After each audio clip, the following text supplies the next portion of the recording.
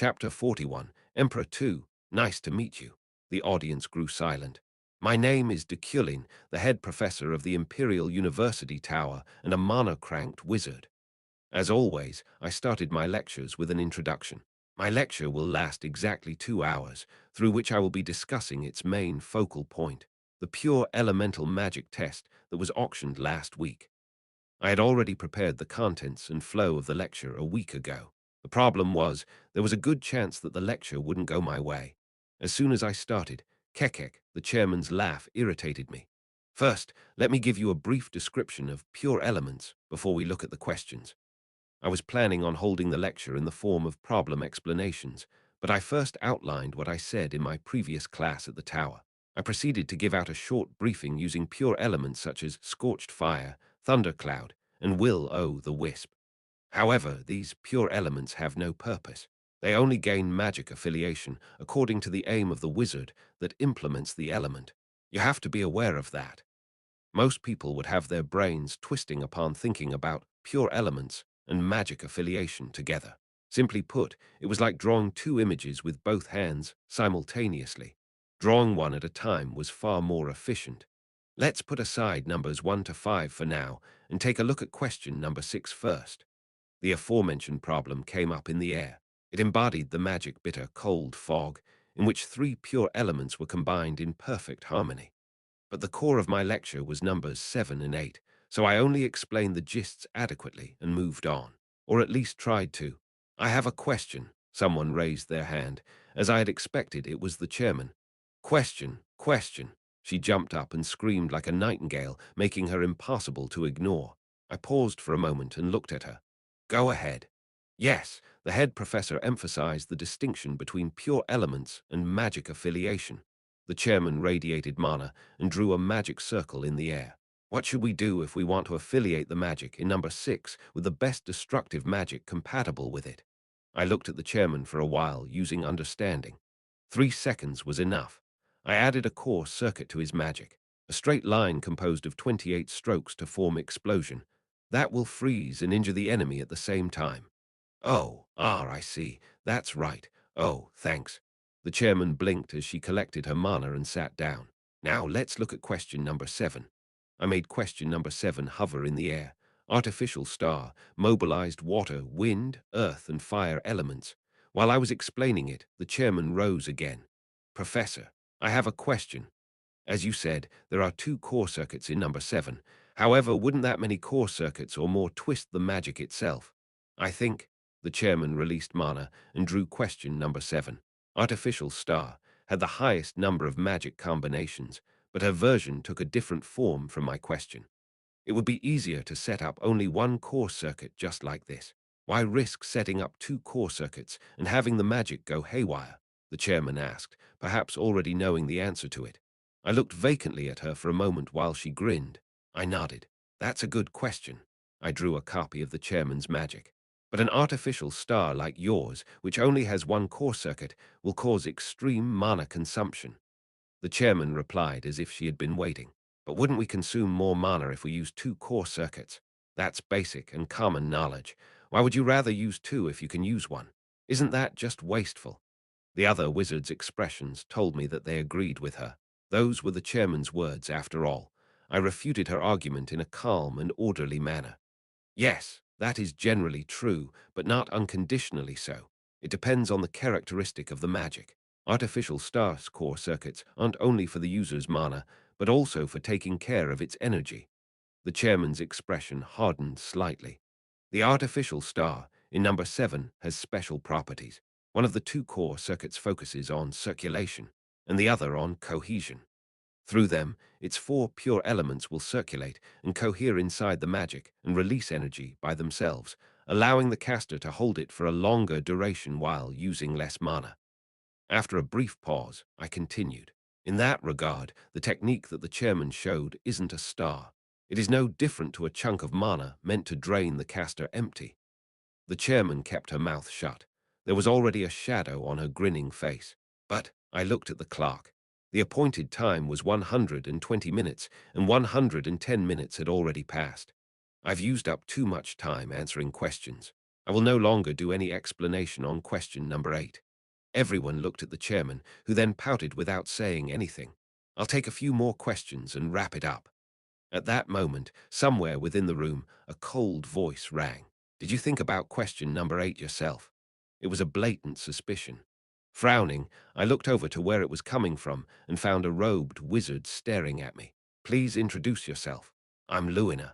Her name sounded familiar. I thought I knew who she was. Please be more specific with your question.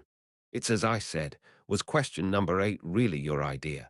Did you really write it yourself? I'm curious about that. Luna was a wizard who gave quests that opposed Deculein. I wasn't certain, but he might have banished her from the tower and expelled her to the kingdom. She was a named character overflowing with hatred for him. Ha! No way. Are you saying someone else wrote the test questions for Professor Deculein, a ghostwriter? The chairman jumped up and shouted. Murmurs soon filled the lecture room. Luna laughed as the chairman continued talking. There's no way. Professor Deculein isn't like that. It would have been better if he just kept his mouth shut. The wizards didn't say anything, but their eyes told me what they were thinking. Some seemed suspicious of me, some looked like they sympathized with me, and the rest just looked curious. I stood still and pondered about it. A good idea came to mind soon enough. Professor Deculein. I shook my head and laughed lowly at the chairman's words. It's common to be inspired by things that are not your own. The sounds of gasps echoed. However, I emitted mana, the lines of which drew a technique in the air. This is entirely mine. I recalled a landscape with my eyes closed and turned it into a technique, arranging the correct pure elements to depict it as if painting on a canvas. Just like that, the magical design that I envisioned emanated in the air, using mana as its medium. Understanding allowed me to reproduce what I had learned and deciphered before using much less mana. I consumed over 50,000 in writing number 8, but now 3,000 was enough to recall the same magic. The wizards in the auditorium looked at the elaborately drawn picture that showcased 11 spells perfectly connected and intertwined with each other. Because I made it on the spot, the answer to this equation is completely different from number 8.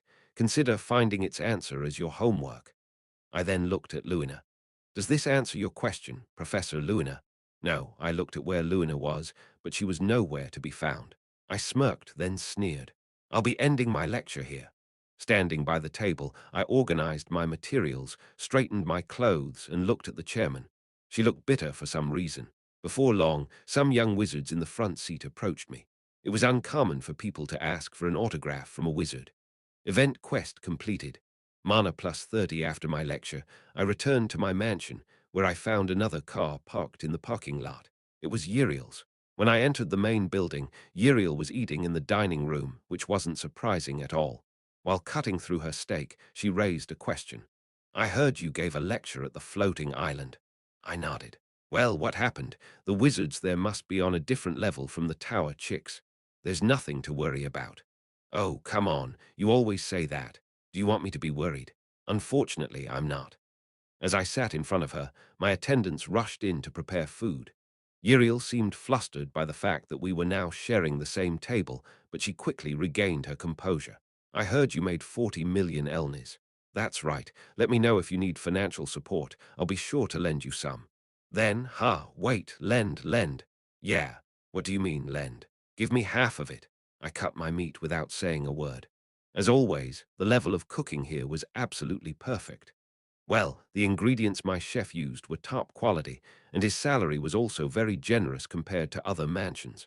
Just give me 10 million Elnis, also here. The debutantes at the tower want to have their MT at Hadekin. Uriel pulled a document out of her handbag. Imperial University Tower Magic Department MT program. Hadekin, the capital of the Euclan estate. I also planned on visiting it someday. It had both a local wizard tower and a local knight order. Moreover, not only was its climate perfect, but it was also situated right next to the system. It was modeled after LA in the States and was one of the best places to live in. What do you think, Uriel? Well, I'm fine with it. Not all of the debutantes will stay in the university tower for thousands of years anyway, and they might join our tower if they like the city. She was glancing at me while proudly saying those words. I nodded. Okay. Good. Uriel returned the document in her handbag and picked up the knife again. Closely observing Uriel, I spoke up. When using a knife. Ah, I won't eat here. It was almost an instinctive response. Uriel ran away to her room with her plate, and I went to the library after finishing my meal.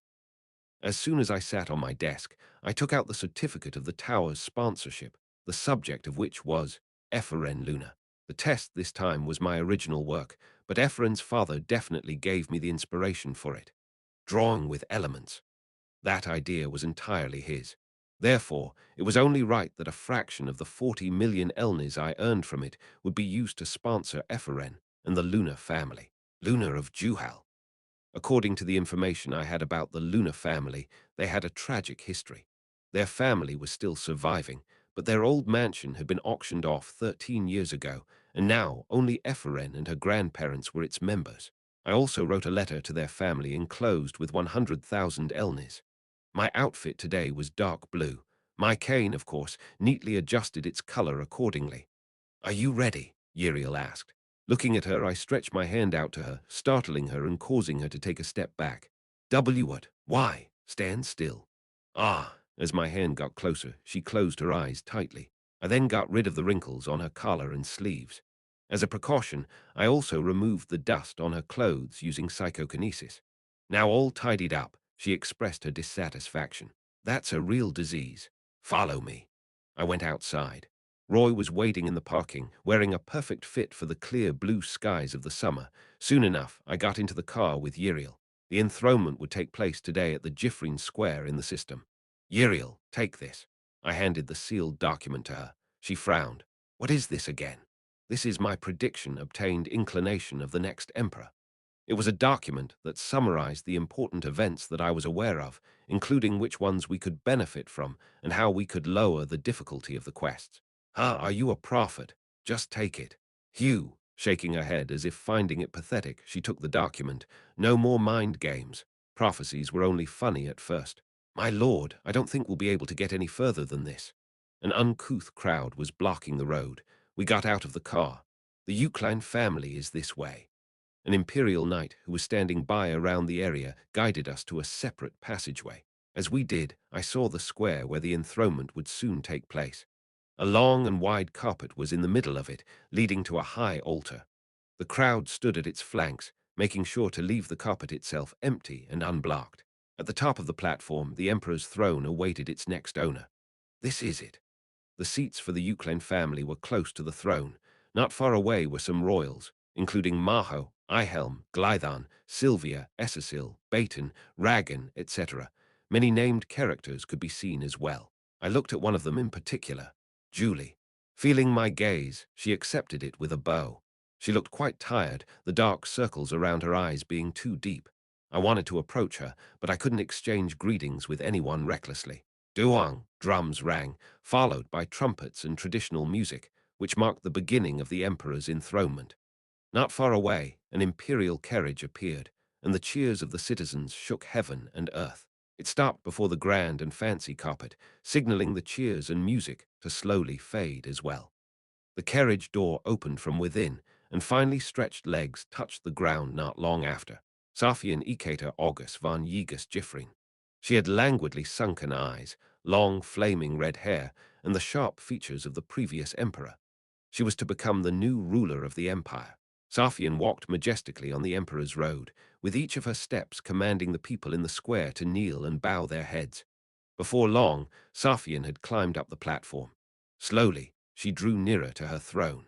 Beside it was the late emperor's empress, her mother, waiting for her ascent. As Safian knelt in front of the throne, the empress held back her tears and placed a golden crown on Safian's head. Duang, duang, duang. The drums rang one after another. Now sitting on her throne, Safian had become the emperor. Overlooking all of her people, and now carrying the noblest title to ever exist, Safian glanced at the world. She looked tired for some reason. I looked at the emperor. I knew the reason behind her fatigue. I knew her origins, her life, after all. The emperor shifted her gaze towards me, and the moment our eyes met, I bowed my head immediately. However, I could still feel her staring at me. Chapter 42. Non-public meeting. 1. The emperor's enthronement, from Safian's point of view, was boring. She was expecting an attack like a great bombing or powerful magic barrage. Anything at all. However, nothing of the sort happened. Entering the Emperor's quarters, she thought it would be saturated with the smell of a corpse or a sick person, but it was surprisingly clean and fragrant. However, since she was free, she returned to her office and took out a chessboard. Playing by herself, a high-ranking official and the ministers brought several documents to her presence. Safian didn't respond at all. She just kept playing chess until they all went back. I saw the creator of the assignment that you gave me the other day. He seemed to know me. Is there anyone who doesn't know you, Your Majesty? Charon answered. Of course, there would be no one in the continent who wouldn't know Safian. That wasn't what she meant, though. His ego didn't waver even in front of royalty. Safian looked directly into Deculein's eyes, but she couldn't decipher the emotions hiding behind them. It was hilarious. Is that so? He's funny. I felt like I was staring into another me. He had a solid and firm soul that was no different from his appearance. He was the kind of person to never waver, even with a knife aimed at his throat, making it evident that he was truly beyond the secular world. Have you finished your homework? Charon changed the subject. I did. It was interesting, and I immediately understood why you gave it to me. The entire day, no, the quarter of a day I spent solving it felt rather new. Safian fell for Charon's narration, but she continued. I want to lift the restrictions on Marek, Charon. Charon bowed his head in silence. Marek was the name of the Mana stone mine northwest of the Empire, but its entrance was currently restricted because it was swarming with black magic and a rising frequency of demon appearances. Once it opens up, only adventurers and wizards from the tower and their escorts may enter in the beginning. I don't need advice. I'm tired of listening to those fucking idiots that do nothing but sit behind their desks. It might hasten the devil's advent. If entering the mine could do that, why did the devil keep silent about it until now? Also, there's a limit to the demon's numbers. If we can kill them all, the site will be cleansed. Charon didn't answer. Looking at the chessboard, Safian asked, What is Credo doing? He's crying. Crying? Yes, he just finished solving the same problems as Your Majesty. I don't know what his discernment was. Safian smiled. That idiot. Ah, Charon, you don't know the answer to the problems, don't you? No. Only then did she look at him. The Emperor laughed mischievously. I won't tell you, but I'm not kidding when I say even I'm a little surprised. You're curious, aren't you? It's all right. I'm really not. You say you're not, but your eyebrows are wriggling. You can't deceive my eyes. You're very curious right now. Charon shut his mouth. The very next moment, the atmosphere suddenly changed. Safian raised her eyes sharply as if she was about to devour him. Don't you dare lie to my face ever again. I don't care if it's you. I won't tolerate anyone who pisses me off. The Emperor's terrifying pressure weighed down on his shoulders, causing him to bow his head. I'm sorry, Your Majesty. That's enough. Let's play some fucking chess. I'm tired of playing alone. I need an opponent even if beaten one-sidedly. Hadekin's desolate mountain. Ganesha sat on a rock and looked at Leah, Leo, and Carlos, the three children who crossed the archipelago. Some people on the continent are born with magical talent. Most certified adventurers are. She was in the middle of teaching them, but her students was concentrating with her eyes wide open. Leah was looking at animals moving at a distance, and Carlos was dozing off. For example, Ganesha picked up a long, dry branch to wake him up. Watch! Boang, she swung it lightly at an angle that allowed its drooping, weak edge to reach the ground. Tuok, an earth-shaking roar thundered through their vicinity as an explosion occurred, sending a huge shockwave sweeping through the area. Wow! Oh, Leo and Carlos only focused then. What do you think? A crater could be seen on the pot that Ganesha tapped. Leo was in a daze. That's amazing, Ganesha. It's nothing to admire, but I can use this light branch as an extension of my limbs. The strength of this stick and my fist is the same right now. A balance of mastery and titanium. For as long as it wasn't alive, every object in her hand gained the same properties as her body. But fighting with my bare hands is way more fun than using this. Either way, I mostly win anyway. Wizards call this harmony magic, and knights call it swordsmanship. But I don't know any magic or swordsmanship. Then, can we be like that too? Leo asked. He was a cute kid with blue hair, barely 140 cm tall. Ganesha grinned. You'll find out starting from now on. How? You're too noisy. Why are you jumping? Carlos, who was of a similar build, slapped Leo in the back of his head. Ag! Leo screamed as he glared at Carlos with teary eyes. Quiet. Didn't you guys come to the continent to change? Ganesha scolded them.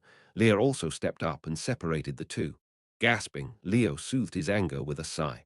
In order to unlock your magical talents, you must prioritize training more than words. Everyone, follow me. Ganesha walked deeper into the mountains, then disappeared like a mirage, leaving only her footprints behind. The trio blinked in confusion. At that moment, Leo's foghorn was blown. Aren't you hungry, Leah? You're an idiot, so you're always hungry. Carlos nitpicked at Leo's complaints, who then flew into a rage.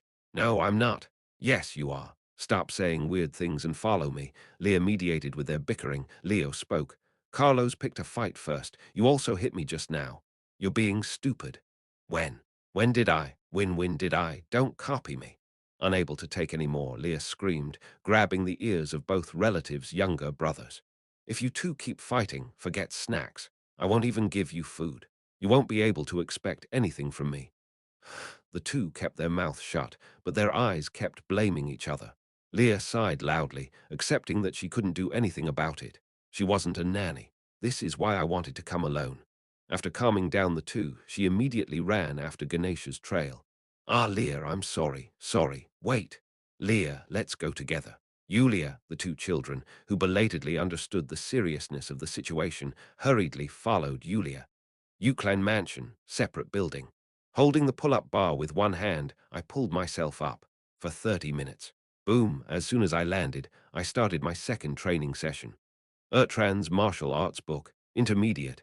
I took a step with my fist outstretched, executing cheerful and astute footwork, just like in Ertrand's textbook, a resilient move without any stammer.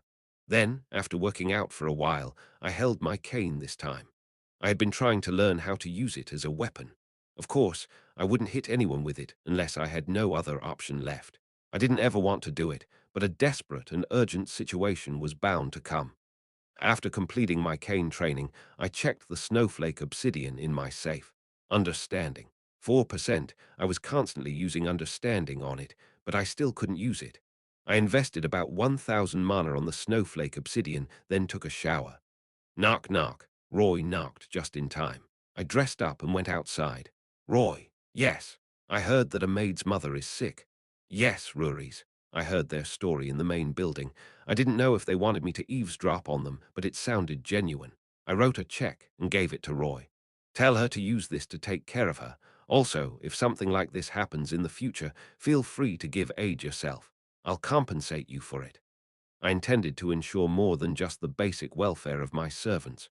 Roy seemed surprised, but he nodded and subtly received the check. I understand. I've finished preparing the car. Good work. I got into my vehicle right away. My task today at the tower was thesis defense. I looked through the documents related to it in the back seat. Evaluation. I just needed to fill up my seat. I took out Sylvia's novel from last time and read it until we arrived at our destination. It had been a long time since I last came here, considering the Emperor's death closed down both the tower and the university. We've arrived. Feel free to rest. Thank you. I got out of the car, went inside the building, and immediately rode an elevator to the 7th floor, where the thesis defense would be held. Ding, when the door opened, Relin, standing near the elevator, approached me first. Oh my, haha, you're here, head professor. I responded to his greetings with a nod. I wasn't very happy to see him, all because of his impure actions and motives as of late. He even thought about transferring Luina to replace me if the opportunity presented itself. Shall we go? Sure. Following Relin, I entered the hall, which was divided into 3 sections: the seats of the professors who would be evaluating the theses, the platform upon which the wizards would present and materialize their thesis at, the grandstand behind it. I sat in one of the seats reserved for professors. Since I was the head professor, I was given the best seat. Are you paying close attention to anyone in particular, Professor Relin? Ahaha, not really. Ha, Relin had been laughing since earlier. I looked at the list that he handed me. A total of 23 people would be evaluated today. Do you have their papers with you? Oh, by any chance, have you not read them yet? Do I need to read them in advance? I'll understand it if I read them now anyway. I wasn't lying or exaggerating. This was why I did my magic training today. Ha, of course. Your head Professor Deculein, the genius at interpreting techniques. Relin had an assistant professor bring the thesis papers. Here you go. I skimmed through the cluster of paper. I didn't teach anyone on the list anyway, so I intended to just sympathize with the professor's remarks. But a thesis paper caught my eye. No, it made me frown. Solder Drent. Elemental magic and series that are expressed differently depending on the natural environment. Magic had a personality. Therefore, even if it was the same magic, its manifestation differed per user. This was also known as ethos, which remained like the fingerprint of the user. Its unique personality wasn't only embodied in magic, but also in ceremonies and circuits engraved with a thesis trail. Of course, it was hard to distinguish the fingerprints with the naked eye. Fortunately, I had understanding and vision. However, this paper was more than just a vague fingerprint. I had already seen the idea described in a paper somewhere. To be exact, I looked at the task I gave to my class. I was certain this idea belonged to Epheren. Of course, I didn't know how it happened. If it were the original Deculein, he wouldn't have seen Epheren's task, and Epheren would have lived without knowing that her works had been stolen. Or more unjustly, she could have been called a thief. This guy, Drent, most likely aimed for that gap too.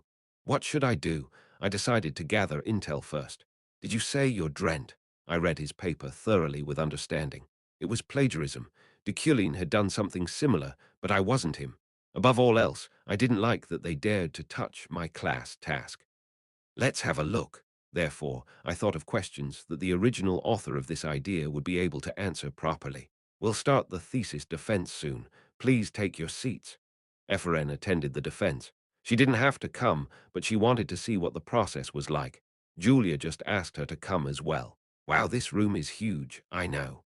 The hall was spacious, and there were quite a lot of people, but a yellow head at the front seat caught her attention the most. Sylvia. She's here too. Who? There. Sylvia was sitting quietly and studying. Oh, Sylvia's studying here too. Amazing. Just amazing. Deculein appeared just in time, receiving a thesis from Professor Relin as soon as he sat at the top. Sylvia closed her book and looked at him. Epheren tilted her head. Please be quiet. First up, third-year wizard Solder Drent. Julia's eyes shone and Epheren smirked. Are you that happy? Ha, happy. What are you talking about? I'm just wishing him luck because he's a nice senior. Drent stood on the stage, then gave a brief introduction about his thesis and immediately revealed his magic. With only a small adjustment, it is possible to activate this fireball, even under the sea. Fire preservation. Epheren tried to look at the progression as she tilted her head, but she only heard the voice because she wasn't in a good position. The atmosphere didn't seem too bad. I heard that you changed your topic a little while writing this paper, so this was the reason. Professor Letran spoke. He laughed quietly and praised Drent, who nodded and looked like he was holding back his own laughter. Thank you. Have you chosen which professor you would be under, Drent? Not yet, but I would be very honored to serve any of you. Are you making the professors compete? You're impudent. The other professors also added warm words. Julia shook Epheren's soldiers while clapping like a seal. It must have gone well, I know. But Epheren felt disharmonious. She wasn't certain, but while listening to him talk, she realized the subject of his thesis was a little similar to her task. It's just a coincidence, right? Ah, it's Deculein. Julia's expression grew stiff. Epheren also started paying attention again. Solder Drent, head professor Deculein called out to the defense. Yes, is the idea for this thesis yours? Deculein asked a simple question, and Drent nodded without a moment of hesitation. Yes. He glared at Drent silently, his eyes enveloped by an unusual aura. They were heavy and cold, almost like lead. I'll ask again. Did you develop this with your own idea without any discussion or reference with anyone? Yes, I'm certain, Drent answered energetically, mistaking Deculein's words as praise. Do you want my assessment? Yes, please. At that moment, Epheren felt chills claw up her spine. Drent was laughing on the inside. It doesn't matter how much you compliment me, Deculein. I won't put myself under your command. Of course, I know you're desperate because you only have one assistant professor, but the requirement's to be your slave. Good. I'll be asking questions from now on. A thesis paper came to Deculein's hand. Drent, you described how magic could be constant and talked about changes in elemental magic according to nature and topography. In that case, he then released a technique using mana, the structure of which wasn't normal. Its magic circle wasn't even a circle, it was an oval. Considering exactly 13.7% of this technique had been damaged, under what nature did it become this dented? What? Ah, that. 13.7%. Don't you know anything about this numerical value? You don't know. If you don't, how can you manifest such a crushed technique? Give me something, even a rough guess. 13.7% crushed technique, a rough guess. Drent was already feeling destroyed by Deculein's seemingly endless brain-twisting attacks, but he was just getting started. It was just one question in its series. Chapter 43. Non-public meeting 2, a week before the midterm exam. Drent, helping Julia with her homework, was interested in Efren's assignment on their club room's desk. He had been in a slump with his own thesis and thought giving his junior a hand would provide him with some information. However, he couldn't even use her work as a reference. Driven by desperation, he checked out Efren's assignment while Julia was in the bathroom. What he saw made him feel like electricity coursed through his mind. Eventually, Drent took Efren's idea as his own. However, it seems that you don't know, so I'll move on and even do you a favor by asking you easier questions. Now, that magic you've just manifested, fire preservation, Deculein reproduced Drent's spell. However, a glance would be enough to deduce that his fireball was far denser. Are you sure this magic will never be distorted underwater, no matter the altitude? Does the same apply when it's underground? Yes, yes, that's right. Drent gathered his senses and answered. He didn't have enough time to comprehend Efren's thesis completely, but he understood it to some extent. If so, then tell me, what makes that possible? The fireball that Drent described in his thesis rose in the air. Deculein had already determined its core. Which circuit of this technique causes the preservation effect? Ah, that is. He was at a loss for words. His professor just stared at him, his silence raging through the entire area like merciless winds. It didn't matter how long he waited. The defense couldn't answer. Before long, Deculein's jellied tone enveloped the building. I can ask hundreds of questions derived from this paper. The head professor's stare made him feel pathetic, his twisted, contempt-filled lips even more so. His next words just humiliated him further. But you can't even answer the easiest of them. Can you even call this your thesis at this rate? Drent clenched his teeth, feeling his anger surging from deep within him. As he was about to shout, Deculein continued, interrupting him. I'll finish my statement by leaving you with the worst bawling you'll ever do. He held the defense's paper in one hand. Try again, on your own. Shruck. The paper caught on fire and was soon reduced to ashes as it fluttered, almost as if it was trying to break free. The scene caused a small commotion among the audience. Even Sylvia's eyes widened due to what she witnessed. Drent couldn't say anything. Now drained of all the strength he possessed to answer back, he just let out a bitter laugh. Deculein knew everything. The examinee stomped off the stage, leaving nothing behind but heavy silence. That madman. Nobody would be able to answer if he pressures them that much. Infuriated, Julia murmured. Efren also felt the same way, but something seemed strange about it. Teether, second wizard. The host also stuttered, seemingly taken aback. There were still 22 wizards left that had to go under public evaluation. Please be quiet. Fourth-year wizard Solder Malone. Please come up on stage. The next wizard appeared, already looking terrified. He had turned pale and was shivering, looking like he would skip his turn if only it were possible. I'm M. Malone, a S. Solder-ranked wizard. My thesis is about. He soon explained his thesis, and this time, too, Deculein listened carefully and asked questions about the core of his research. The reason why I set that magic as part of the control series is Malone successfully answered all of the head professor's inquiries, even though he stuttered. After a few minutes, Deculein nodded, seemingly satisfied. That much is enough.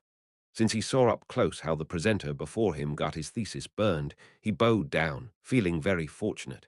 Thank you. As soon as the defenses were finished, I came up to my private office. Knock, knock. Alan entered the room not long after I arrived, carrying a few documents in one hand. He seemed delighted. Professor, I've carefully selected the best of them. Them? Yes, the wizards who want to be under your command. Leave the list and return. As you wish. Alan placed the documents at my desk and left my office. I skimmed through the papers. Clone, gloan. None of them was remarkable or famous. On the contrary, they all wouldn't be able to keep studying here unless I took them under my wing. Should I use them as laborers? As I was about to put the list down Wuwang, I felt a small vibration in me. It was the crystal marble. I imbued it with mana, establishing communication. I soon heard a voice coming from it. "Are you there? Speak, my sister." Charlotte was silent, making me think she brooded for a moment. After letting out a heavy sigh, she spoke in a dry and chapped voice. "We have to leave now. There's no time." "I see." I took out a map right away. I had long since investigated all possible routes that they might take. "Follow my directions." "What do you mean?" "Cross the Krebs Canyon." "Are you serious?" Krebs Canyon was an abandoned road that wasn't owned by any country. It was also swarming with dark magic, making it extremely perilous. It was no different than charging headfirst against the world's greatest horrors, but it was Charlotte's only way out. "It's a shortcut to the Principality of Urin. No one owns it, so it won't cause diplomatic conflict with Riak." "I know. I've considered it, but I will be guiding you myself."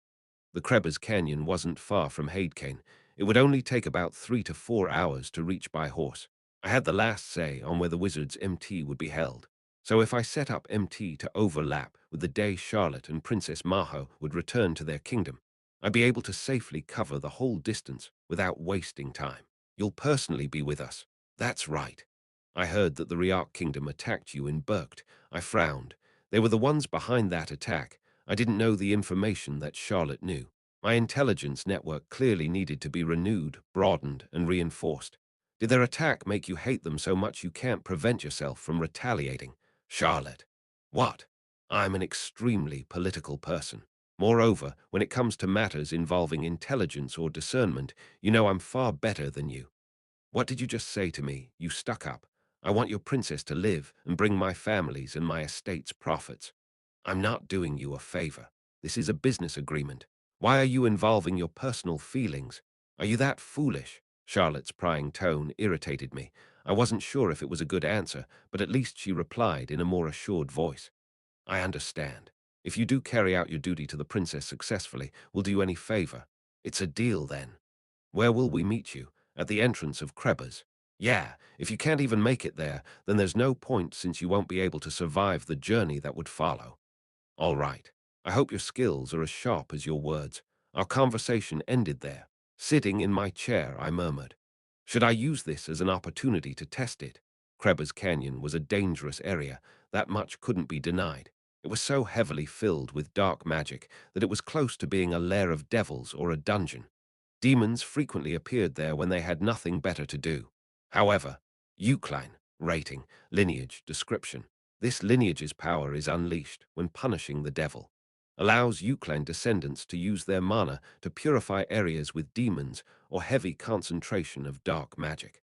Purified mana's quality is increased by 1 stage. My lineage used the energy of the devil or unpurified dark magic as its own energy source. In places brimming with so much dark magic, human beings would find it hard to even breathe. Eucline lifted all restrictions on my mana. Hence, areas like Krebs were no different from being the Eucline family's home territory. I even precisely remember its route.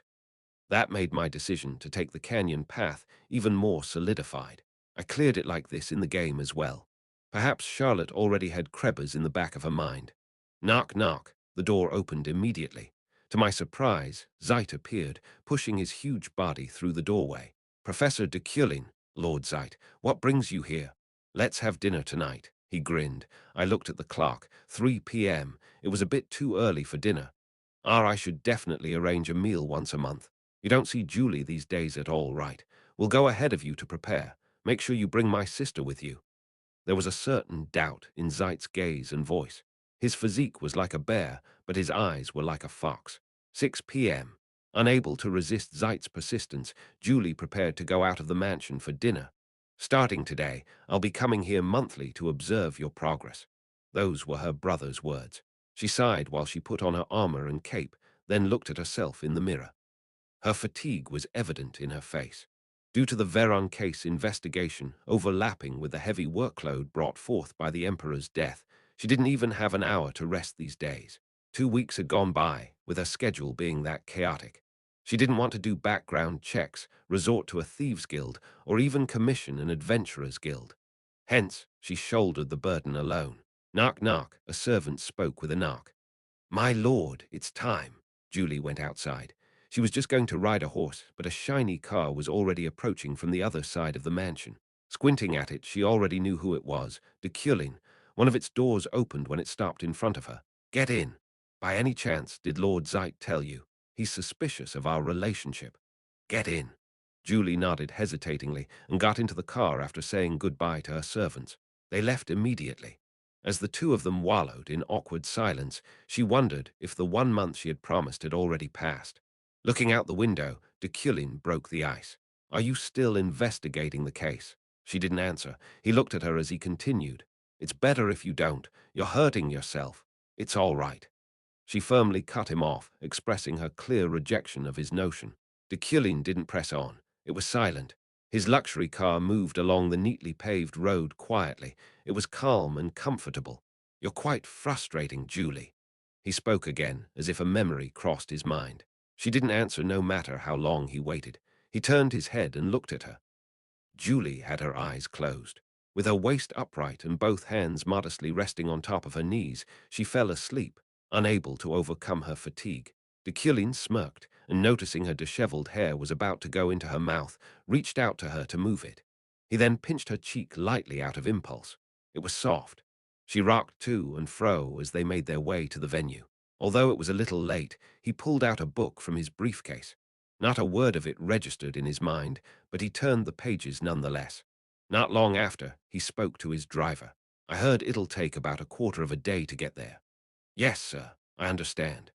Thanks to his driver's quick wits, the car circled the same road repeatedly, even after an hour had already passed since the agreed time for their appointment, which was 7 p.m. He alternated between reading his book and looking at Julie. After a while, he looked at his watch. 9 p.m. Time's pace today was surprisingly fast, almost as if it was missing a few of its fragments. MMMH. It was already 10 p.m. when Julie woke up from her sleep. Looking around with her eyes still droopy, she was soon startled by the view outside the car window, causing her to jump up like a spring. Oh, you're up. It's dark. It's already late. Deculein explained the situation as she clung to the window. He pulled out his pocket watch, and the car stopped at the same time. His driver then went out as if there was something wrong with his vehicle. It's 10:30. Our dinner appointment had probably ended a long time ago, making that event the first promise I've ever broken. Why didn't you wake me up? It's better to be absent together than to attend an awkward dinner anyway. This will also erase their suspicions far more effectively. Julie blushed as she realized what he meant. He kept looking at her, his eyes engulfed by sincerity. Julie, yes. Now that I think about it, our contract is long overdue. Her eyes widened like a deer staring into headlights. It's probably not going to last more than a year with Zeit's suspicion. You should become the guardian knight within that time frame. You'll be 30 next year, so you'd be the youngest to reach that position in the Empire's history. Deculein reached out and tidied Julie's hair, which became messy while she was sleeping. She didn't reject his advances. More than his touch, the emotions in his voice were much stronger. If you can't become the guardian knight within that time, we might have to get married after all. So, don't get stuck in one place. She met his eyes without saying a word, taking her time to think about her words. Soon enough, she asked the question she was dubious about. Why? Why are you showing me how you feel? There are more beautiful women out there than me. There are ladies out there who not only know how to use swords, but are also beautiful, non-suffocating, and flexible, unlike me. He looked out the window, causing moonlight to fill his blue eyes. Julie, his voice sounded serene and uplifting. I absolutely loathe nonsensical concepts like fate, destiny, and horoscopes. However, there are times when I feel like something that I can't resist definitely exists. Deculein stared at the moon in the sky. That's who you are to me. Julie understood what he meant, but at the same time she was doubtful. The old Deculein would never say those words.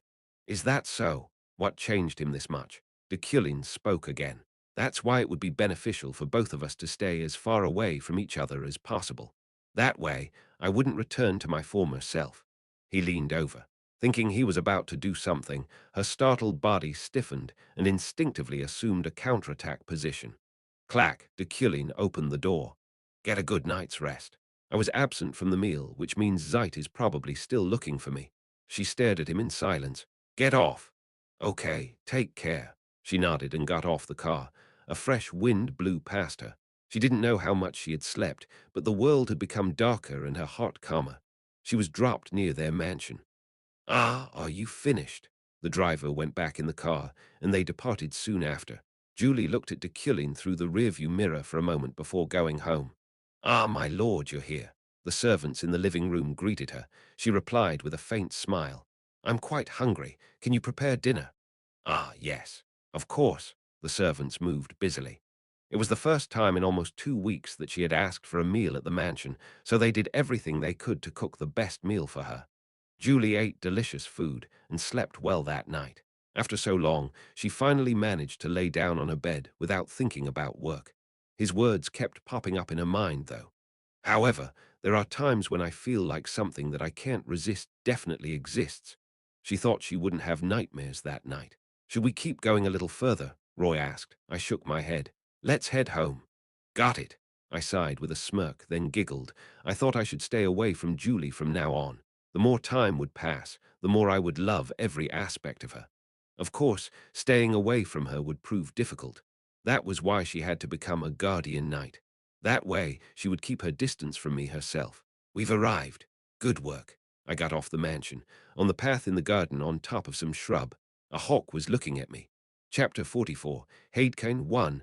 The Dartan Mountains ran along the southern outskirts of the empire. In the uphill road of its dense forest, Charlotte traveled with Maho. Anyone can have mana, but its quality and amount accumulated vary from person to person.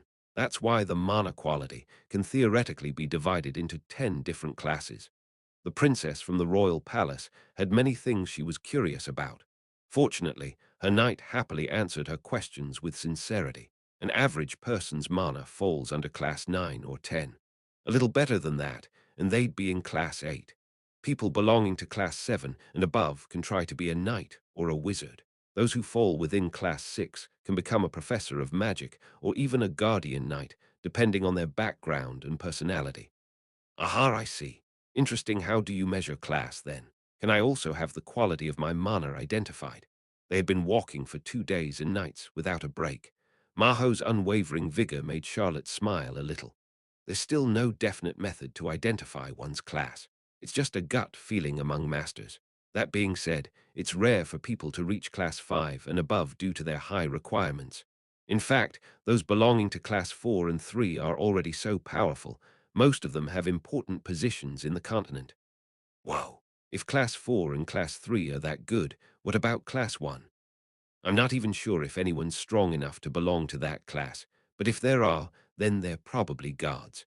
As far as I know, Class 2's members are Burke's Great Elder Dezecton, the Empire's Guardian Knight Jeffrid, the Great Wizard Demacan, and the Imperial University Tower Chairman Adrian.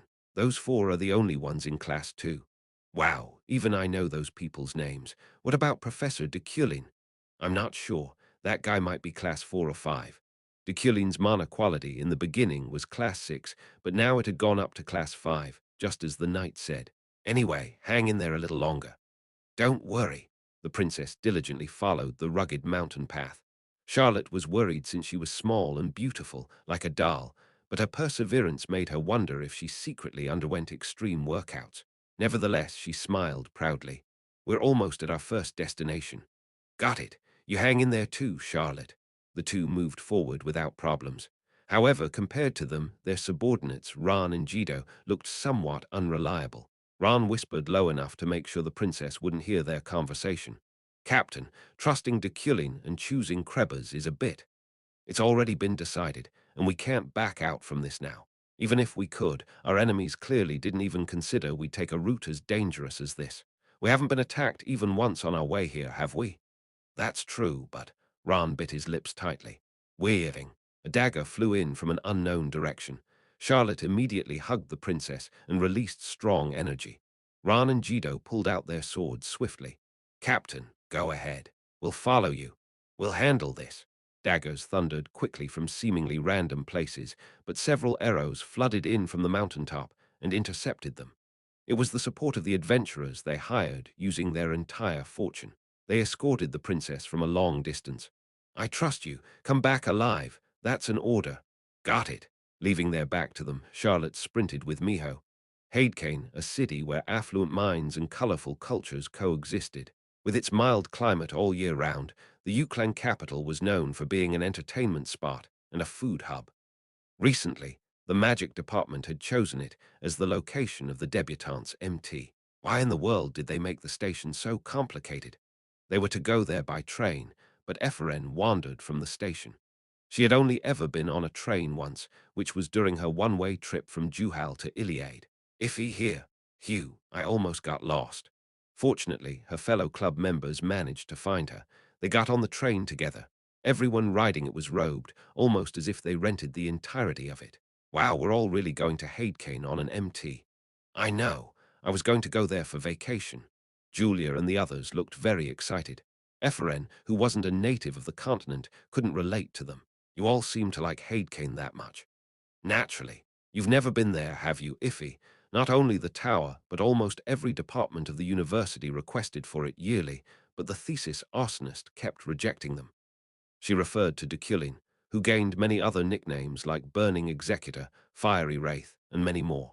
Due to Drent's thesis defense incident, he gained many horrifying titles, ultimately turning him into a symbol of terror for the wizards at the tower, even though the student involved in it had been going around, saying he was actually rather grateful to the head professor. Why? I don't know much about that, but there are lots to do in Hadecane. It's really amazing. Oh, so that's why the others were saying they were going to go shopping and try out new things. That's not all. That city's filled with good-looking men and women as well. Well, nobody at the tower could compete against Deculein in terms of appearance. The same went for the entire university, the only exception being from Lawain of the night department. Ephraim asked, "Is Professor Deculein coming with us then?" "Yeah, I thought he wasn't, but that thesis arsonist is apparently on this train too." Deculein sat in the VIP carriage with professors from each department. Relin from the Assistive Studies department, Letran from the Spirit department, Sire from the Destruction department, Kamel from the Medical department, etc. Normally, this many professors didn't attend a debutante MT, but its location made them come. They all avoided Deculein's eyes. Everyone. Deculein, who had been silent, finally spoke. The professors listened carefully. "I heard you attended Madoho the other day." Silence permeated the carriage. "Are you not going to answer?" "Oh, yes. Ha ha ha, we did. But well, it was uneventful." "I doubt it." Relin waved it off with his hands and shook his head, while the other professors just smiled at him. "It is. Only the discussion about head professor Deculein's mind-blowing midterm exam was noteworthy." "Ha ha, that's right." Right. Relin, Letren, and Sire took turns answering. Despite their flattery, however, Deculein was as brutal as ever. "You can just laugh now and move on, huh?" His tone was as dreary as the winter wind that stung one's skin. "The day you'll be able to choose between us will come." Luina was softer compared to Deculein and also had excellent skills. Her family and her supporters could also blend in, but not as much as the Uklan. Therefore, the professors naturally preferred Luina, but the truth is, I find it hilarious you think you even have a choice. Deculein looked at the other professors. His sharp gaze alone already stabbed several professors to death. "Let me be clear. You guys won't even be given the opportunity to choose." His words proved the most terrifying for the professors, who felt like they were endlessly getting smaller. Choo-choo, the train departed. Deculein, who stunned and shocked the other professors, read a book in silence. Hadecane was breathtaking. It wasn't hot even in the summer, and its wind's scent was therapeutic. Its streets were full of life, and there were people who busily came and went with smiles on their faces. It was certainly a city that offered a high-quality lifestyle. The specific location of the MT was the luxury hotel Hadecane Romance, which was on the outskirts of Hadecane. It had a riverbank and a forest nearby, making it suitable to hold the MT in. 4 debutantes will share one room. If you prefer to be alone, you are allowed to rent a cabin at your own expense. Student representative. After I explained the matters at the hotel lobby, I called the student representative. The 2 representatives of the magic department hurriedly came. "After this, I'll leave everything to your discretion. There's a forest in the back, but whenever you do anything, make sure you use support magic first." Noted. I didn't care if they drank alcohol or not. I didn't even have to care if they died. That was the charm of the MT. However, there shouldn't be any casualties. Unpack first. I came out of the hotel as the debutantes went up to their rooms while whispering among each other. I found Uriel waiting in a car after I had gone out. At least try to save our face in the tower. You're being recognized more these days. Uriel spoke as soon as I got into the car. How did you set it up? How did you set it up? What are you talking about? Uriel shrugged. There's a rumor going around that Marek will be open. It was a prediction based on the current emperor's nature and a whole. What? You know that Marek would be a loss for us, right? No. Marek's opening provided a consequential benefit. However, we needed absolute defense for it. You should have written down how to handle it. I meant to, but it costs too much money, and someone spent 200 million, Uriel sighed sarcastically. We will soon sell the items I bought one by one, which will bring us huge profits. I'll be able to return the 200 million elnis within this year.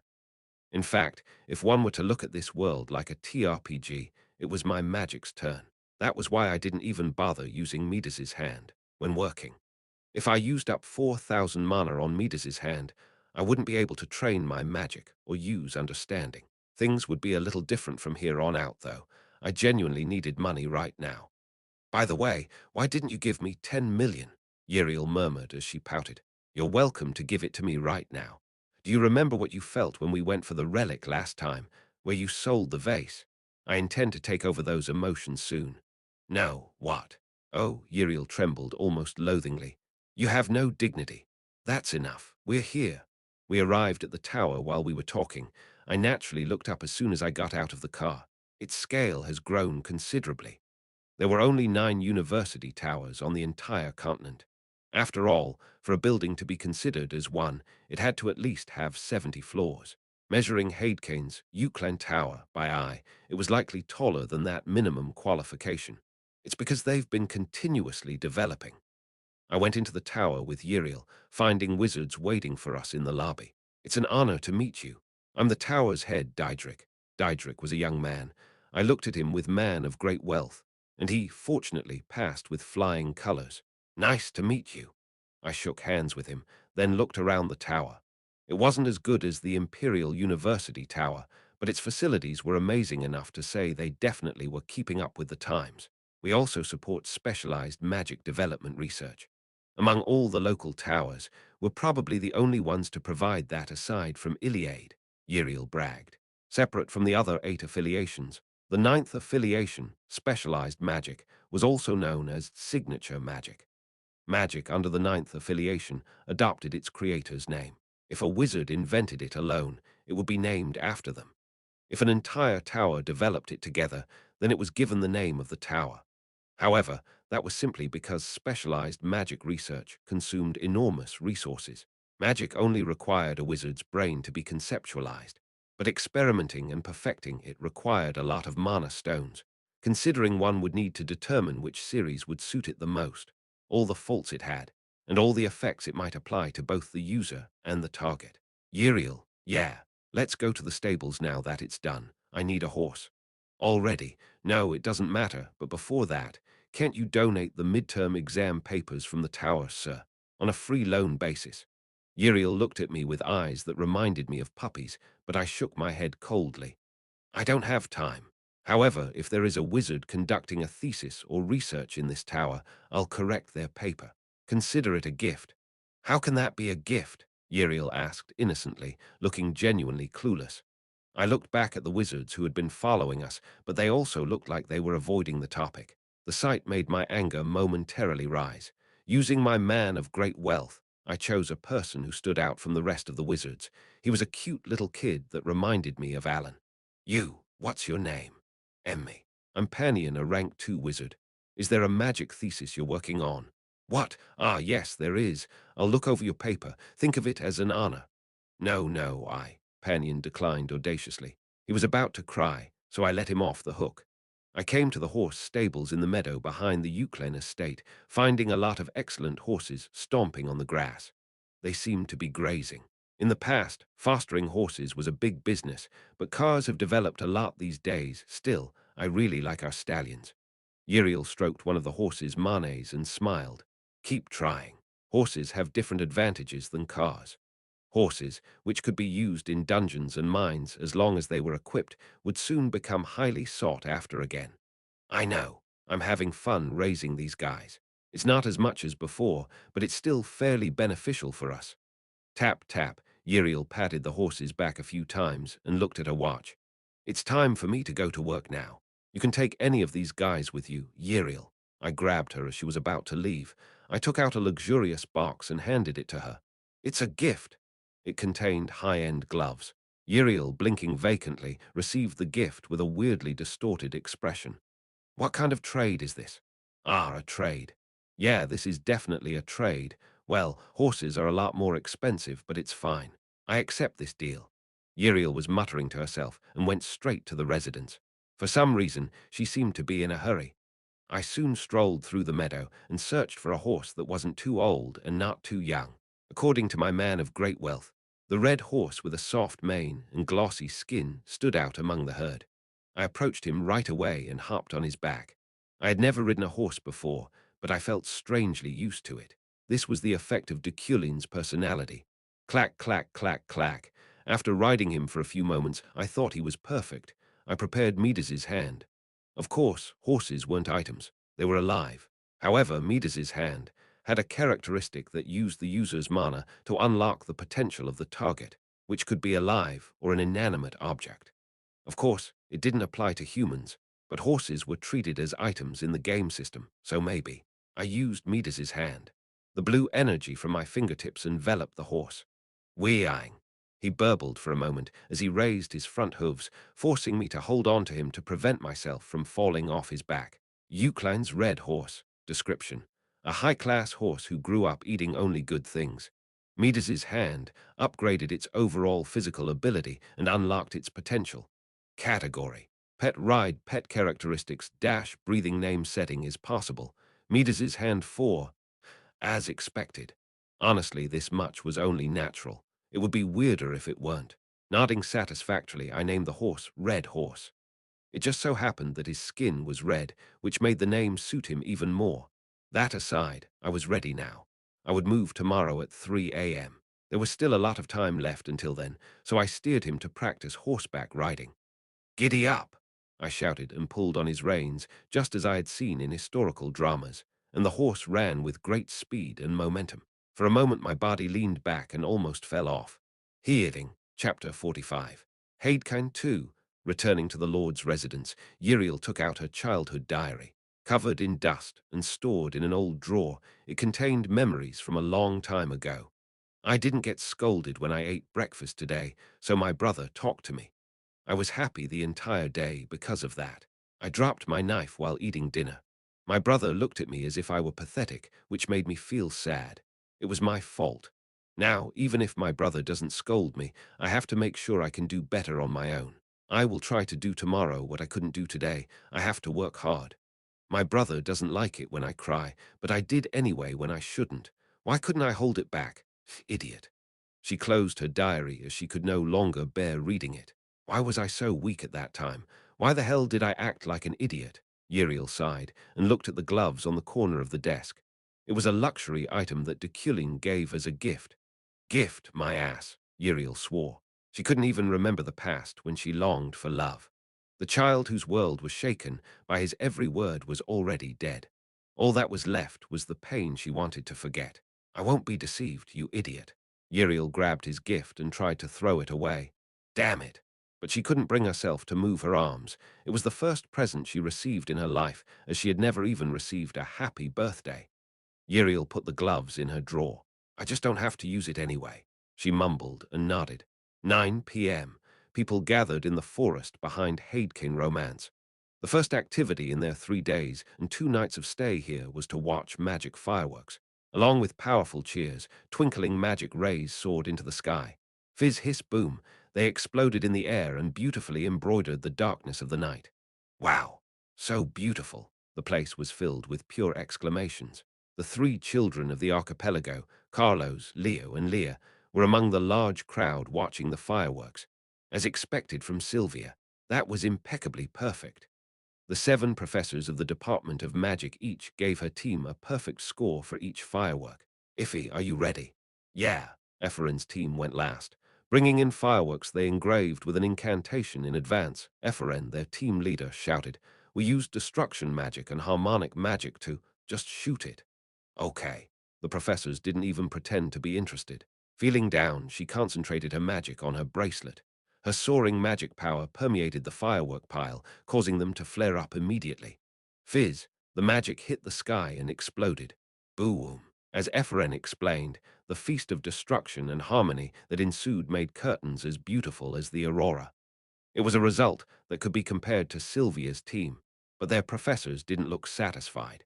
"It's pretty, but its sound is too loud. My ear hurts." Professor Sire of the Department of Destruction gave 6 points. Letran from the Spirit Department gave 4 points.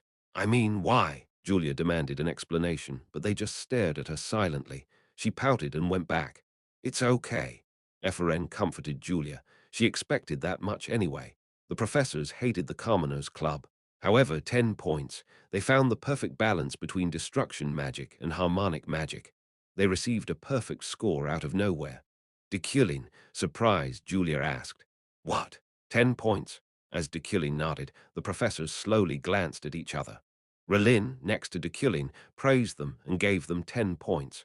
The professors after him did the same as well. Only Sire and Letran, who gave 6 and 4 points respectively, broke out in cold sweat. They misunderstood this as Deculein's new method of screwing them. Here are the results of the magic fireworks contest. First place is Team Sylvia with 70 points. Second place is Team Ephraim with 60 points. Third place is Team Beck with 58 points. Thanks to that, Ephraim's team came in second place. Her members laughed, but she looked at Deculein with a slightly complicated feeling. However, he had already left without looking at anyone. What was that? Gosh, that's ridiculous. Hey, I was right. She's Deculein's favorite. That's right. At the beginning of the semester, she was supposed to be punished, but she wasn't because of Deculein. There are rumors that he gave her private lessons. Gee, are they going out or something? No way. She's pretty, but I don't think she's Professor Deculein's type. A group of noble wizards whispered as they gossiped, which was unbecoming of their aristocratic background. Ephraim was mad, but she didn't say anything. "Iffy, look at this. This is the reward for coming in second." Before she could do anything reckless, Julia came with the second prize. It was hard liquor. Ephraim snatched it, opened it up, and took a nap already. "Geez, what's wrong with you, Iffy?" "Wait, I have to go somewhere." As soon as Ephraim gave it back to Julia, she ran at full speed, making sure to remember where she came from. She had countless questions that she needed to ask him and innumerable things she wanted to know. Today was just a trigger. Pant, pant, pant. She felt like she had been running for about 30 minutes before she found Deculein on a bench by the dark roadside. There was a horse standing beside him. She swallowed hard. He didn't seem to care about her, but she hesitatingly walked over and sat down on the bench opposite. "Professor," Deculein didn't answer. Ephraim continued without hesitation. "I know this is rude of me, but I have a question regarding the promotion test." Only then did Deculein look at her. "You mean about Drent?" "Yes." Ephraim felt something wasn't right about his thesis. The fire preservation and its casting method presented by Drent made a certain suspicion grow stronger in her with each passing day. "The content of his thesis. It's similar to your assignment." "No, it's almost identical. Did you just realize that now?" Deculein looked at her like she was pathetic. Ephraim tried to speak, but no words came out. Of course, she didn't think he would assert it with so much certainty, but deep down, she already knew it was hers. She lowered her gaze, feeling sadness rising deep within her. The nobles who didn't know any better gossiped that Deculein favored her, labeling his actions as affection. Could it really be called favoritism? If so, why? Why the hell? Why? Ephraim looked at the stones lying on the pavement as a breeze swept past her robe. She could hear the laughter of wizards not far away from them. This is no different with my punishment, the club, and Drent's thesis. She needed to ask one of the most important questions she'd been dying to find the answer to. "Is it because of my father? Is it because of your sense of debt?" Ephraim asked with courage as she proudly raised her head. Deculein, the most hated professor, was looking at her, his blue eyes making her body tremble just by looking at them. "Find out for yourself. Don't be stubborn. You're not a child anymore." Deculein got up from his seat as he let those words out of his lips coldly. In an instant, it seemed as if all the tension in her body had been drained away. However, she soon was filled with anger. Ephraim clenched her fists. I was going to anyway. Her words made Deculein turn to her. She didn't avoid his gaze. The fire in her heart didn't freeze this time. I'll be proposing to be under your supervision. In doing so, I'll reveal what happened and the reason why my father committed suicide. Deculein just looked at her. There wasn't even the slightest change in his face. You once said that I'm a gem. She didn't know if she'd regret saying those words one day. You are, so don't waste your talents.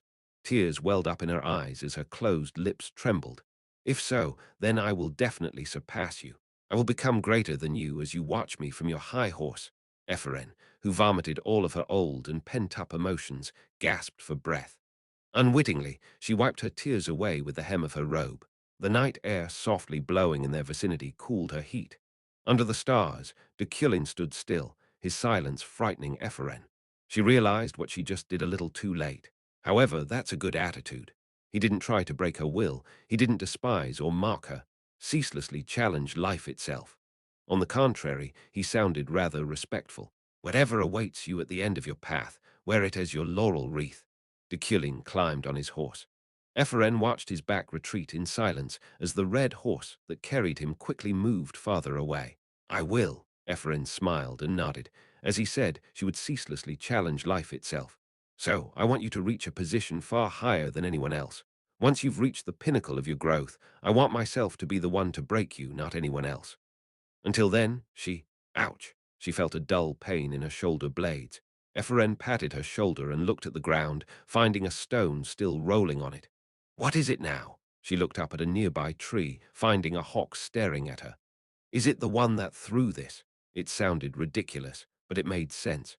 A rock held by the hawk's talon flew in my direction. That hawk had thrown it. What are you, ouch? Hey, stop throwing, arg this bird. I arrived at the entrance of the Krebs Canyon in an hour due to Red Horse's amazing performance. That's all for today. Return to the stables and come back at noon. I sent Red Horse back. I didn't know if he'd listened to my orders or not, but there was no sign of fatigue in his movements. Is it a death? I stood still and recalled the recent incident. Ephraim's declaration today was not a death variable, but it was somewhat disconcerting. She planned on putting herself under my control. It wasn't bad. However, it was unclear whether she would be a dagger pressed against my throat or a sheathed dagger for me to wield. It was so sudden, and I still didn't know what exactly Deculein did to her father. He could have committed a crime worthy of death or something that could have been fixed with a simple scolding. I wanted to know, but there was no way to do so. Independent quest. Complete the course, store currency, plus 4 additional achievement rewards. A system message popped up. Charlotte and her party were approaching from afar. Covered in dust, they sighed in relief when they saw me. However, their party had only Maho, Charlotte, and Roan. The other escorts were nowhere to be seen. Are there only 3 of you? I asked Charlotte, but she didn't answer. Did the rest die on their way here? Such a shame. Behind Charlotte, Maho poked her head out. Hello, Professor Deculein, Professor, right? Thank you for helping us. I heard a lot about you through Charlotte. Maho smiled. It was nice to see her talking a lot as soon as we met. She looked exactly as I had designed her to be, and her personality was the same as I saw in the game. Yes, nice to meet you. My name is Deculein von Grahan Uklein. I'm the head professor of the Imperial University Tower. Wow, you're the head professor. That's impressive. You must be great at magic. I just smiled at her in reply before turning my attention towards Charlotte, whose expression remained dark. Take it. It's a note from the adventure team. Charlotte held out a piece of paper. About 37 murderers and a denant are chasing you. Denant. As soon as I saw the word, I frowned, an instinctive disgust surging within me. The Riark family has become far too corrupted. I know, right? Denant was a subspecies of half-ghosts and demons. It looked and spoke like a human, and it even had human-level intelligence. However, everything else about them was no different from a demon. Denants were also more disgusting than demons because they were the products of a contract. A demon summon magic performed by the dark wizards of the ashes. Monsters that could only be summoned by mixing a human body with intact limbs and demon horns were difficult to defeat physically and magically. Are you all right? Charlotte asked. I'm fine. The odds were in my favor. After all, once we had entered the canyon, my mana quality would be upgraded to Class 4, and my mana recovery speed would overwhelm my consumption of it. My magic power and overall output would also be amplified. Even more, since demons were demon type, I'd be able to thoroughly rip them apart. Princess Maho. Yes, yes, yes. I put my briefcase down on the road. As the bag opened, 15 wooden steel bags emerged in the air. Her eyes widened as she witnessed it. From now on, this steel will escort you. Wow, Charlotte muttered. That's the perfect magic for escorts. She pulled out a mining gas mask. You don't need it. I brought 4 of these. I shook my head. The group entered Kreba's Canyon. Its entrance was no different from other mountain trails.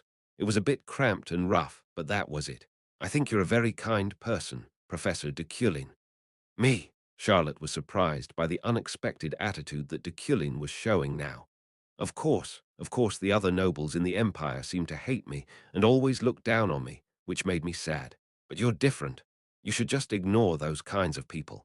He treated Maho with great respect. His every word contained respect, and his actions were filled with dignity. The lower one is, the more they try to exalt themselves by looking down on others. What? Am I lowly? No, the pathetic nobles of the empire are. Princess Maho is, of course, a priceless individual, but not just because of your blood. You have qualities that are unique to you. Wow, that's the first time anyone's told me that. Feeling uncomfortable, Charlotte intervened. Hey, cut it out. He might end up seducing her at this rate. Deculein nodded and walked silently. His steps leading them through the canyon were unstoppable. He didn't even hesitate at all, almost as if he had been traversing the same path for 20 years. The deeper they advanced into the inner canyon, the more the forests and vegetation became more purple. The air was stinging, but breathing wasn't a problem, thanks to the gas mask they prepared in advance. Even so, Deculein was still barefaced. Was that the Euclid exorcism she had only heard of? A monkey jumped down towards them from an unknown place. Roan hurriedly swung his sword, but the blade hovering around the group pierced it first. Kerak, it was the strange steel that Deculein wielded. Wow, Maho was amazed. Deculein said, still looking only forward. Your vicinity is well protected, so there's no need to worry. Anyway, at this rate, it will take approximately 4 hours to reach the border of Uran. Charlotte bit her lip tightly, finding that duration troublesome. 4 hours is too long. There's nothing we can do about it. If we run, we might become addicted to magic. What about the Denant? No worries, I'll slay it. You? Yes, Charlotte shook her head. If it appeared she was willing to sacrifice herself. No. Shut up. What? Deculein's voice changed in an instant. Flap, flap. A swarm of bats soon appeared. There were hundreds of them, but Deculein's cherished item moved gracefully and penetrated them all. The swarm of bats fell against the might of his raging steel before they could even launch an attack against them. That's awesome. What kind of magic is this? Professor, Maho spoke to Deculein while he had his back against her. Deculein replied softly, Princess. Yes, yes, shut up and wait. Oh, okay. Startled, Maho pretended to lock the zipper of her mouth. Her lips kept moving, but no sound came out. I shut my mouth, I'm listening to you, F-we-you-er. A whistle blew from a distance. Charlotte held her sword up, feeling demonic energy approaching them. Deculein's steps stopped. Hey! His blue eyes instantly lit up. His fearlessly distorted expression seemed to have managed to contain his anger. Charlotte was far more terrified of him. F-we-you-er, the whistling sound slowly neared them. Tap, tap, tap, tap, tap. Light footsteps could be heard echoing as well. Whoosh! As the tree branches swayed, Charlotte embraced Maho and surrounded herself with a steel shield. Let me tell you this now. Deculein calmly gave their opponents a warning. The moment you approach, your limbs will disintegrate. The other side didn't retreat, however. Rather, they showed a multitude of provocations, as if ridiculing Deculein. At that very moment, a rupture of steel tore through the atmosphere, vibrating dozens of times per second and racing through the area at a speed normal human eyes could no longer perceive. Their entire vicinity was devastated, as if a bomb landed and exploded.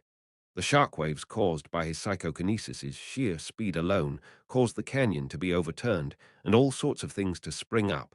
Blood, flesh, innards. Chapter 46. Haidkan 3.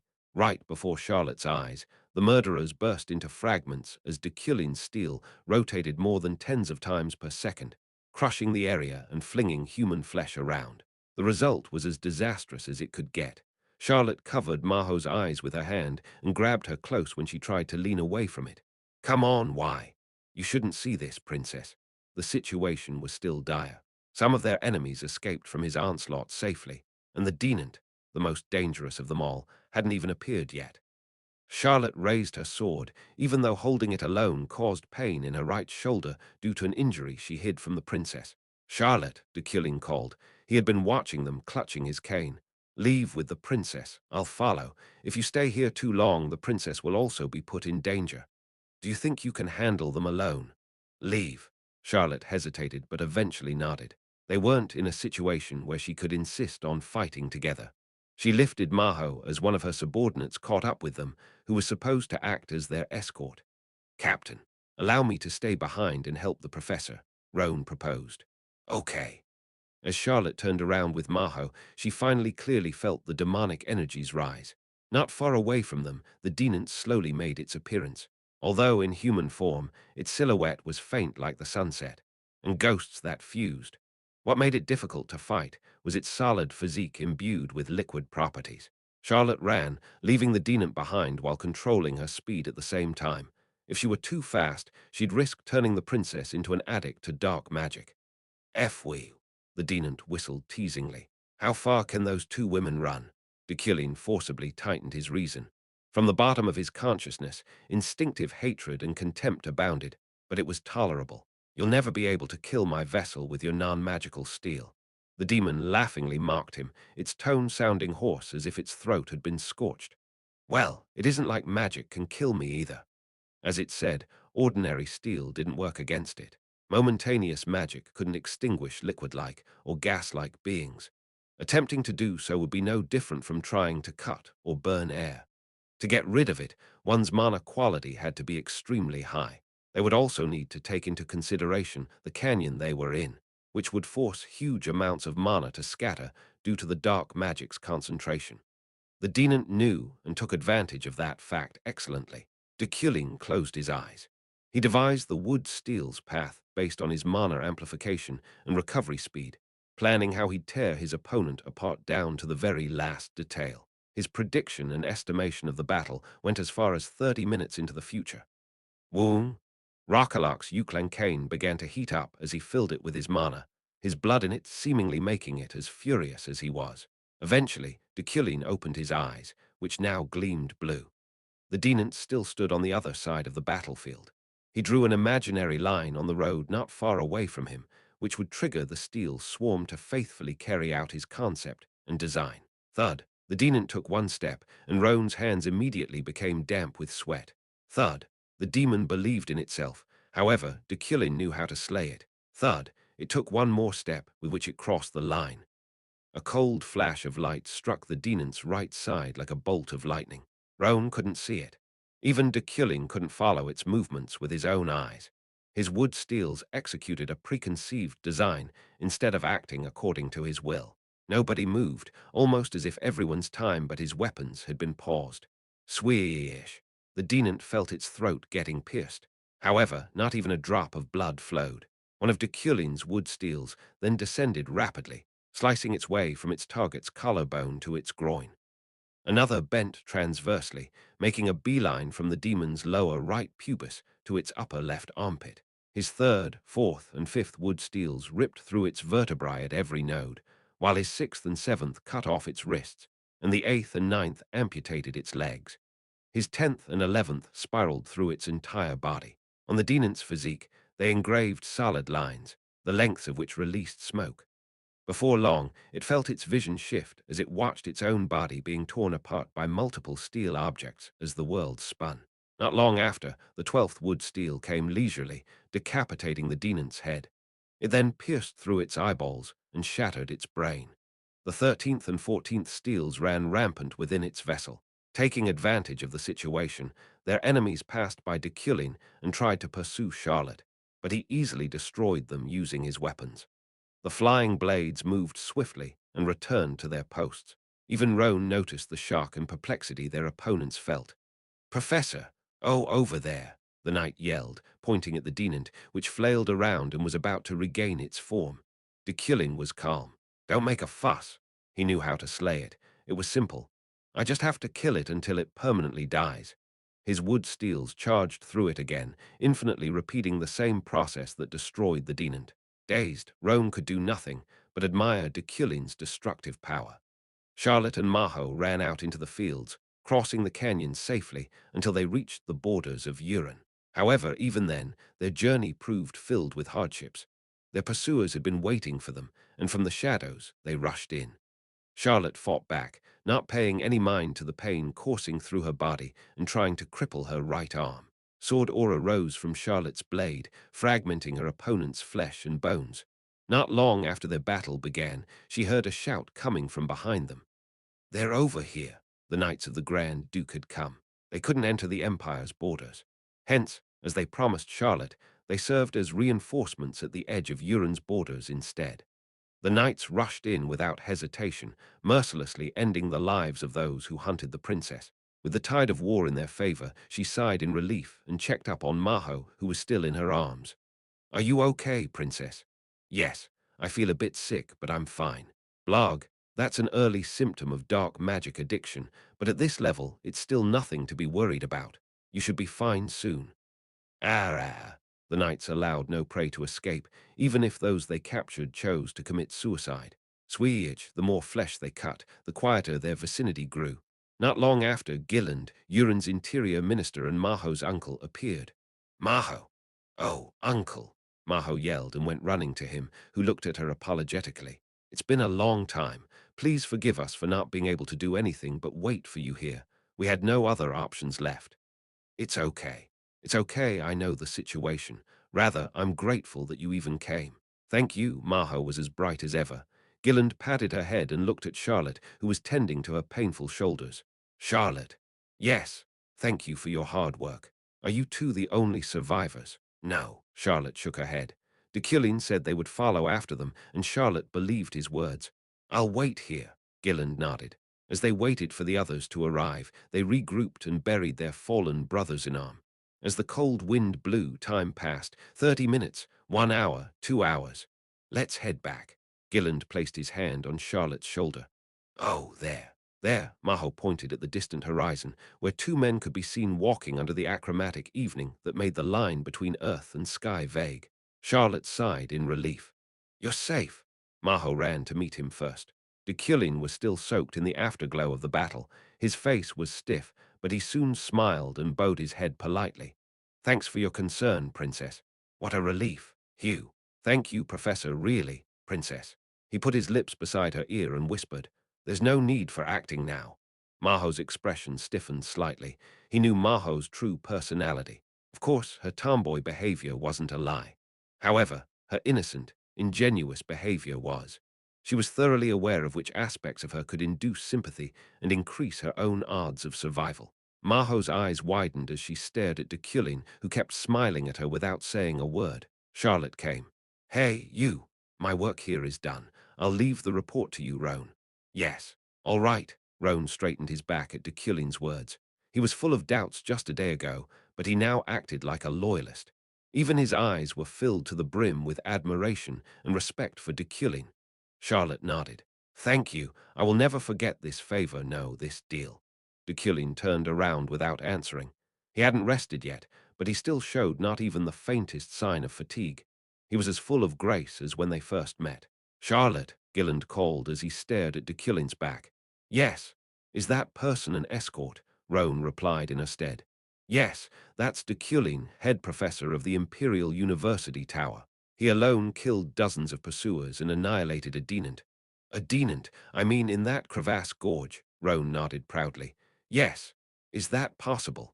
I saw it with my own eyes. Professor Deculein's magic was different from that of ordinary wizards. Roan looked far away with an expression full of emotion. Maho followed his gaze. He dealt with the denant as if he were playing with a toy. None of the monster's attacks worked against him as he showcased the epitome of combat magic against a near-invincible opponent. At Roan's praise, Gilland, and the Archduke's knights looked at him in a different light. On the dark horizon, the Deculein head trudged onwards. Independent quest completed. Store currency plus 4 mana plus 30 red horse was already waiting for me when I exited the canyon. Before climbing on his back and returning, I took another look at the gorge entrance. My mana recovery speed, inside the canyon, was fast enough to use all of my wood steel and Midas's hand. Additionally, 4 of my wood steels gained properties during the 6 hours it took to travel through it. However, purifying and accepting the mana in that place put a heavy load on my body and swiftly consumed my mental power, making me feel like its personality contagion was getting stronger. I didn't want to spend any more time in there than necessary. Let's go back to Hadekin. Red Horse galloped swiftly. However, when I took a nap on the saddle, he reduced his speed, seemingly aware of my fatigue. I closed my eyes for a while, and when I opened them again, we were already at the Hadekin castle. I had no intention of coming here, but since I was here anyway, I decided to take a look around Deculein's room. Hey, oh, my liege has come. I left Red Horse to a nearby guard and went inside the castle, where I told a servant to guide me to Deculein's room. Is it here? Yes. It's been a while since I last visited. I've already forgotten the floor's entrance. Anyway, you may go and rest now. I opened the door, revealing a clean room that wasn't out of the ordinary. Something on the bookshelf caught my attention, however. It was an untitled notebook that had nothing written in it, but my vision told me it was special. I wouldn't have noticed it if it wasn't. I then went up to the castle lord's office. Knock, knock. I grabbed the doorknob and turned it. What the hell? As soon as I opened the door, I heard a strong and clear voice. Uriel. She frowned and looked at me. Knock before coming in. I did. Wait for a response. As I approached her, I noticed she was unraveling something with a pencil and a notebook on the desk. What were you doing? This thing in Wizard Academic. Wizard Academic was a magic journal. It wouldn't be an exaggeration to say that it was a magic exam paper. It just wasn't noticeable since the readers were having fun while solving the questions and giving each other magic tests. Naturally, there were cases in which they learned something in the process of solving the problems, so it wasn't completely useless. Moreover, it also recorded the magic questions raised by the archmages of the past called Millennium. I hadn't even thought of solving them since it was a waste of time for me. Let me see. What were you solving? Uriel handed it over without a word, and I solved the problem using understanding, which was extremely useful in finding answers. The more limited the field was, the more straightforward the problem became, hence consuming less mana. Nevertheless, I used up 2,000 mana for just one question. Without much thought, I wrote the answer in the box. At that moment, mini-quest, solving academic questions, mana plus 2. Huh. What is it? Uriel asked flatly. It's nothing. My mana increased by 2. I returned the journal without a word, and Uriel's eyes grew bigger as soon as she saw my answer. Hey, why did you write it down? I feel tired. I'm going to sleep. What? Hey, I've been solving this problem for 2 hours.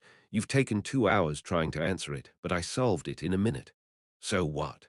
Are you showing off? I smiled and left the office, after which I heard her saying, Gosh, seriously, what's wrong with him?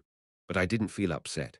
Right now, even 2 mana was already too precious for me. Mana 1,419/3419 plus 800. Mana quality 5.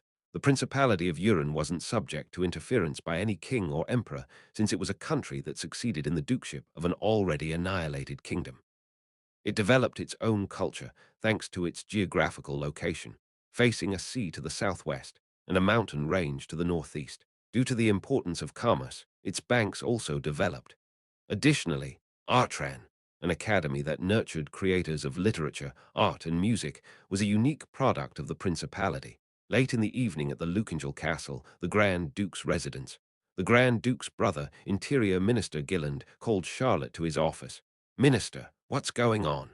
How's Maho? Gilland sounded serious. She just went to bed, Charlotte answered with a rather tired face. Gilland let out a sigh and gestured at the chair. Sit down. I have something to tell you too. Anxious, Charlotte did as instructed. What is it? She asked, keeping her composure as much as possible despite thinking he might be announcing his refusal to let the princess stay here. Don't be too surprised. However, what Gilland wanted to discuss was something she had never even dared imagine. The Archduke wants Maho to succeed him. Ha! Charlotte stared at him blankly, unable to comprehend what he just said. His words were so absurd she thought she had fallen asleep due to her fatigue and was now dreaming. What does that? He seems to have made up his mind even before Maho sent her letter. I mean, he can't really trust his grandson after all. No, no, I don't understand. Does that mean the princess will be the next archduchess? That's right, Gilland laughed bitterly. Is that possible? Charlotte asked, still surprised. Of course it is. Maho is a direct descendant of the Grand Duke. 3 years ago, she was also second in line to his throne. But the princess won't be able to bear the weight of the crown. Gilland shook his head at Charlotte's words. You're too naive. I'm sorry. That aside, this information's still highly classified. Only the Archduke and the people in this room know of it. Oh, okay. Of course it is, Charlotte nodded, feeling a headache coming up. After a while, however, her forehead began to scrunch as a thought rose within her. What is it? Gilland asked. At that moment, a spark flashed in her mind.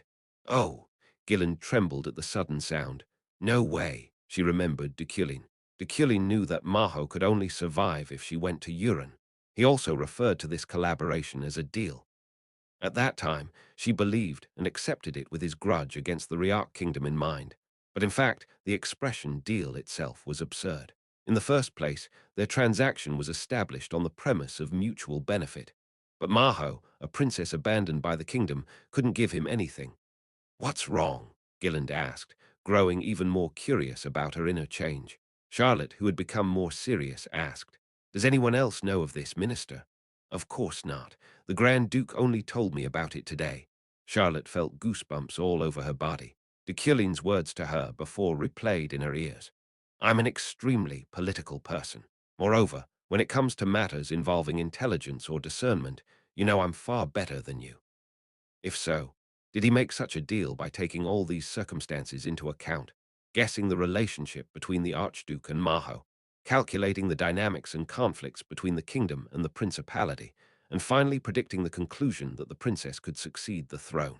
If he really did, monster, how far had he thought through? How sophisticated and precise were his thoughts and resourcefulness? What, me? Charlotte came back to her senses. Gilland was staring at her with narrowed eyes. No, no. You finally voiced out your thoughts. Right, I'm sorry. I didn't even make any diplomatic effort to save Maho, yet I'm already telling you another serious issue. You're not wrong to think of me as a monster. No, it's not that. Enough. No, you may go. No, listen to me. Chapter 47, Group Project 1. Above the principality of Uran's evening skies, the large moon and the swarm of stars veiled the lands with a thin mist. Below it, Maho lay on her bed in a fetal position, thinking about what happened to her today and all the years she spent living. I survived, brother, sister, longer than you did. Maho had been obsessed with preserving her life since childhood, since she felt her death approaching instinctively. The Riak kingdom's royal family was a thin ice sheet dangling in a mountain where the wind always blew. The king's sons and daughters were ambitious, and the king was rather proud of their disastrous nature. The consequences of that were catastrophic. Maho chose to escape for the sake of her survival. Leaving the kingdom, she stayed in the empire to raise money and desperately earn her knight's loyalty, ultimately changing the time of her death. She wanted life, so she survived. And you say acting. Deculein told her to stop acting. Maho pouted and got up from the bed. Of course, it was true that she behaved in a way that would make them like her. All human beings would instinctively save a child who fell into a well. That was why she thought pretending to be one wasn't so wrong. However, the gratitude that Maho felt in the process was sincere. She was genuinely thankful for what Charlotte, Roan, Gilland, and Deculein did for her. How did he know? At the same time, she was curious. No one in the Empire knew her as much as he did. They never dug deeper than seeing her as a pitiful and worthless royal held hostage by the system.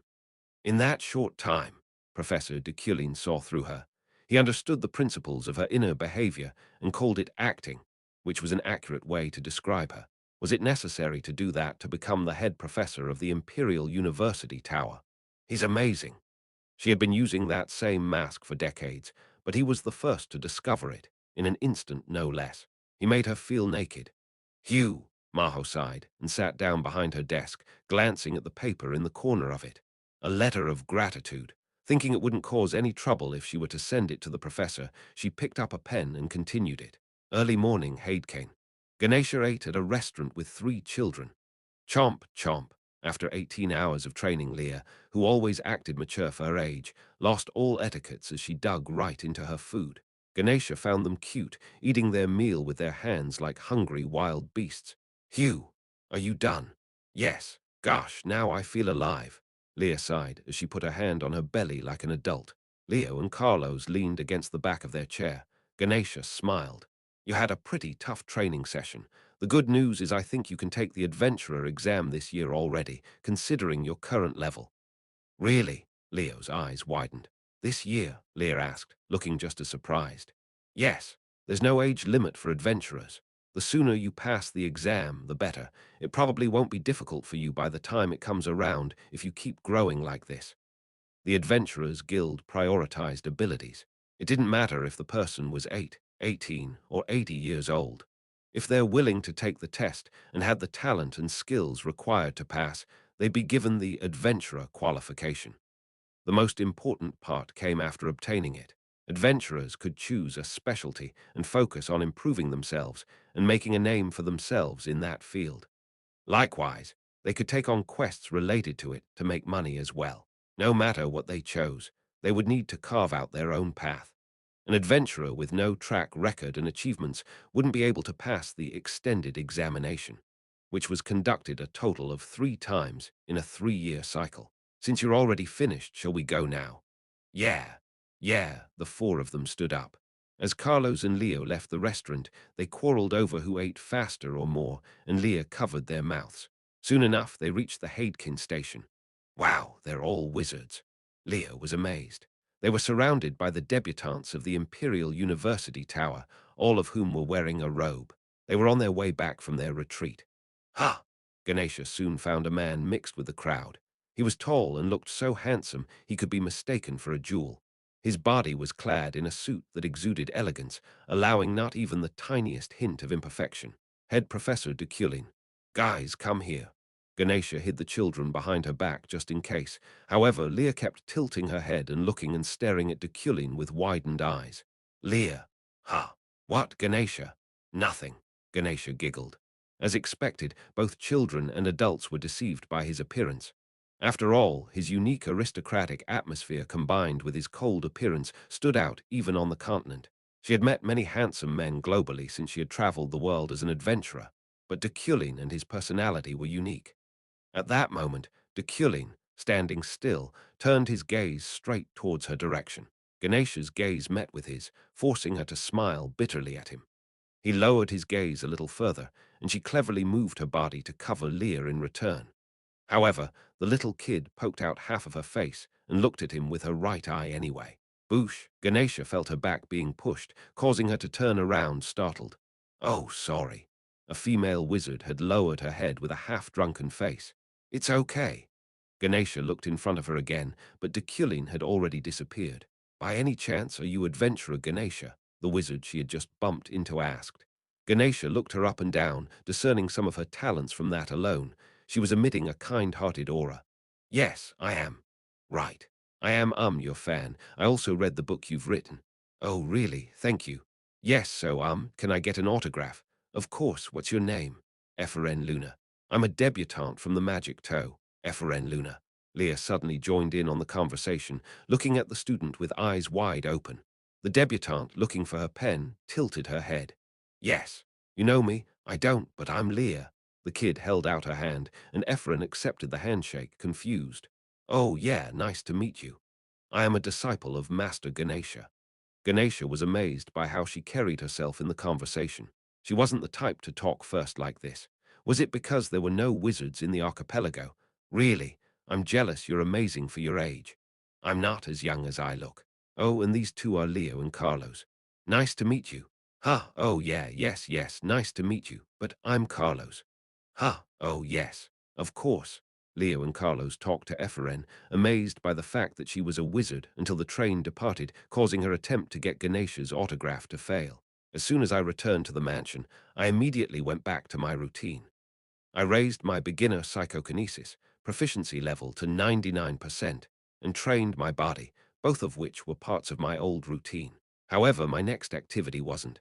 I sat in a chair and opened the Wizard Academic. Staring at the page with several magic problems, I racked my brains. Which question should I choose? Which problem would provide me the most mana? As I was browsing through the pages, a column called Millennium caught my eye. Millennium. There were 7 problems in this world called the Millennium. They were math challenges designed based on the modern world, and it was impossible to understand them even with 4,000 mana. Below the Millennium was a class-level problem called Symposium. Challenge the Symposium and gain honor as a wizard. In addition to the prize money, you may be able to get some enlightenment. Hurry up. Many wizards on the Isle of Wizards' Wealth are already solving this problem. The symposium had 11 questions, but since a few of them were solved every year, the gaps they left were filled with new ones. They were fairly well known. Hence, one could expect to gain a lot of mana by solving them. It was worth trying. I looked at number 6. 6. Some ancient inscriptions have runes inscribed with the following formulas. In the past, it is said that runes also served as circuits. Recreate this ancient technique. Ancient inscription. I initially just stared at it, but after a moment my heart raced. A sudden thought came to my mind, making me feel excited. I knew this rune. I was this world's game designer, which meant I was the one who refined it. I knew the meaning and structure of each of its characters. It happened in the far distant past, but my understanding vividly brought back even the smallest memory fragments in my head. I glared at the ancient inscription. I felt a sharp pain claw at my nape as the rune clung to my retina like it was pounding down on me with an iron club. The rune of the inscription harmonized with the memory in my head and achieved a certain formula. I grabbed a pen and took out a paper using psychokinesis. My hand moved on its own, the pen moving with it. I had no thoughts of my own. All of my consciousness focused on the problem at hand, as if its attribute had swallowed up my mind. I was quite literally in a trance. I didn't even know I had written down all the magic formulas it needed. Runes were engraved and mana imbued in it. To top it all off, my mana consumption wasn't as severe as I thought. To be fair, I had already deciphered this rune beforehand. I didn't know how much time had passed while I was engrossed in it. When I came back to my senses, my desk was already full of papers, but it wasn't messy. Rather, dozens of documents were neatly stacked in one corner of it. I was almost out of mana. I rubbed my temples as I sighed, finally realizing 2 hours had passed. It felt like I had only worked on it for 3 minutes. I think I can do it in 2 weeks. For a moment, I felt like Einstein. Saturday noon, I went to the Imperial University Tower, finding the atmosphere heavy and serious. Even the professors I met on the way seemed pressured. Alan, come here, I called him using the crystal ball, and he arrived in less than 10 seconds. Yes, I'm here.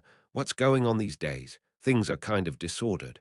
Oh, that's probably because of the imperial family's most recent announcement. Announcement? Yes. They notified the entire nation that they're looking for knights, wizards, and scholars to help Her Majesty with her education. I understood almost immediately. Educating the emperor was an imperial tradition, an unwritten rule handed down from ancient times. Those who ascended to the throne had to learn about the world from outside personnel for 1 year, starting from their succession. Every professor coveted that opportunity. Professor is the most likely candidate. Me. Wouldn't you be? Alan asked, startled. I don't care. I have no intention nor desire to do it. Class preparation comes first, Alan. Oh, yes, yes, as expected from you. Let's find the records of the magical disasters that have occurred in recent years. It would be nice to have it on video. Today was Saturday, and I had some time until next Wednesday, so I planned to take turns preparing lectures and solving symposiums. By magical disaster, you mean? Anything is fine. Magical disasters were similar to the modern world's natural calamities, such as tsunamis and typhoons. They were caused simply by nature's magic power. Okay, Alan left and came back with a basket containing several crystal balls after 10 minutes. Here, thank you. When I enchanted the crystals, a magical storm immediately raged. Wuong, it was, of course, just an illusion. Oh, Alan curled up and shivered, but I watched the phenomenon with my eyes wide open. Electricity flashed amid the storm as flames spread along with its powerful winds. Through it all, the intricately shaped streams of water continued their torrent over the lands. All of them were pure elements. A bonanza of it. This is beautiful. Ha! Magic fireworks inspired my next class. Just as how they embroidered the sky, magical disasters could eventually be expressed in a formula. That was what I had in mind. From next Wednesday, my students would gain the same mindset. Wednesday, during a bright May, Sylvia walked around the campus. Its summer trees and flowers had bloomed vigorously, creating a scenery across the university so vivid it looked like it was painted with a paintbrush. Her legs, as she headed for the tower, moved involuntarily. It had been quite a long time since she last attended a class. As soon as the midterm exam was over, the death of the emperor and the succession ceremony overlapped, providing the empire with no room for lectures for about 4 weeks. Entering the building, she took the elevator to the third floor and opened Class A's door. Sylvia, we meet again. You look as beautiful as always. The nobles were friendly and acquainted, while the commoners didn't even dare to make eye contact. Sylvia sat down behind her desk. Ephraim came in at the very next moment. Iffy here. Oh, yeah. Sylvia glared at her as her eyes narrowed. She felt unpleasant to see her after listening to her arrogant speech and behavior at the retreat. An idiot like her, applying under Professor Deculein. It wasn't even funny. She wouldn't understand even a bit of what he said, and she'd go back to her hometown crying after suffering on his hands. She should learn from Relin or Sire instead. Time passed, and her thoughts were soon interrupted. Professor Deculein came at 3 p.m. as always. Alan was also with him. Nice to meet you. His first greeting didn't change. Sylvia organized her notebook and pen neatly. Before we begin, we'll first announce the results of your tests and assignments. Alan. Yes. Assistant Professor Alan placed their report cards on their desks while the wizards waited nervously. Even Sylvia was a bit anxious, but she soon felt relieved. Her scores were perfect. Today's class will be held in groups. The same goes for the project I'll be explaining later. Deculein's words surprised everyone. The wizards had retreats and drinking parties, so they got along well. However, they had a strong sense of individuality, which was why group projects were extremely rare. The reason for it is simple. The task I'll be giving is impossible to do alone. At that moment, the atmosphere turned ominous. Even Sylvia felt chills running down her spine. For today's class, we'll be discussing pure elements and magical disasters. Flick. Deculein snapped his fingers. The classroom darkened, and the image of a storm filled the place. Whoosh! A whirlwind appeared, raging like blades dancing, causing the startled wizards to tremble. Magical disasters can happen anywhere in the world. Magical storms, firestorms, earthquakes, frostquakes. But think, are those disasters just pure elements? Deculein asked. The wizards that had paid attention in his previous lectures understood what he was trying to say. If that's the case, then this magical storm can also be shaped by a formula. Flick. He snapped his fingers again, and it immediately subsided. Watch. Deculein radiated mana, which drew a complicated formula in the air. Dozens of circles and hundreds of lines hovered in the space. Seemingly forming a tornado, his creation stretched out its head like a dragon, expressing the phenomenon as a scheme of pure elements. Magical storms can be crafted like this. It was the supremely sophisticated and majestic magical disaster that Deculein himself completed in nearly 5 days. Looking at its perfection, the wizards opened their mouths blankly. They are obviously pure elemental combinations. It is the product of mana naturally clustering, connecting, and linking together. I want you all to get the gist of it. He said it like it was nothing. It doesn't have to be huge like this formula. I don't even expect it to be. It is enough that you realize it is possible. Hence, keep in mind that even the smallest magical disaster can be turned into a formula. Deculein's words were persuasive. It seemed incredibly difficult, and just looking at it gives me a headache. The magnificence of the technique was full of a certain charm that attracted wizards. I'll give you ample time to accomplish this project. Upon understanding their formula, you'd see the world more clearly. The magic you'll learn and have learned is made of nature's pure elements, after all. After his explanation, Deculein prepared to draw lots. There were a total of 5 people in a group, making it possible to form 30 groups. Come to the front and draw. The group's members will be recorded afterward. 150 people stood up one after another and did as instructed. After about 5 minutes, the debutantes finished grouping themselves into 5. The room's atmosphere didn't deteriorate despite everyone's expectations. On the contrary, they looked so well organized they left no room for divisions, riots, arguments, and fallouts. Except for one group.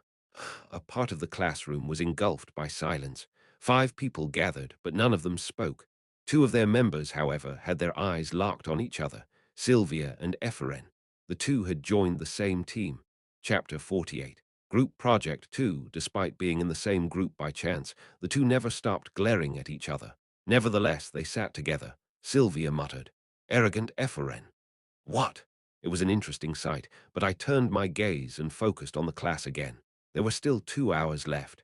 We will now distribute the crystal balls. Alan. Yes. Alan placed a silk bag of crystal balls on the table. I made them hover using psychokinesis and levitated them to each group. The difficulty of magical disasters was different for each crystal. Some were difficult, and some were relatively easy. I distributed them based on the total scores of each group's midterm exams. Naturally, Sylvia and Epherin's group got the most difficult one. After giving them out, the wizards began chatting about the crystals. Focus. That one word organized the mess. All the 150 debutantes regained their concentration. I will now talk about the act of observing the world. I looked into their eyes as I spoke, an unconscious authority enveloping my voice. You probably see the world as nothing but a phenomenon. Just as a scientist looked at the world from a scientific perspective, it was only natural for a wizard to look at it from a magical point of view. Reaching that stage required a process of maturity and proficiency, however.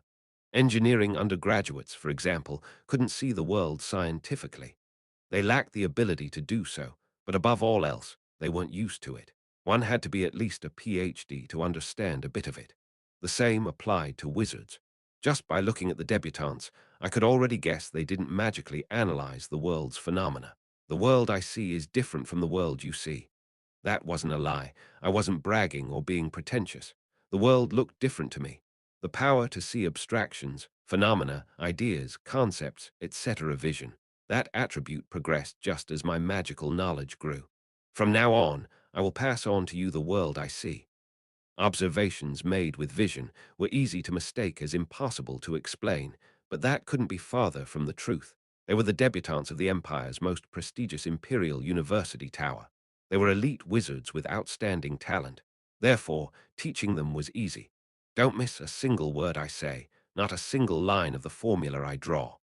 If I expressed the process of seeing the world through vision, they would use it as a textbook and study independently. Just allowing them to look at what I could see would be enough for them to grasp and understand it. I had already proven this by testing it on Alan. Let's begin. First, I reproduced the magical disaster contained in a small crystal ball. Dirt fog. Let me show you how it looks from my perspective. Lines and circles soon replaced the fog as I implemented the process slowly and clearly. The wizards looked at them and wrote them down. Sea of fire. This magical disaster burns ships and sailors at sea, which is a bit unusual. It is almost impossible to escape from since it turns the sea itself into flames. I showed various magical phenomena as I saw them. I tried to convey to them the world observed through vision. After demonstrating more than enough disasters, I looked at my watch. It was 5:59 and 50 seconds. Do not forget the world I showed you today. I fixed my cuffs and straightened my suit. From a magical perspective, watch and think of all the phenomena that ordinary people just pass by. The wizards looked at me blankly, their notes full of magic formulas. However, greed is prohibited. Start learning at a scale that fits your level. It was exactly 6 o'clock. That mindset is where it all begins. At that moment, I ended my class. I left the classroom, leaving them behind. Good work. The wizards didn't stand up. Ephren stared blankly at her notebook, every page of which she had filled with all kinds of geometric patterns. It had been effectively turned into a record of the magical disaster replacement process that Deculein showed. Oh, so because of this, the fog becomes like dirt. Gosh, I feel like my head is going to explode. It was hard. Insanely hard. But it was doable. At first, she didn't really have an answer, but she was slowly getting the hang of it.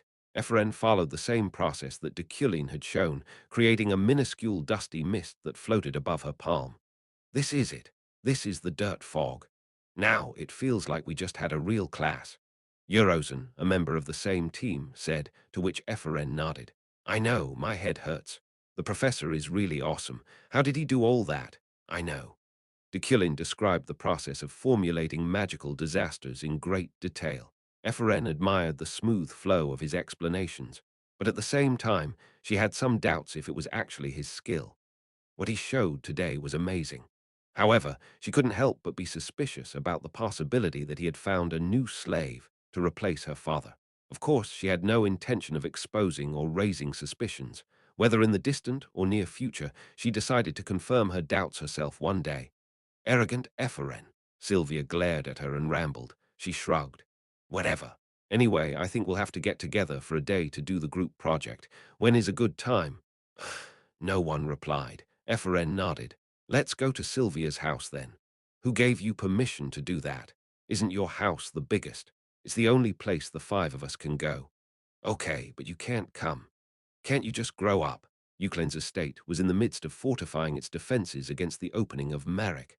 How's the progress? Uriel asked, riding a red horse, which Deculein recommended, on a mountainous area not far from the northwest mining area. The walls, watchtowers, and the fort are all nearing completion. The underground road is still under construction, but it is expected to be completed this summer. Good, Uriel replied sternly, then scoured the surrounding area. The contents of Deculein's letter suddenly came to her mind. Once the Marek was opened, it would infest the surrounding lands with magical beasts. To deploy troops efficiently, they needed to build walls, watchtowers, and fortifications in the northwest corner of their territory. Deculein was the one who picked the location. According to him, it was also better to build the road leading to it underground rather than above ground. If Uriel were to add a toll to it, she'd be able to make a profit quickly, considering it was made underground, thus making it more peculiar and more valuable. Certainly, a camp built here will be able to oversee everything. Yes, it can even be called a sanctuary. Your eyes for geography are really amazing, Uriel. The person in charge answered Uriel's self-talk. Uriel glanced at him and took the letter out. She read the second page of the four-page letter. Don't even think about bribing the imperial family or bureaucrats. The emperor ignored her servants' words and opened the Marek. Therefore, you shouldn't be swayed by any words from her servants, and you should only act according to your convictions. Also, don't even consider getting her favor. She abhors lies and flattery. However, she likes alcohol, so if you're going to send something, the finest wine is enough. Are you a fortune teller as well? How did he know their vassals were considering a bribe? At that moment, a cold crystal landed on her nose, causing her eyes to widen in surprise. It was snow. Ha! She stretched her hands out, and snowflakes landed on her gloved palms. Surprised, Uriel hurriedly looked at the third page. Unusual climates will sometimes occur. There's no need to panic, but it could be a sign of a demon, so be sure to guard yourself, especially if it's snowing in midsummer. What's going on? Uriel frowned. She thought he was pretending to be a genius, but was he actually one? No, it couldn't be. How could Deculein be a genius? Now that I thought about it, it started back then. Uriel remembered how Deculein changed at the beginning of this year. For an entire week, he stayed at home, cancelling all his schedules, even though he had never before abandoned his appointments. At first, she thought Julie dumped him, but did something else happen? Well, do I really need to know? Whatever the case, Deculein was showing his old self again. From the time he was called a prodigy, it wasn't a bad change, so she didn't want to jinx it. Uriel stored the letter safely and yelled, "Attention!" Everyone in the camp looked at her upon hearing her gentle cry. Abnormal weather may be a sign of a demon's appearance, so strengthen yourselves, tighten our defenses, and refrain from acting alone.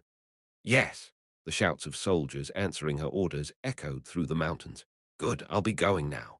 Uriel, satisfied with her serious appearance, grabbed her steed's reins, shaking her head like a monarch. The red horse easily walked through the snowy mountain roads. The next day, 8 a.m. After finishing my morning routine, I sat down on a chair in the study and took out a couple of documents. Euclide's Halech auction, Lucho's scissors, dark floor carpet, ancient saddle. This was the first auction I held after acquiring the appraisal point. The items for sale were Lucho's scissors, dark floor carpet, and three others that had reached their maximum potential. Their performances were exceptional even at a glance, so I expected a net profit of around 60 million to 100 million elnis. Knock, knock, it's time. My butler spoke beyond the door. I got up, opened the door, and went down the stairs with him. Are there 23 in total? I asked the butler. Today I had many external projects that I had to close myself, all of which revolved around investments. Yes, that's right. Good, come with me. As you wish. I got into the prepared car, which then went straight to the city center of the continent. My first destination was the hardware store Rockcan's Wharf. Oh, you came. I've been waiting for you. The owner was inventing things while running the hardware store, and his skill caught the attention of my man of great wealth. I wrote him a deed of investment worth a total of 3 million elnis. In return, I obtained a 30% stake in his business. Thank you. I will not disappoint you. I'll be expecting something good. Next was Hotel Romance, an old hotel that looked like it would collapse at any moment, but its new owner was looking for investors. I also wrote her a deed of investment worth a total of 4 million elnis. In return, a 40% stake. Sniff, sniff. If you cry, I'll take it back. Ah, the owner withheld her tears of joy. Just work on the remodeling. If you say the name Euclid, you'll be able to get the materials you need easily. Oh, thank you, thank you. With the man of great wealth's help, I carefully pinpointed 23 businesses all over the system, including shops, trading companies, blacksmiths, and mercenary guilds, to invest in. I spent a total of 80 million elnis on them, which then increased to 120 million. Good job, Roy. Let's head home. Got it. As the sun began to set, we made our way back to the mansion. As I watched the dawn slowly crumble, I let out a short breath. It was a satisfying day. The cash I invested today would soon grow into enormous human and physical assets. What in the world? At that moment, Roy's eyes widened. A large number of people were standing around the mansion's gate, bearing an insignia engraved with the imperial crest. Master! Roy's voice was unusually urgent. I nodded and got out of the car. The people of the imperial family turned to me. Among them, I noticed a named knight. The emperor's escort, Charon. The blond knight came up to me. Deculein von Grahan Euclid, we come bearing a letter from the imperial family. Follow the courtesy and receive it. Kneeling, I accepted it. The contents were as followed. The imperial family informs Deculein, the head professor of the Imperial University Tower and the head of the Euclid family, that he has been included in the selection list for the emperor's magic educator. The honor of having a conversation and sharing magical insights with Her Majesty would serve infinite honor both to you as a wizard and to your family. However, to qualify, you must first solve a problem written by Court Wizard George. Are you going to take the challenge? The imperial family won't judge you if you decide to give up due to the insufficiency of your skills. I got up. It was annoying, but I couldn't refuse something like this. There were huge rewards for quests related to the imperial family. How can I not take the challenge? Good. Charon handed a B4-sized magic paper full of formulas. I stared at it, focusing on each of its details. I almost depleted my mana, but as time passed, I managed to derive the correct answer. The logic of the problem was somewhat familiar. Runes. I drew the formula on the answer sheet. Congratulations, I am George, the court wizard. If you have solved this problem, a voice came out as I applied mana to it. The imperial family, who were about to leave, looked back in surprise. Have you already solved it? Charon asked with a slumped posture. Yes. How? Prince George definitely said. The voice of the answer sheet continued. You probably took a day or two, or even 3, to answer it. As you already know, since you've already solved it, this problem utilizes runes. It was a hard problem. I was just lucky since I've been researching runes these days. Not to brag, but I don't find it that hard. However, I did try a little to make sure you won't be able to solve it too easily. While the voice continued, Charon approached me once more, his brows and wrinkles swelling in disconcert. Euclid von Deculein, no. Deculein von Grahan Euclid. Charon took out a card with the imperial seal from his inner pocket and handed it to me.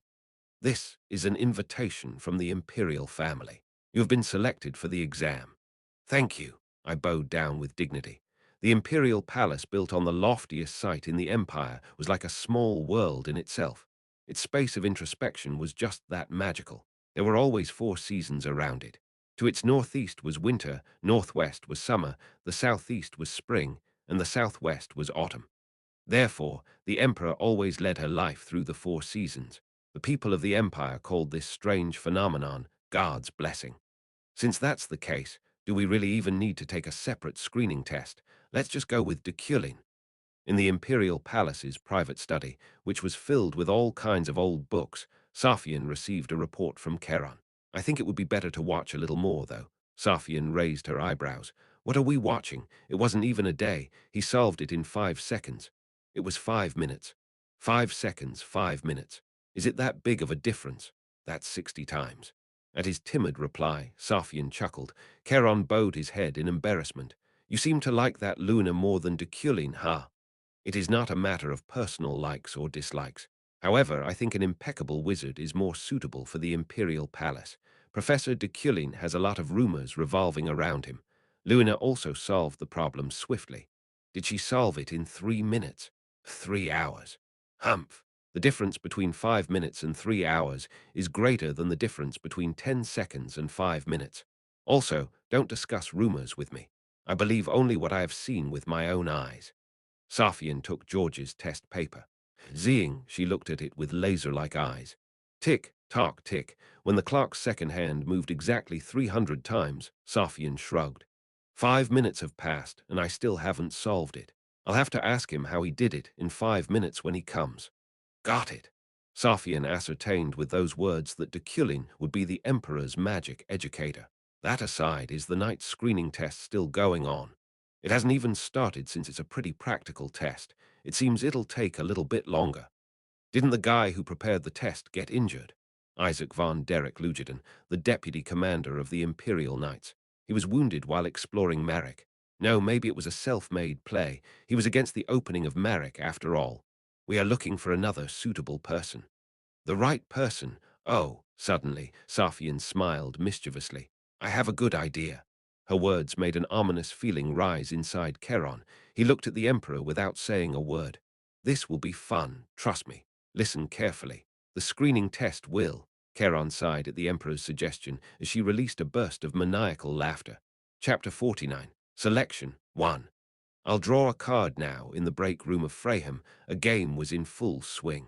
And, oh, I pulled out the binding sword. They were playing a psychological card game in which 5 knights, 2 spectres, 1 wizard, and 1 duke were selected out of 9 players. The knights would need to search for the spectres, and the spectres needed to kill everyone. It was the popular spectres and knights.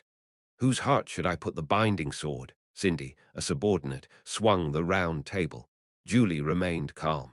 In fact, from the moment Cindy pulled out the binding sword, her heart was already pounding. Ma'am, what? You're a spectre, aren't you? Cindy leaned towards Julie, outright expressing her suspicion. Julie placed both of her hands neatly on her lap, then shook her head. No, I think you are. Look at you. You really don't know how to lie, ma'am. What do you mean? Since we said on the previous game that the change in your facial expression is too obvious, you are forcing yourself not to make any facial expressions. Julie inflated her cheeks, pretending to be upset. Now you're making a forced expression. I'm not. I'll use the binding sword on you then. You'll regret it. I am a knight. Now I'm having doubts with you talking like this. Cindy pretended to be worried. Julie wondered if that was a real concern, but it was also a joke. Yes, I will accept it. When mana was injected into the card, it glowed. A small blue knife came up and swung at the card in front of Julie. Whoosh, her ghost escaped. Look at this. She can't lie at all. This game's hard. Cindy smiled and asked Julie as she sighed. Still, it's fun, isn't it? Julie wasn't the kind of person who unintentionally interfered with her subordinates' games. But this time, the members forced her to play it together. Knowing the deeper meaning behind her words, Julie just smiled softly. Yes, that's right. Sometimes you have to take a break like this. You're working too much these days. If you get a spectre, why don't we just do it again? You have a good card strategy, but your psychological warfare needs work. I'll be different from now on. Julie fiddled with the cards. She didn't really enjoy the game itself, but her desire to win had been triggered. She was expecting one more match. However, well, it's already 8 p.m. It's time for the jousting match.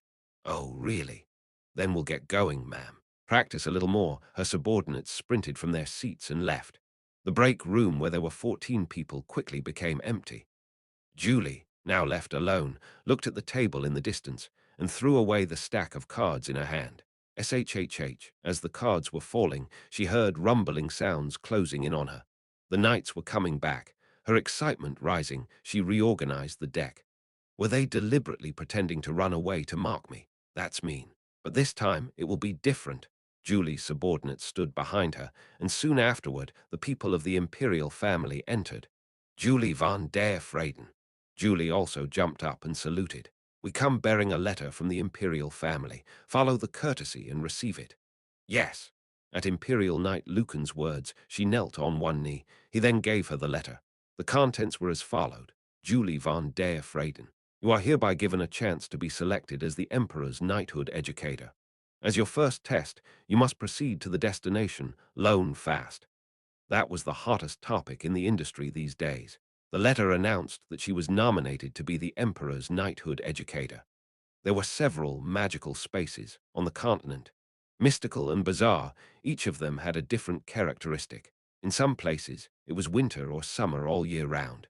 In others, it was always night. There were even locations where no grass could grow. The periphery of the continent, called Annihilation, or Land of Demonic Beasts, could also be considered a magical space if one looked at it broadly. Julie was walking through such a locus. Although it was summer, the whole area was covered in perennial snow. Her arduous march lasted half a day, at which point a flash of light led her to her destination, a large cottage. Julie stood in front of the door and knocked. Knock, knock. Is anyone there? There was no reaction. Knock, knock. Come in. As she knocked one more time, someone inside answered. Julie opened the door, and the warmth inside pushed away the jellied blizzard's chill. She found familiar faces in the living room. Sirio, Raphael, and Gwen. All of them were her seniors in college. It's been a while, Julie. The deputy commander of the Knights of Iliade, Sirio, smiled broadly at her. His vibe and facial features were still cool. Yes, long time no see. I knew you'd be nominated too. Sit. There were 5 chairs in the living room. Julie took a seat in one of the 2 chairs that were still vacant, thinking the last one probably belonged to the selection officer. I wonder what the test will be like since we're all here. It's kind of like the group mission back in college, right, Gwen? Sirio asked. I don't know. I won't go easy on you. You too, Julie, so be prepared. Gwen glanced at the knights with a sharp gaze. I know, Julie nodded firmly. Raphael remained silent, so Sirio decided to continue. The other one is probably the selection officer's seat. I heard Deputy Commander Isaac got injured. Do you think Sir Jeffrid will come? Jeffrid. Julie became nervous when she heard the name of the Imperial Guardian Knight. Humph. No way, Gwen disagreed. Jeffrid is now retired. The Guardian Knight stays in the south in the first place, not the Imperial Palace. That's true. As Sirio shrugged, they heard a clear sound coming from outside. Knock, knock. All of their gazes waltzed to the door as it opened, the person not even waiting for an answer. Woo-wash. The blizzard raging on became momentarily visible. Wearing a coat and a fedora, his face couldn't be seen in detail. All they knew was that he was tall and that his physique was rigorous. Julie felt used to such a view, and she soon discovered why when he took off his hat. Julie's eyes widened. The other knights just blinked. It wasn't certain if he noticed their perplexity or not, but he casually just hung his hat and coat in the air. Creak, creak. The wooden planks creaked with every step he took. To their surprise, he remained clear of snow marks. Nice to meet you. He sat down on the elevated seat of the selection officer. I am the deputy selection officer, Deculein. It was quiet. His presence rendered them speechless due to how absurd it was. The knights looked at Deculein blankly. Deculein, Raphael's heavy tone, who had been silent all this time, broke the silence. Deculein nodded. You're the selection officer. Yes. Raphael, Sirio, Gwen, and Deculein were schoolmates who joined the Knights Department and the Magic Department in the same year. What do you know about swords? No, do you even know what knights do? How dare? The almost 2 million tall Raphael jumped up and stared at Deculein, his manly facial features becoming distorted in different ways. Of course, I am a professor, not a knight. Hence, I will judge according to the manual. Manual? What do you know about swordsmanship? None.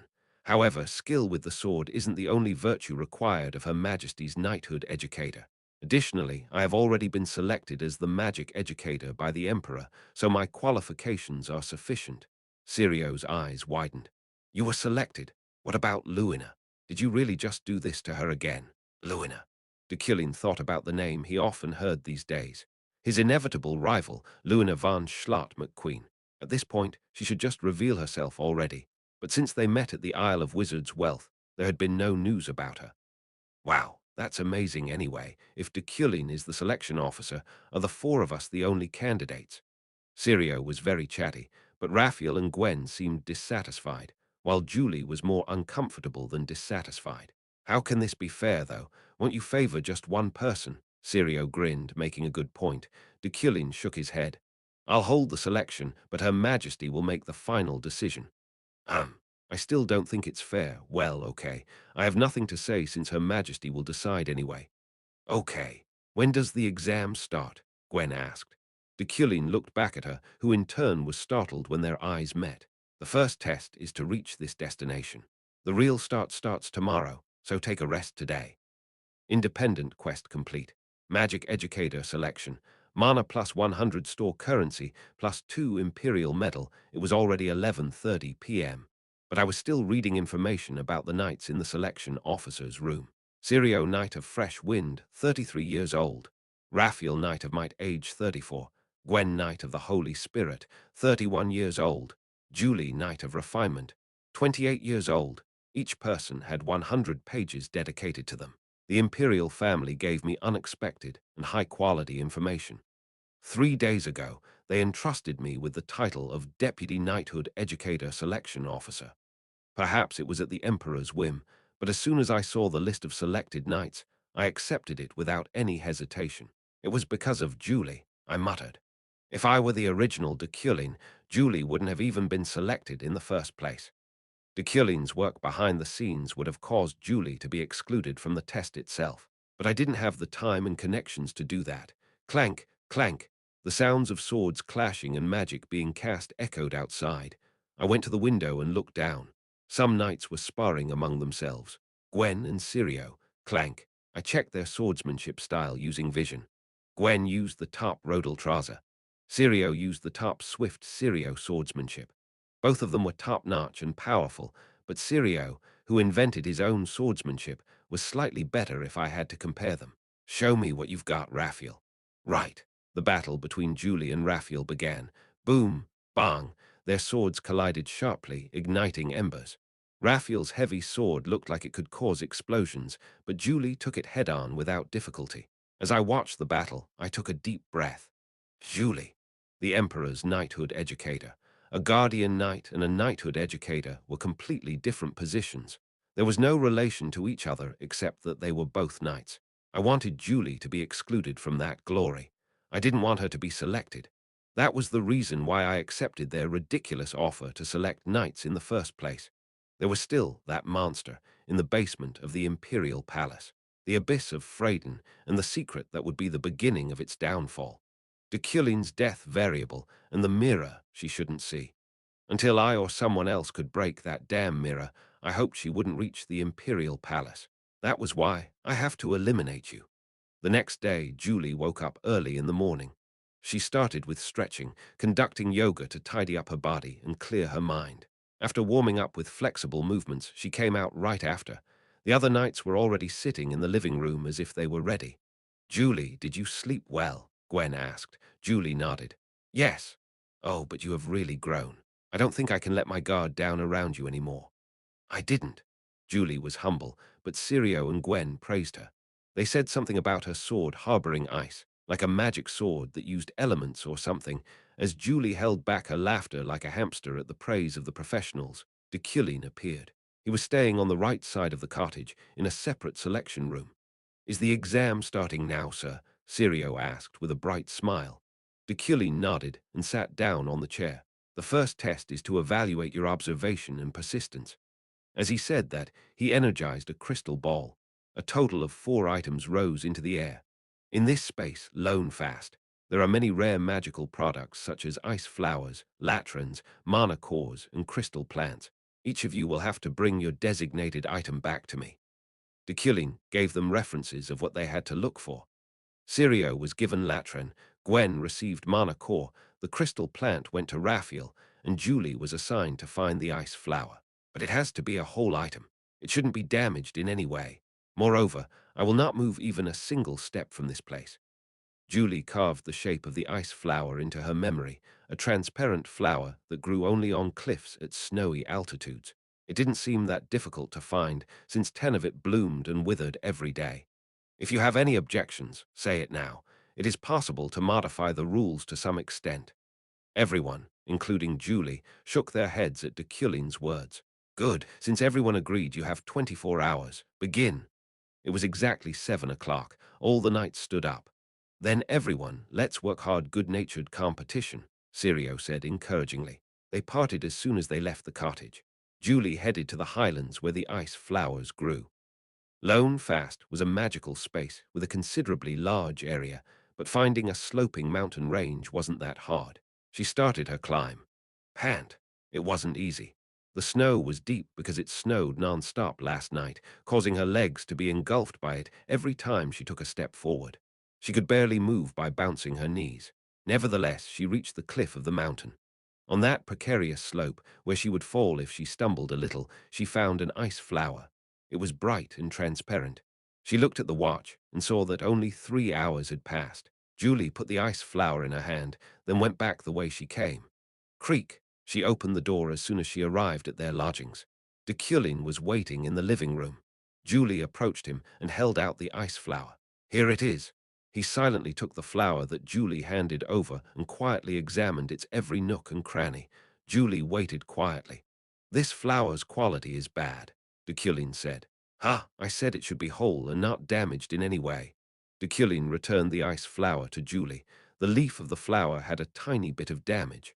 Oh, I see. All right. It was too high a standard, but Julie went out without saying a word anyway.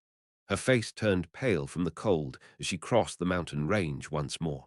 In search of the item, she rummaged through the most inhospitable highlands of the summit. Soon, another one stood out. Julie ran and looked at the flower. It had no damaged parts in any way. Good. Julie nodded with satisfaction and returned to the cottage. Deculein was still waiting in the same spot. Here it is. This time she was confident, but its quality's still bad. Surprised, Julie approached and noticed a scratch on its bottom. It certainly wasn't there the first time she saw it. Did she damage it while she was giving it the finishing touches?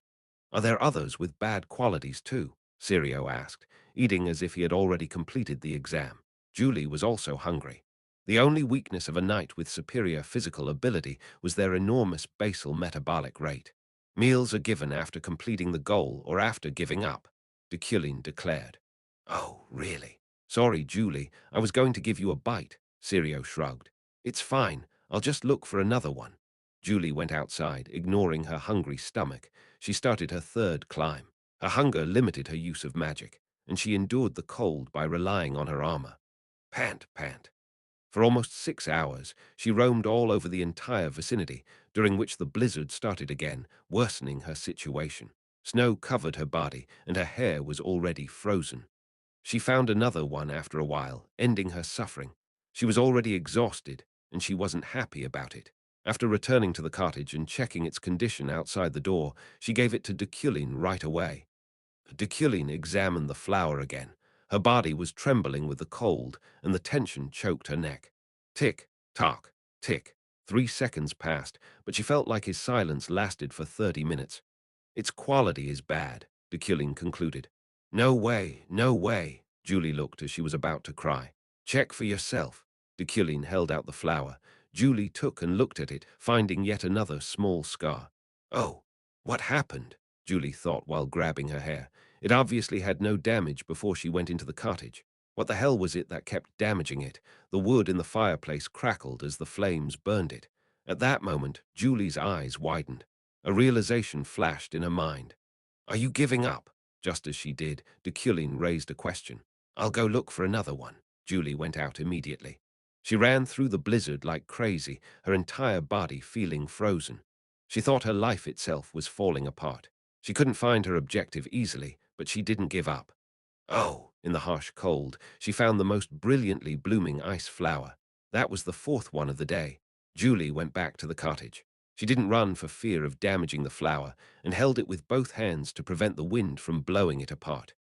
The door to the cottage was open. Gwen, Raphael, and Sirio had already passed the test. Julie shouted in front of the door. "Here it is, I brought it." She didn't enter the building. She just showed the ice flower as she stood in the middle of the frigid cold. "Bring it to me," Deculein said, but Julie shook her head. "Please come out." Ice flowers were sensitive to temperature. It would inevitably be damaged if she entered the cottage and went to Deculein, who was sitting in front of the fireplace. "The ice flower is here."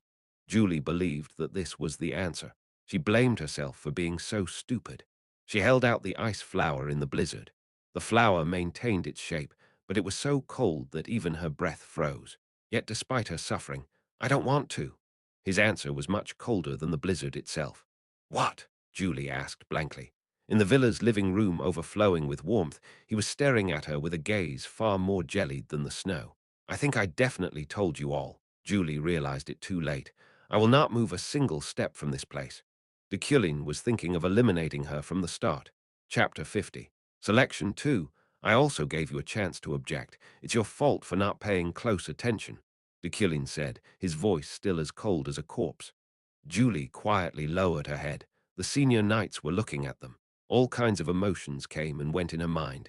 However, it was still too early to give up. "You're right. It is my fault," she murmured.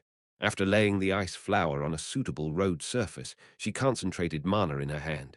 Boom! She sustained an injury, causing her to feel a dull pain. The immediate release of mana still seemed too much for her, but she didn't care.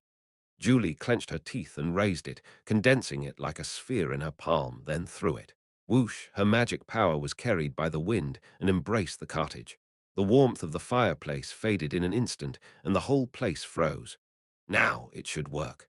Julie gave Deculein a dignified look. He looked a little startled, but then shook his head. "You made a mistake. Look at the flower." Julie did as instructed, turning her attention towards the road surface. Oh, there were scars on its petals. The cracks on it were clear even at a glance. They're also affected by mana. Ha! Julie forced a laugh while holding the broken flower in her hand. She closed her eyes and lowered her head. Above the fireplace, the frozen clock didn't move, but its hands were already close to 7 o'clock. Deculein declared, "You're eliminated, Julie." Julie stayed at the cottage for a while since her body temperature was so low that she had trouble leaving right away. After finishing a meal, she slept soundly, and the knights gathered in the living room. "That's not fair," Sirio complained. "I was more concerned about Julie's mana than anything else. Today was the first time I had seen it. Through vision, I noticed its flaw, an unknown constraint. Status: magic damage. Julie's mana was crippled. Magic damage meant one's mana supply had defects, which wasn't that common. It would be similar to a curse or a near-mutilated injury. In the game, did Julie rise to the top of the knighthood with this kind of abnormality, or did she reach the top by overcoming it?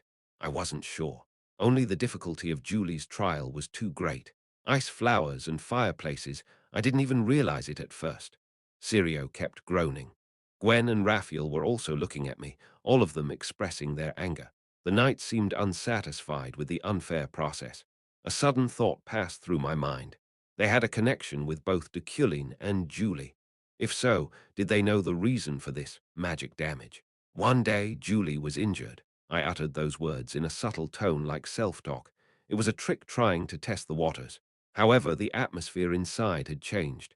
"Injured, that was because of you. When we were on an escort mission in the past." "Oh, maybe." Sirio's eyes widened as he looked at me. Raphael patted his chin and became lost in thoughts. "Are there still effects from that time?" Gwen frowned. "When she wielded her sword, she seemed to be fine. What do you think, Raphael?" "She seemed to consciously limit the use of her magic. She made full use of her sword, but she never instantly released a lot of mana," Raphael said, then after a brief pause, continued proudly. "There would have been no other way to fight against my heavy sword." Sirio nodded as if he understood. "Well, if she's still suffering from it, then it is a problem. She might get disapproval by being at Her Majesty's side, especially from the eunuchs, who are famous for their polarity. They spoke of a past I wasn't aware of. These were all information about before the game's beginnings." "Are you sure, though? How did you know that?" "Oh, well, of course you know. You love her so much, after all." Sirio smiled slyly. Gwen sharply glared at me. "Enough. Even if that's the case, this isn't how you should treat people. This kind of behavior isn't cool at all. Even if she is injured, she can teach Her Majesty enough. You're overprotecting her." Gwen, I called her name. What? Do you want to get eliminated too? Gwen shut her mouth, and I focused on my job as the selection officer. Everyone go back to your rooms. The second trial will begin after the first to be eliminated leaves. 3 p.m. Outside the dark world, Julie remained standing. She looked up at the sky, the winter in her eyes seemingly tearing up her soul. Cheer up, ma'am. You've been under a lot of stress these days, so please show it to your heart's content and come back. The cheers of her subordinates came to mind. She was determined to pass for them, but her attempts resulted in failure. However, she couldn't blame anyone. She couldn't even feel resentment. Julie humbly accepted her defeat. As she was about to go home, she heard someone approach her. Deculein, he was looking at her from a distance. Julie. Yes. He closed the distance between them slowly, the snow getting crushed under his feet. 3 steps away from her, he stopped. He thought for a moment as if choosing his words. I apologize for what happened today. Don't, Julie shook her head. As you said, it was my fault, I understand. It was a test in itself. Deculein didn't say anything. He couldn't understand her saying that it was her fault. Julie spoke with sincerity. Ice flowers and the fireplace. It was really clever. I should have checked it when I got the assignment. Deculein let out a small sigh. Clever, my ass. She's such a fool and honest person. Before I let you go, there is one thing I want to ask you. Is it as a selection officer? He shook his head. No. All right, fine. It would be as Kim Woojin, not Deculein. No, as Kim Woojin, who harbored Deculein's feelings. Deculein remembered the first time he met Julie. That day, she furiously talked about a promise, but he didn't even ask what it was. There was a promise I broke the other day. She looked at him without saying a word. He continued speaking indifferently. Tell me that promise again. Her eyebrows twitched, and he just gave her a faint smile. I just want to hear from you again. Hearing him say that made her think he was cunning. At some point, he had become such a mysterious person. It has already been half a year. At that time, I received a letter from a member of the Lunar family, the mother of the wizard who took his own life under your command. What was the content of the letter? I've already shown it to you. It spoke of the evil deeds you've committed in the past. I asked you for an explanation, and you remained silent. At that time, Julie showed the letter to Deculein, but he glared at her with a crushed gaze and burned the letter. You said it was something I didn't need to know. I see. Deculein acted as if it had never happened before. Again, this was an incomprehensible behavior. Why are you asking me about it now? He looked at Julie. A bitter smile appeared on his lips. Because it was my fault. What? Surprised, her eyes widened. Deculein repeated his words. At that time, it was my Deculein's fault. However, the research is still ongoing. He designed it, but I'm the one starting its construction. I'm now filling in the blanks myself. Naturally, since this is a study we started together, I'll name him as my co-author. Deculein looked at the horizon. The sun was slowly rising. The nature of magical spaces was so strange. If I profit from it, I will share it with his family and help them regain their honor. On the day it's published, I'll also apologize to him. His face was drenched in daylight. Like ice in the spring sun, he was cold but warm. She responded quietly. Why didn't you say that then?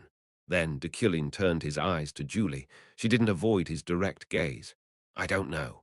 Maybe because it wouldn't change anything even if I had said that. What? At that time, you were only looking for reasons to hate me. Just as Deculein loved Julie, it might have been fate that Julie hated Deculein. That was what he thought. I understand. No matter how you feel about me, we can't control our feelings. No. However, Julie had a different opinion. She shook her head firmly. I used to like you. Deculein's expressionless eyes widened. At his surprising change, Julie blushed.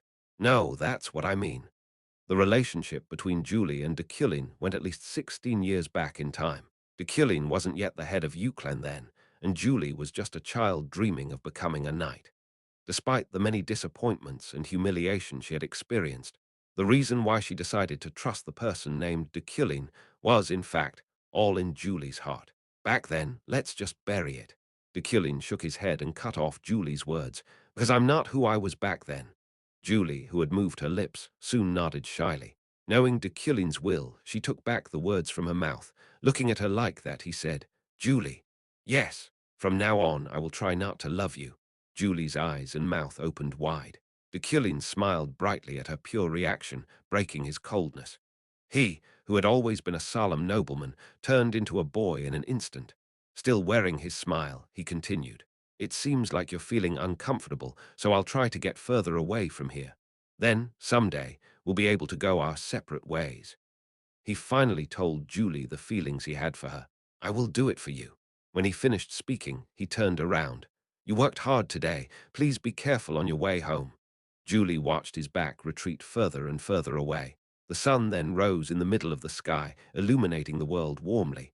Soon, a small, sunlight-like smile spread across her lips. "You're serious?" Today, she realized it again. He was trying to change. She became aware of his efforts to do so. Maybe she already knew, but just refused to admit it. "As a knight, I will reflect on myself." Feeling a part of her heart warming up, Julie turned around, walking in the opposite direction as him. "I will try not to love you," his words echoed in her ears. He claimed he would change for her, saying he would stop loving her for her sake. "It was definitely meant for me." She abruptly stopped and looked back, but he was already nowhere to be seen. Nodding, she went back to following her own path. The snow seemed to engulf her legs, but the sunlight soon melted all of them that clung to her body like sludge. Julie walked away from Deculein. At the same time, she acknowledged her feelings towards him. "I successfully completed the selection process. After 3 days of exams, 3 more knights were eliminated, leaving Raphael to be selected. Thanks to him, I spent 3 days on it, but it didn't mean I gained nothing from it.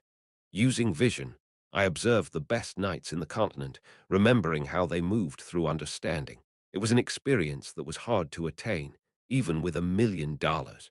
As soon as I returned to my office in the university tower, I compiled a summary of their actions. Combining them, they would come in handy when paired with my Iron Man. While putting this record in my office's desk drawer, I noticed a notebook. I took it out. It was the untitled, seemingly empty notebook I brought from Deculein's room at Hadecane. The detailed information it contained remained hidden, but it was clear that it was a magical artifact. The use of these magical artifacts was usually straightforward. I just had to infuse it with mana. The moment I put my hand on it, however, knock, knock, I put the notebook back into the drawer and opened the door with my psychokinesis. "Congratulations!" Alan, wearing a cone hat, was holding a cake in his hands. He smiled brightly.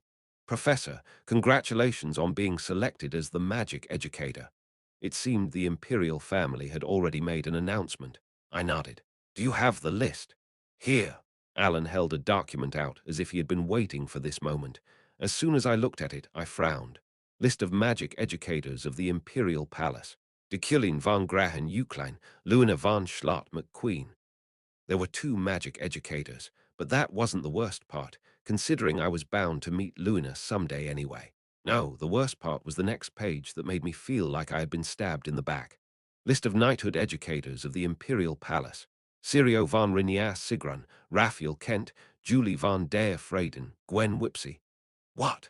The Emperor selected all 4 of them as knighthood educators. She wrote the reason on the back, too.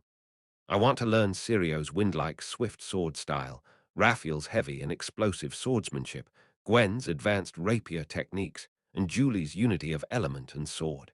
Moreover, at that moment, Imperial Palace quest, Devil's Mirror, store currency +10, a huge quest that gave 10 one worth of store currency appeared. Pa pa pa, para pa pa. Papa, not reading the mood, Alan burst into a fanfare, which was the first time he had won. "Leave." "Oh, okay." I beckoned, and Alan, reading the mood, went straight out. I stared at the list and thought about it. However, nothing would change if all I did was ponder all over it behind my desk. All of this was the Emperor's will. Damn! I sat on a chair and brushed my hair. Knock, knock. I was about to leave, so I approached the door and opened it this time. Sylvia looked up at me with a huge scroll in her arms.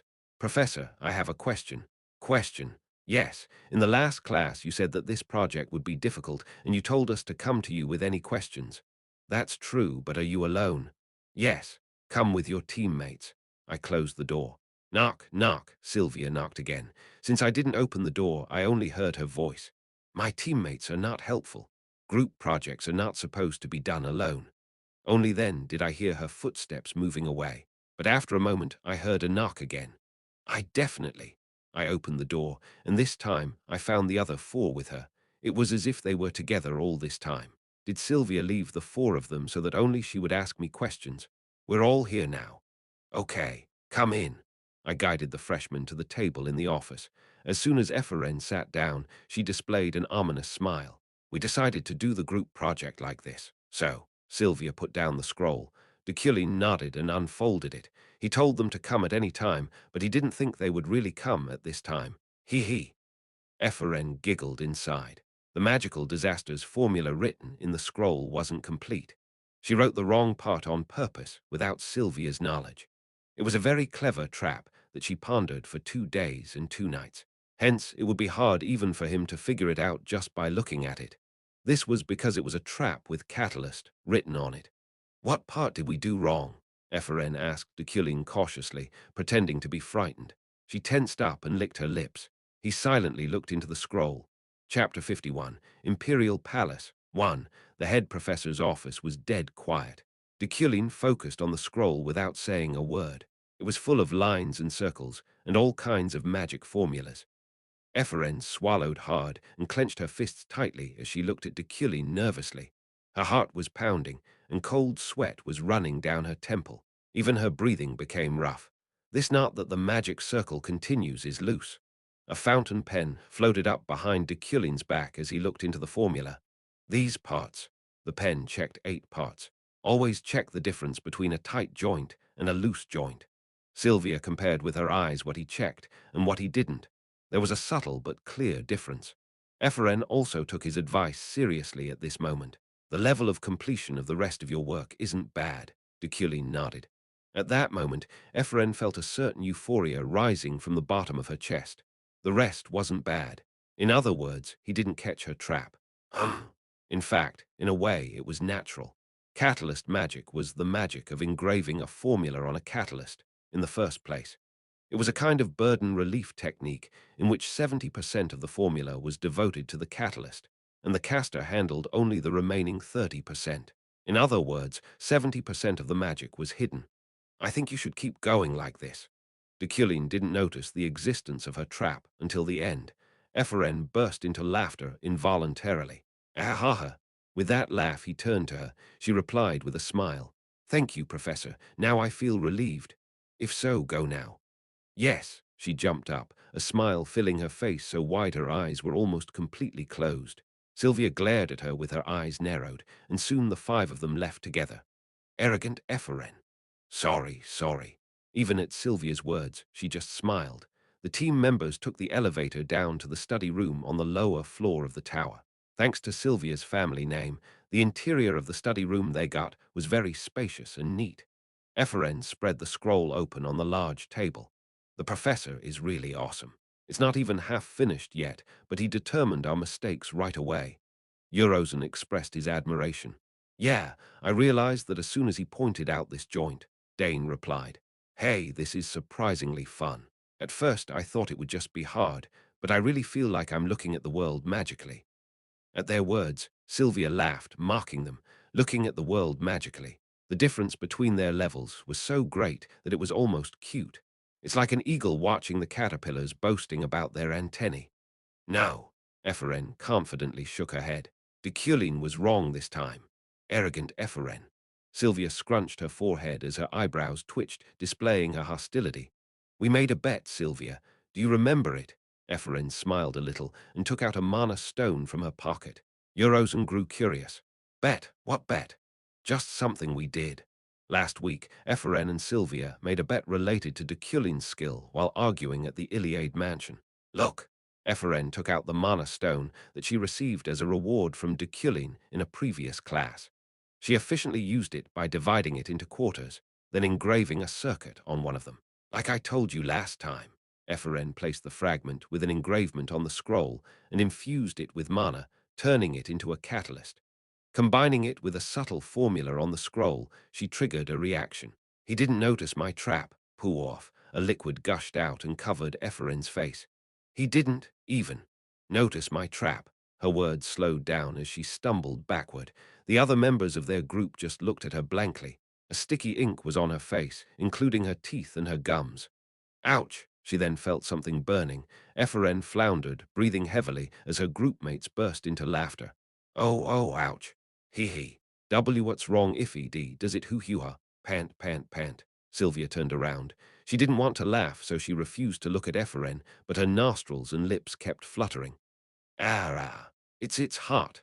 Ephraim placed a bowl on the ground, created water, and put her face in it.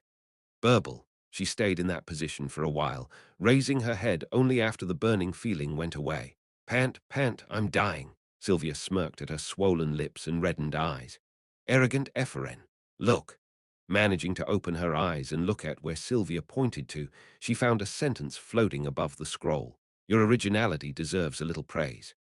Damn! Oh no, no, no, no, no. It's starting to burn up again. Frowning, Ephraim put her face into the bowl of water once more, and Sylvia resumed working on their project. However, Sylvia had grown a little wary. Catalyst was secretive magic, with only a part of it revealed. One would have to anticipate what kind of circuit the opponent had engraved to deal with it. It required not only magical abilities, but also a genius and mathematical brain.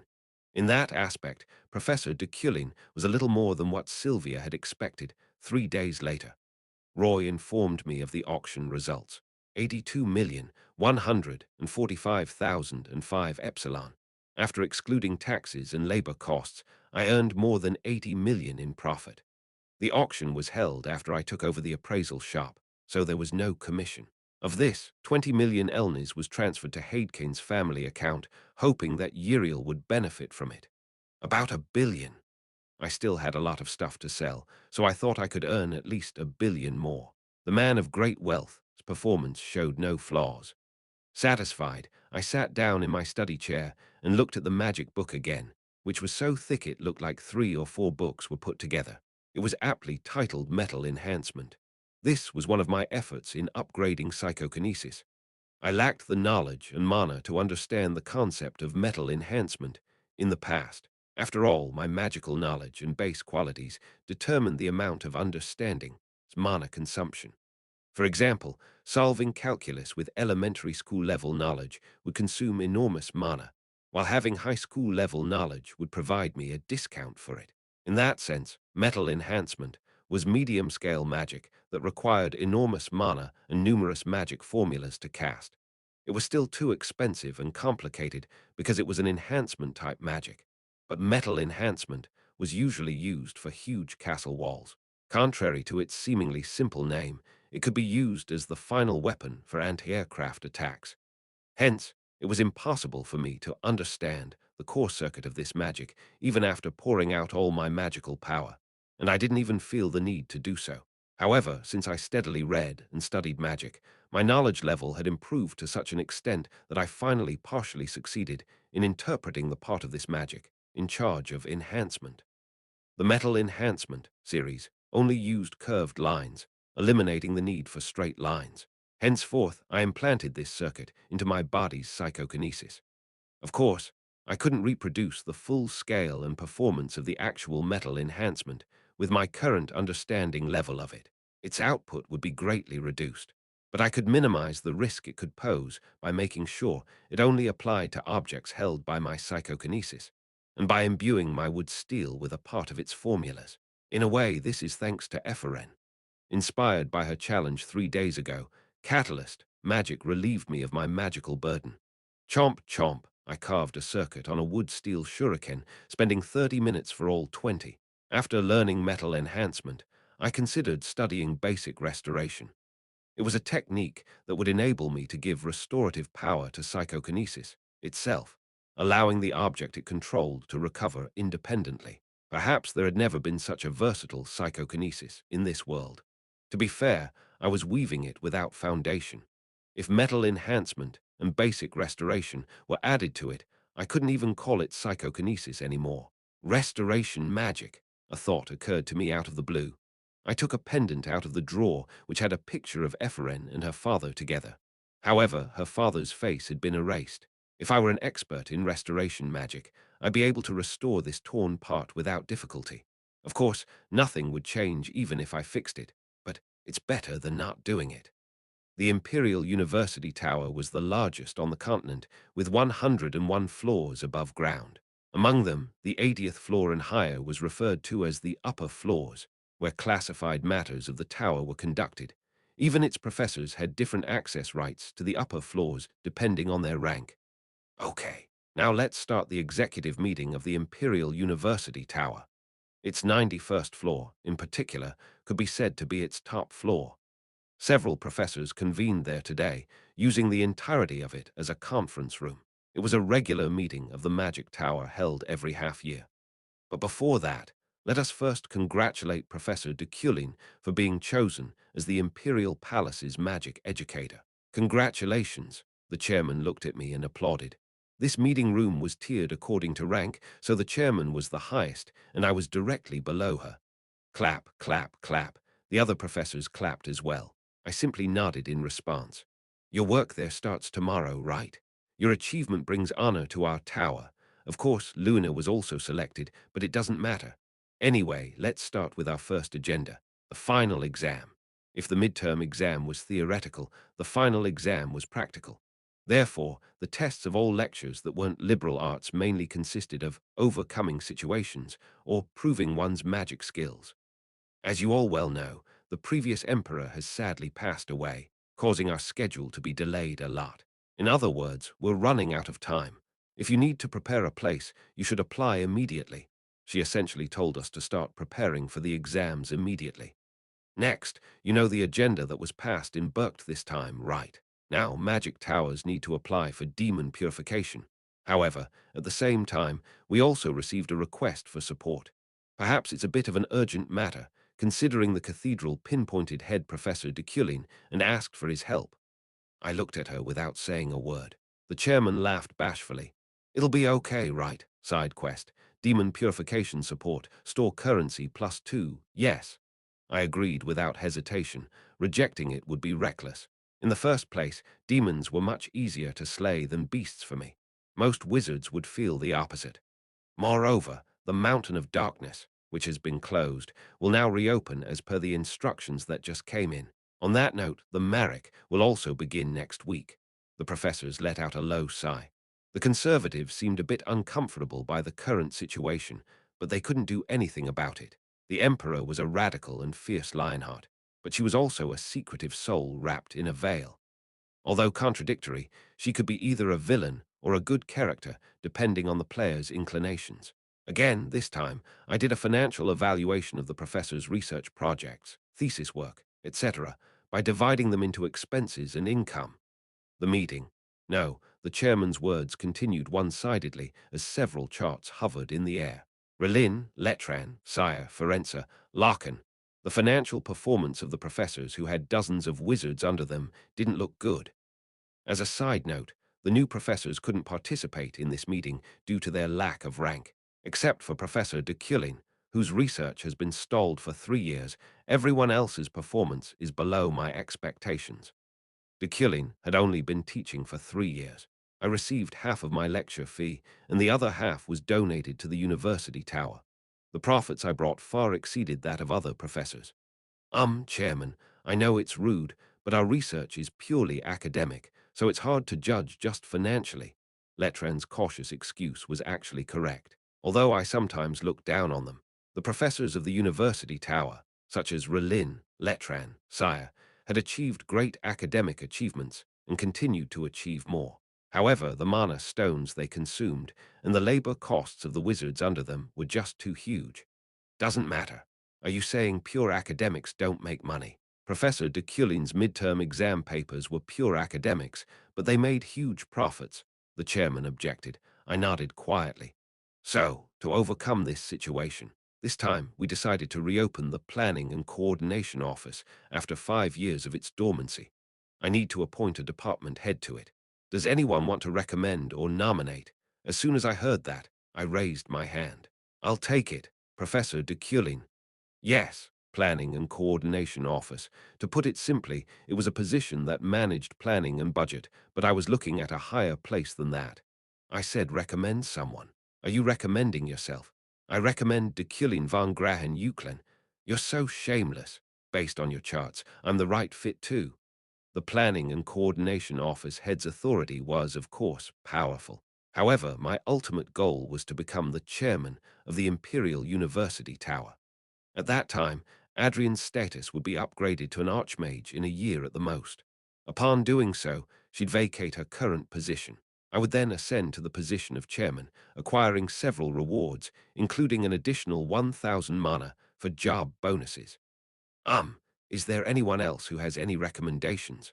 I looked at the professors, glaring at them as domineeringly as possible. None of the professors came forward. By the way, you haven't conducted any research in the past 3 years.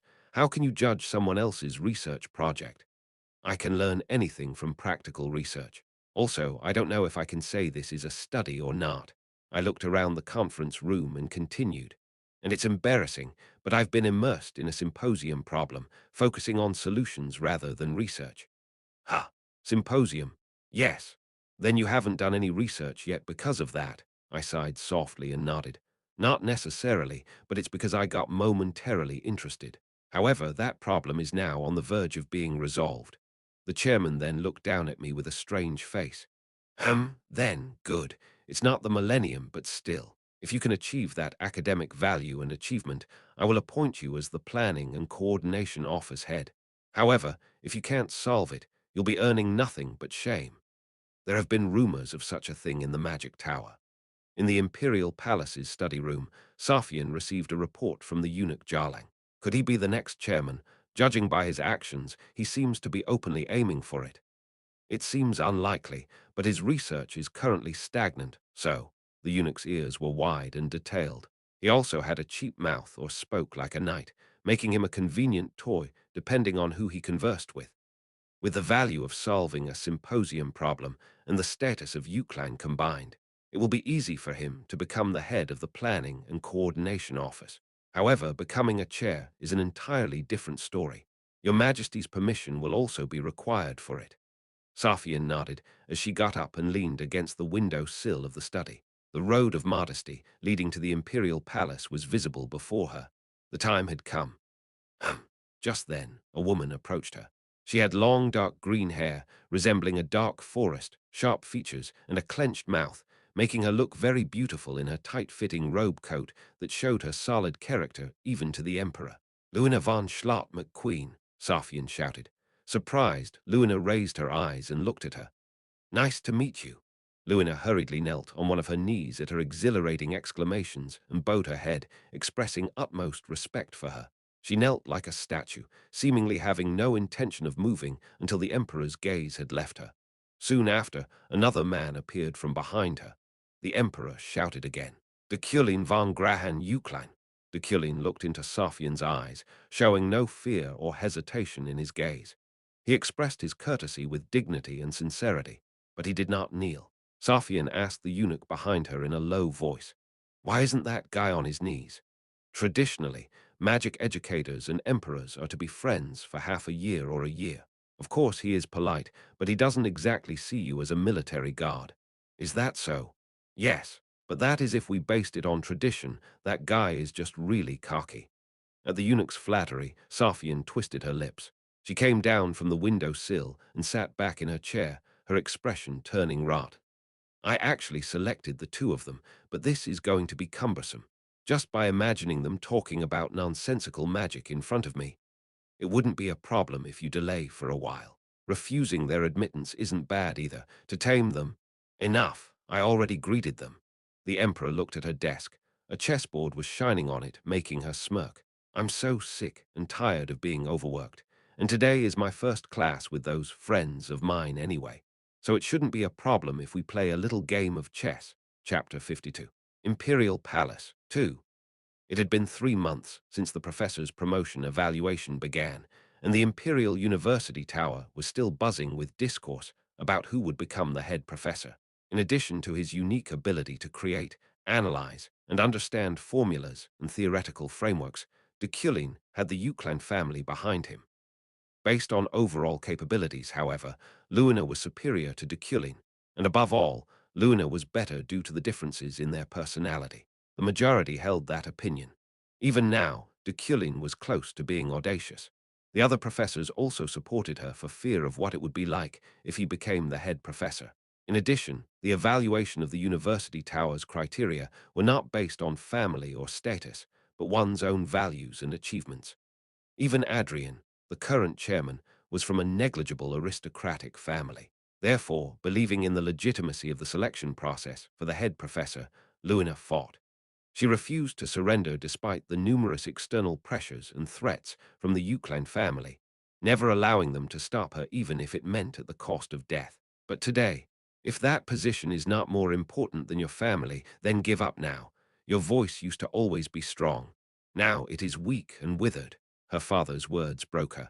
The Euclide's immense pressure affected not only Luna herself, but also her entire family. McQueen originally belonged to the 12 traditional families, but they were eliminated from the Burkt Conference 10 years ago. Things had gone awry since then. Her father suffered a serious injury and lost his magical capabilities, causing the McQueen family to lose its prestige. They now had no strength to fight the Euclid. It wasn't something that could be resolved if she endured and persevered on her own. She realized later that their situation had become much more serious than expected. Her father, mother, younger brother, their vassals, household members, and entire family estate collapsed. Drip, drip. Rain poured the day Luna visited Deculein, her sense of helplessness drowning her more than the stream of water that soaked her whole body. That's impossible. At the outer gate of the Euclid residence, one of the best mansions on the continent, a guard stood in front of her, blocking her path. I have something to tell him, not without a prior appointment. I know, but I need to let him know. I can't let you through. Get out of my way. If you tell him Luna's come to talk to him, Deculein will. More guards stopped her, pushing her away. Regardless, she argued with them ceaselessly until a familiar voice stopped the commotion. What's going on? Deculein. He looked at her over the gate, standing under his servant's umbrella. Luna hated that contemptuous gaze of his so much. It's you again, Luna. Deculein's eyebrows twitched. Luna pushed a guard away and dusted her clothes off. Her lips moved as she glared at him, but her words refused to come out. Regardless, she knew she had no other choice but to declare her surrender. I give up. Give up. Yeah. Deculein looked down at her like he was looking at a stray dog. I give up. It's time to put an end to all of this. Her voice trembled. Let's stop here. Stop. A mocking tone leaked from Deculein's twisted lips. His next words disgusted her. Stop what? What? Deculein pushed her entire family to a cliff. The terms of their bills were absurdly shortened, and their family check became a piece of toilet paper. The whole estate was on the verge of bankruptcy. I don't know what you're talking about, Luna, but Deculein walked slowly, every step of his echoing in her ears. Cold contempt rested in his pupils. If you're here to apologize, apologize. His words were nonsensical. Then you must display the right attitude for it. Under his umbrella's shade, Deculein's blue eyes gleamed. You're too unyielding right now. Luna bit her lip hard enough for her teeth to pierce her flesh, causing blood to gush out. Apologize. Yes. After your family was eliminated from Burkt, the Euclid began to support you, thanks to which your collapse was prevented. Our family forgave the McQueen's arrogant behaviors, like not even expressing gratitude for what we did. However, your entire bloodline is now acting like a dog, unable to forget its old habits. Naturally, I deserve an apology. Deculein's tone was calm and aristocratic. The moment Luna clenched her fist and looked at him, he squinted at her. A tree that's rotten down to its roots will never survive. Just wait and see. Your family will sooner or later wither. He turned his back on her. At that moment, she felt like the world itself had gone crazy, like the sky itself had fallen. She wanted to disappear right there and then, but for the sake of her family, she didn't run away. As he moved further and further away, she shouted, Wait! Deculein stopped, looking back at her over his shoulder. I'll do it. Luna slowly fell to her knees, her lips dripping blood onto the ground. Splash, mud, and rainwater dug into her clothes. Deculein seemed a little surprised. I'm sorry. I apologize. Luna bowed her head as she shed tears, though they remained camouflaged among the downpour. In reply, he sneered in a tone of contempt. Tusk, you're ignorant and pathetic. Deculein came closer. The rain grew stronger. Your family is less than 100 years old. No roots, no history. You're no more than damn garbage. His heels landed on her knees. You were so full of yourself, refusing to acknowledge your place just to protect your pride. He lightly stepped on her as if blemishing a brand, causing her to feel so much more emotional pain than physical. She thought her heart was being torn apart. You are disgusting and dirty to see. Crush. His heels hit her knees again, ripping open her skin and flesh, rupturing her ligaments and spilling her blood. She desperately held back her groans. Disappear. If you want to keep your family alive, don't ever show your damn face before me. Luna stayed in her place. The guards barred the gate again, and heavy rain covered her body. Her blood, gushing out, mixed with the flowing rainwater. After asking for forgiveness until the rain stopped, Luna submitted her resignation letter at the Imperial University Tower the very next day.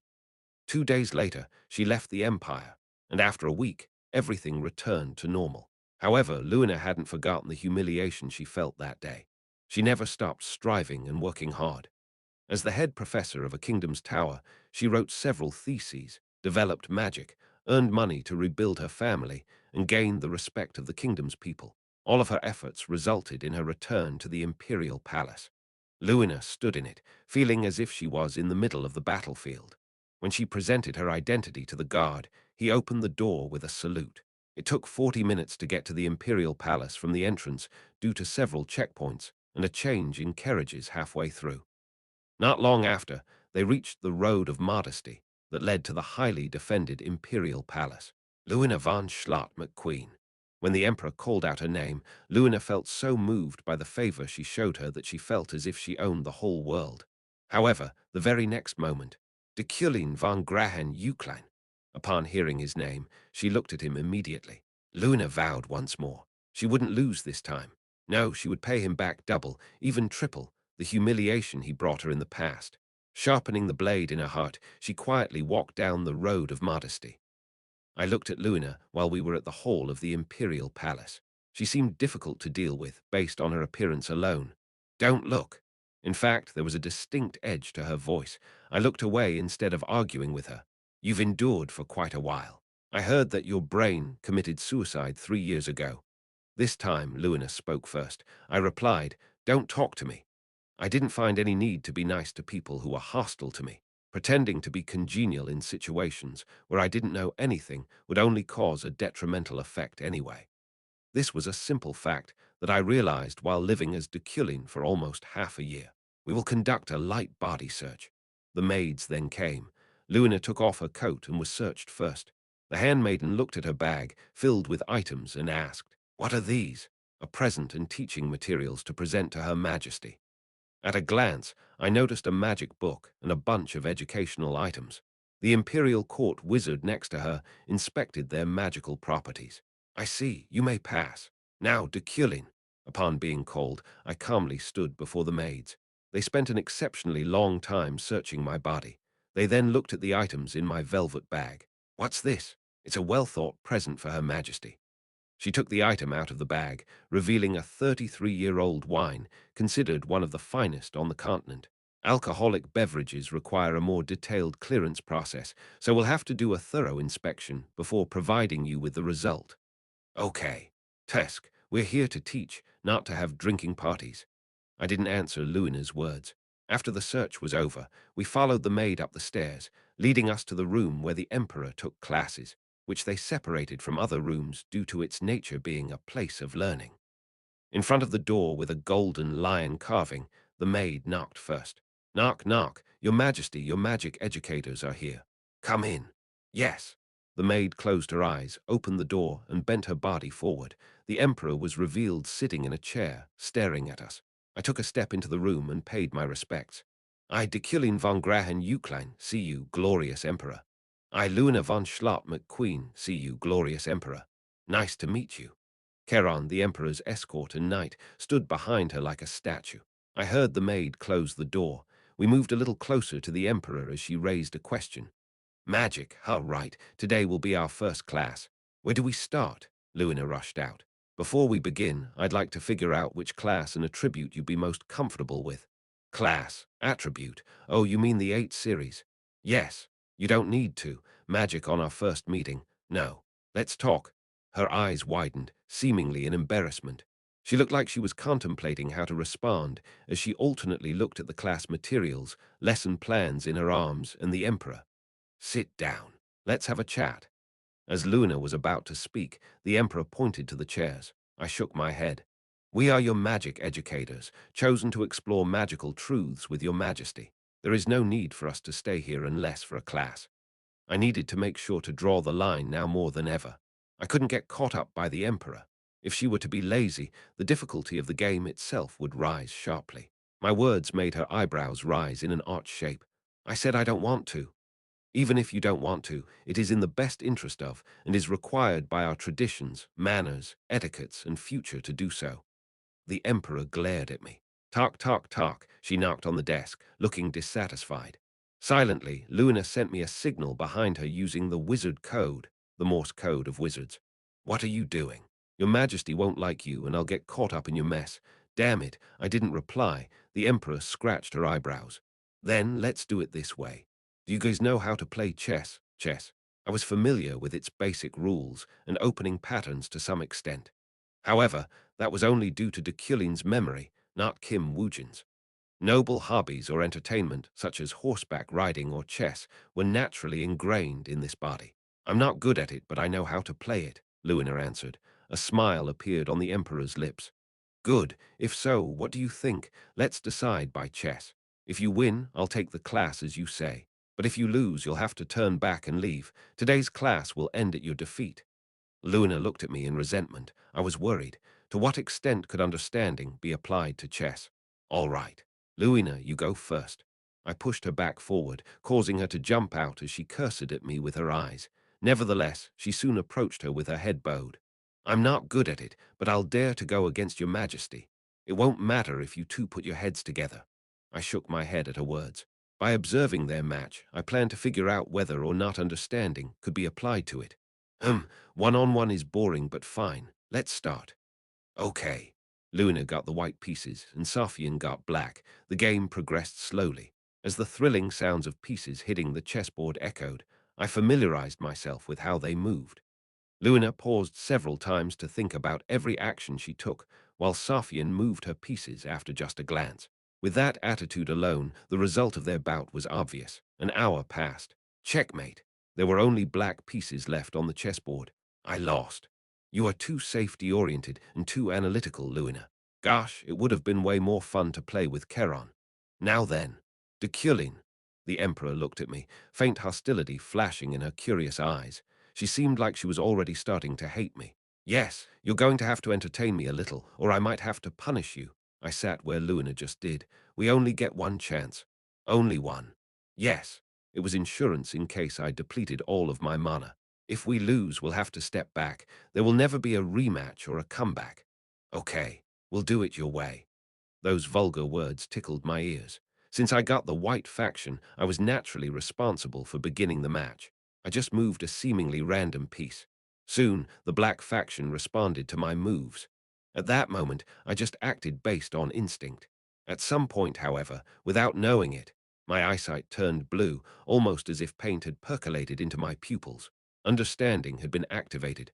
I can't tell what this guy is thinking, Safian thought. I feel like I'm looking at a wild dog. His moves are rough, incomprehensible, swift, and unpredictable. They're quite strong and ferocious, but crude nonetheless. She realized his unpolished wildness was as sharp as shards of glass. If I'm careless even a little, he will inflict fatal wounds on me. Compared to Luna, he's 10 times more ferocious and intimidating. From his opening alone, he induced a melee and rushed into the offensive. He dug in whenever a chance appeared, and if he could catch any of her pieces, he made it a point to bite them off the battlefield. Safian moved her bishop while alternately looking at the chessboard and the opponent's face. As if to catch up, his queen moved immediately, taking less than 3 seconds from conception to launch. She was shocked by his recklessness, but that didn't mean he made a mistake. Safian peered into her opponent's eyes. The Euclid head watched the chessboard without any movements. Was he hungry for prey, or did he simply like to fight? Whatever it was, his temper clearly differed from his appearance. Humph! However, Safian knew the weakness of his tactic. Hungry wild dogs, blinded by their aggression, would self-destruct upon stumbling upon the most basic traps. Safian deliberately showed a loophole in her defenses that she had steadily built up, creating a trap that looked like an honest oversight on her part. Anyone would look at it and see a delicious, unaware prey out in the open, but the moment they took the bait, they would be surrounded. Safian kept her face emotionless as she waited for the opponent's move. The dog didn't even stop to think. As she predicted, he was caught. He kept biting back tenaciously, not knowing he was trapped. She smiled. Her knight had caught his queen. With this, the game was over. At least it should have been over. However, Safian found it bizarre. He continued his siege in such a dire situation. The game, which should have ended soon, went on longer than she expected. He moved his pieces without hesitation. The emperor couldn't decipher what the bastard was trying to do. Safian followed his pace, which was the best she could do in this situation, but he attacked non-stop regardless. She successfully counterattacked and devoured his offensive, but strangely, she felt as if she was slowly falling into a bog. The situation was still, no, had always been favorable to her. Regardless, she felt surrounded by a strange atmosphere. Her victory was just right around the corner, but she had this ominous feeling of being dragged by him. At some point, he stopped moving. Their battle had now entered the end game. The emperor looked at the near-empty chessboard. Why did he suddenly stop? Curious, Safian tried to predict Deculein's moves. His future actions unfolded in her head. His bishop would take the tile next to her king, and her queen would eat up his bishop. But at his 8th turn, she saw her defeat. If Deculein kept going at this rate, she would suffer from a defeat so unconditional it wouldn't matter what move she took. No, it wasn't a matter of if. He deliberately brought her to this moment. It was what caused the mysterious atmosphere that she couldn't seem to ignore. Safian couldn't comprehend this exquisite arrangement. Every piece that he left on the chessboard, including their positions, had meaning. Did I underestimate him too much? At what point did he start luring me around like this? The emperor raised her eyes in silence. She found Deculein looking straight at her. His gaze, which had been staring at the chessboard the whole time, was now fixed on her. He wore no expression. Now all she could do was move her pieces. However, his next move, once again, far exceeded her expectations. He took down his king himself, causing the white king to fall onto the board's surface. The emperor's eyes, following the king, widened as she looked back at Deculein. "What are you doing?" "I lost." Deculein gave a simple answer, sounding as if this was a natural outcome. "Your king hasn't been caught yet. I don't see any other answer aside from this. Is the answer yours or mine?" Before the emperor could even ask that question, he stood up. "Since both of us were defeated by your majesty, I, unfortunately, will have to return home today. I will see you next week." They promised to leave without saying a word. There was no rematch or comeback. Deculein faithfully fulfilled his promise, and Safian could do nothing but glare at his back. Chapter 53. Imperial Palace 3. Deculein left. As promised, there was no rematch or a comeback. Meanwhile, Luina remained in her place. Safian looked at her. "What do you think of this situation? He seems to be better than me." Although her pride was hurt, she answered honestly, "He's much better. Not only was he better, but our battle was also a lot more fun. You're too much of a coward." "I understand. I'm sorry." "Did you grow up being beaten by someone when you were young?" "No, it's because I only read books at home." Luina took Safian's words calmly. She didn't show anything on her face. "I heard the relationship between the Euclines and the McQueens isn't that great." "That's right." However, she didn't feel confident enough that she'd be able to maintain her composure against that question. She lowered her head to hide her face. 15 years ago, at the Burkt conference, the former head of the Eucline family attacked the McQueen family head and eliminated him by stealing her father's mana source, ultimately crippling him as a wizard.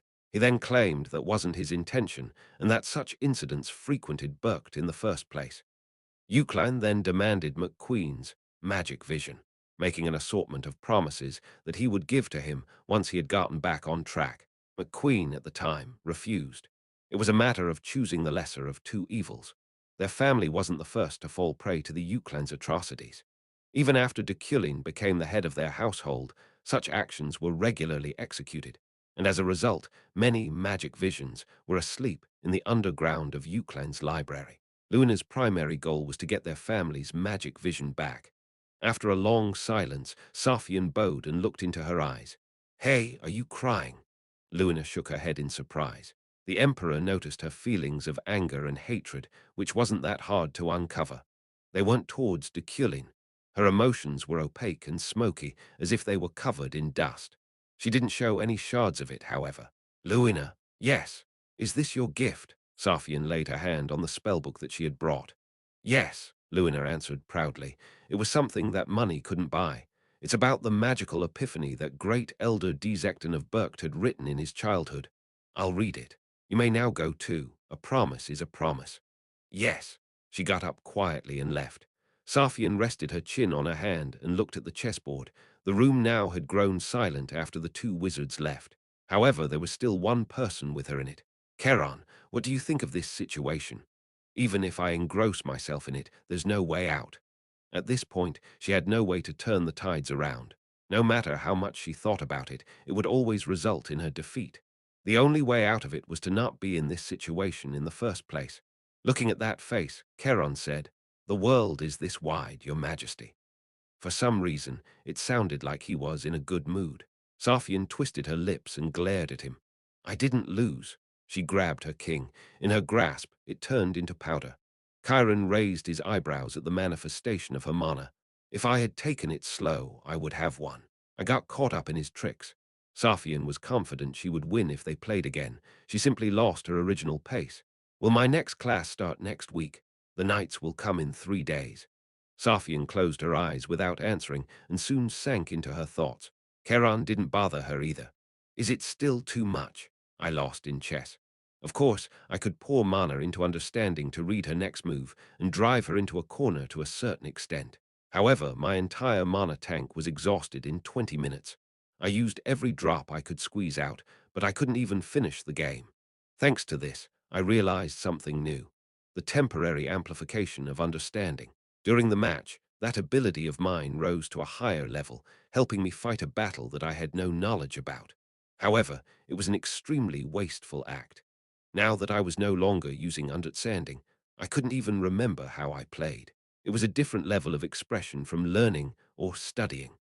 I came to the parking lot outside the palace's outer walls, feeling the aftereffects of my magic exhaustion. My car and Luna's car were parked side by side. Those who rode carriages are getting their licenses too late. Really? Well, these days, nobles don't ride carriages anymore. The drivers were talking to each other. Yes, I'm glad I found that out early. Do you know who started this car trend, though? Who? Professor Deculein. All the trends start with him. Even though they both were drivers, the difference was obvious. My driver's back was straight, and Luna's driver slouched. Oh, you're here. It is an honor. As I approached, the two drivers bowed. I nodded and got into the car. Let's head back to the mansion. Got it. My car's engine started and soon left the place. Shortly after our departure, I glanced at the rearview mirror, finding Luna's car following right behind me. I casually looked back. Certain energy was faintly glimmering on its front seat's leather covers. It was a mana trace. I stared at it with my eyes narrowed as it formed the shape of a sentence. Have you abandoned us? Jeff. Yes. It was surprising, but I didn't show any signs of it. I just casually looked around my car's interior. There were no death. Did you leave your post after you parked the car? No, I stayed near it at all times, since we were around the Imperial Palace. Even though Jeff was my driver now, he used to be a mercenary. If the sentence were engraved in such a way that his senses couldn't detect it, it wouldn't just be anyone who did it. Have you abandoned us? Besides, based on the words alone, it was highly probable that it was someone from Deculein's original connections. If that's the case, it's a bit annoying. That person probably hailed from the Dark family. Has no one come near it, or have you heard anything useful? Ah, Jeff nodded as if coming into realization. I heard Luna bought a mansion. She seems to want to stay here now. I looked out the window. In the passing scenery, darkness momentarily fell. I thought it was because of magic, but it was just the shade offered by trees. Is she? I looked in the rearview mirror. Luna's car had disappeared. I opened a book as usual. While reading calmly, I thought about Deculein's power. From a player's perspective, Deculein's subordinates were obviously annoying. There were many named villains with stronger combat power than Deculein, but those connections were very shallow. Even after Deculein died, no event revolved around avenging their boss. They simply scattered. In fact, since I became Deculein, his network of dark people faded away as soon as I cut off that sponsorship. However, I should think about it. These guys were different. A few names came to mind, but it seemed necessary to refrain from hasty actions until I saw them in person. The night was darker than usual. Turhal, the capital of Iliad, had been busy these days with the opening of Marek and support for demon purification. As a result, Glython at the Lord's castle was still signing paperwork. The competence Deculein is showing these days is unexpected. Amid the scratches brought forth by his fountain pen scribbling, a voice flowed in. Glython nodded. I know. Deculein's practical skills had already been detailed by a certain incident, but he thought theoretical skills were entirely his. Actually, since he died, his theoretical skills had been cut off too. The symposium, huh? Was it a change of heart, his final move, or a new mindset? Whatever caused it, Deculein declared his intention to challenge the symposium. Resolving the symposium in this magical world could be called an achievement to some extent. Of course, it depended on the problem, but at least the 6th, 9th, and 11th problems that had remained unanswered for 15 years were special. Which problem is he trying to solve? That is yet to be revealed, it seems. I wonder what's in his head that made him suddenly desire to do that and oppose the red box suppression. Glython placed the signed papers on the desk, then leaned against his chair's backrest. He looked into the darkness outside the castle and smiled. He's very unpredictable. I wonder if it's because of the Euclid blood in his veins. The Euclides and Iliads were in a cat and dog relationship, in a way. Even if it weren't for the incident from 15 years ago, they would have still clashed, killing and being killed by each other. And yet, a strange relationship bloomed between them despite recognizing each other as enemies. What happened to the knight who died in Berkt? He's on hold, but he'll probably remain on hold forever. Glython laughed quietly. Ha ha, who knew he harbored ill feelings toward Deculein? Yeah, of course, it was the Riarch kingdom that instigated the attack on Berkt itself. However, Glython's brother Galek added one more piece to the puzzle to make the raid perfect. Veron. It was easy to manipulate a man's impulses once he had been swept away by his emotions. However, Deculein's victory was unexpected. If it were a one-on-one battle in a limited space, he would have had a hard time even against a knight 2 ranks lower than him. You have a very fiery personality, Galak. Shut up. All of this was his brother's doing. Of course, Glython didn't intervene, both superficially and inwardly. These days, there are rumors that Julie and Deculein's relationship isn't as bad as it used to be. I know, the youngest piece of their family is really lucky. Julie should have died in her mother's womb in the first place, but she somehow lived through it and even thrived despite being hit by that curse. It was supposed to be incurable, making Glython wonder how she overcame it. She seems to be a flower that blooms even brighter the more she suffers. She suffered a lot because of Deculein and my family. Rather, it may have been thanks to you too that she survived. Each individual has different origins. Glython laughed. You're too emotional. That's a useless hypothesis. Anyway, you may go. Got it. The shadow that had been talking with him quietly disappeared. Wednesday morning, after waking up, Ephraim took a shower and went out. As she yawned, she turned back without thinking and was soon startled by what she saw. Gosh, don't people get tired? There were a lot of writings on the door. Piss off, towerag, dirty bitch, moron, etc. These days, these childish bullies were getting worse and worse. She thought it would stop if she didn't pay attention to it, but it just raged even more. Are they really nobles? She could already deduce who did it. Beck, Lucia, and Dupin, a gang of children of some viscount with a lot of influence. At first, it was just pathetic. However, it soon became hard for her to hold back when they started doing it to her club members. Childish fakes. Ephraim wiped the writings off with cleanse. Thinking about it, she wondered if true wizards only existed on the Isle of Wizards' Wealth. The saying that one's identity didn't matter in the university tower was just an illusion. For them to stay in it in the first place, practical and theoretical abilities in magic weren't the only requisites. Political power was almost just as essential. Considering the number of professors involved in the faculty review, that was easy to deduce. Sigh. Ephraim left the dormitory and walked through the campus. There were quite a few people on the school grounds these days because the postponed school festival continued until late at night. All roads were paved, and there was plenty of entertainment around, such as pubs, parties, plays, and horse-riding matches in the night department. Thud, as she made her way to the theater, her ankle got caught in something. Ah! Ephraim fell, a drink spilling over her body. Sticky fluids dripped from her hair and robes. It hurts. Gosh, who did this? Ephraim expected an apology, but she only heard curses. Upon looking at the person, she soon understood why. In front of her was a bunch of nobles led by Lucia of Countess Leverin's family. She glared at Ephraim, who had fallen. Sigh. As she sighed, Ephraim got up, brushed her entire body with cleanse, and grinned. It's you again. Again, my ass. Hey, keep your eyes open when you walk. I spilled my drink because of you. Lucia pressed her finger against Ephraim's chest. She was furious, but thought it wasn't worth responding to this bitch. Even if she fought here, she would be the only one who'd get penalty points, and if the impartial Deculein intervened, rumors about them would run rampant again. Kids these days weren't afraid of him. They didn't know his notoriety. Maybe it was because he didn't directly give disciplinary actions or penalty points. Okay, I'm sorry. Are you done? Ephraim mocked her and turned around. Behind her, as she walked, she heard their voices. That bitch doesn't know her place. As expected from the arrogant bitch who messed with Sylvia at the beginning of the semester, who does she think she is? That's right. Did you know her dad was under that professor until he killed himself? At that moment, Ephraim's legs stopped. Huh, she stopped. Hey, I think she's mad. What will that moron even do? I guess it's true that she has no pride. Hey, stop. She'll go running to that professor again. We'll get in real trouble. These days, though, I heard the professors are joining hands. If Professor Deculein becomes the head of the Planning and Coordination Office, our lives in the tower will turn into hell. He's trying to keep us in check. Oh, that's right. That's right. My dad was originally going to just let it slide, but after hearing he defended the enemy during the Burkt conference, he signed against him. To them, Deculein was the villain. Deculein was, of course, a villain to her as well, but they were no different than him. Morons.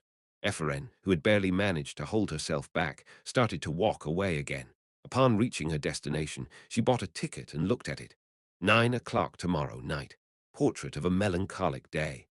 Afterward, she ate alone and asked the members, whom she ran into on the side of the road, to pretend not to know her at the tower.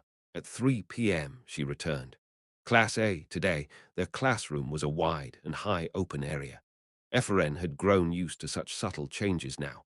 She stood alone without even paying attention to the members of the club who were glancing at her. Nice to meet you. At 3 o'clock, Deculein came in, standing in front of the debutantes indifferently. The projects I gave you can be submitted even after the final exam is over, so don't rush and push yourselves too hard.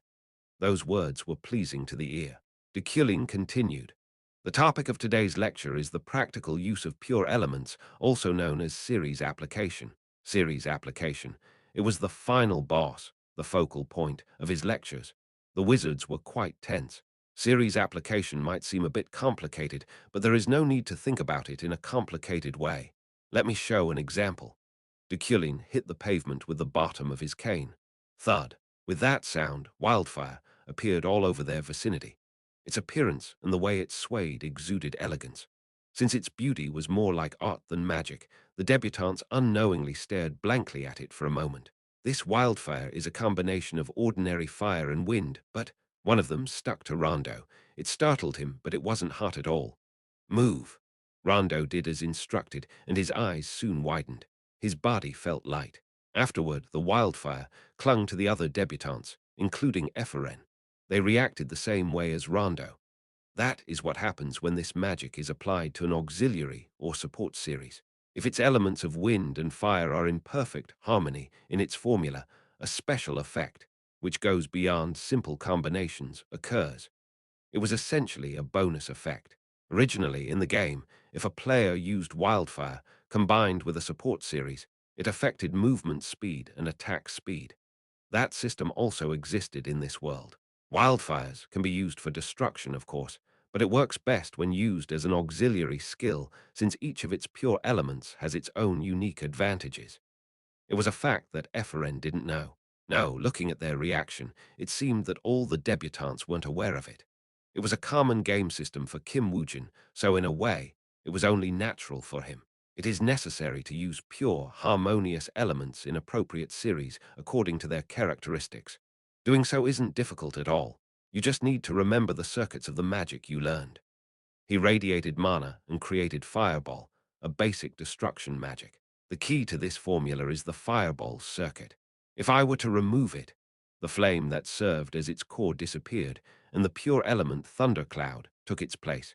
You only have to connect its core circuit after transplanting it into a pure elemental formula.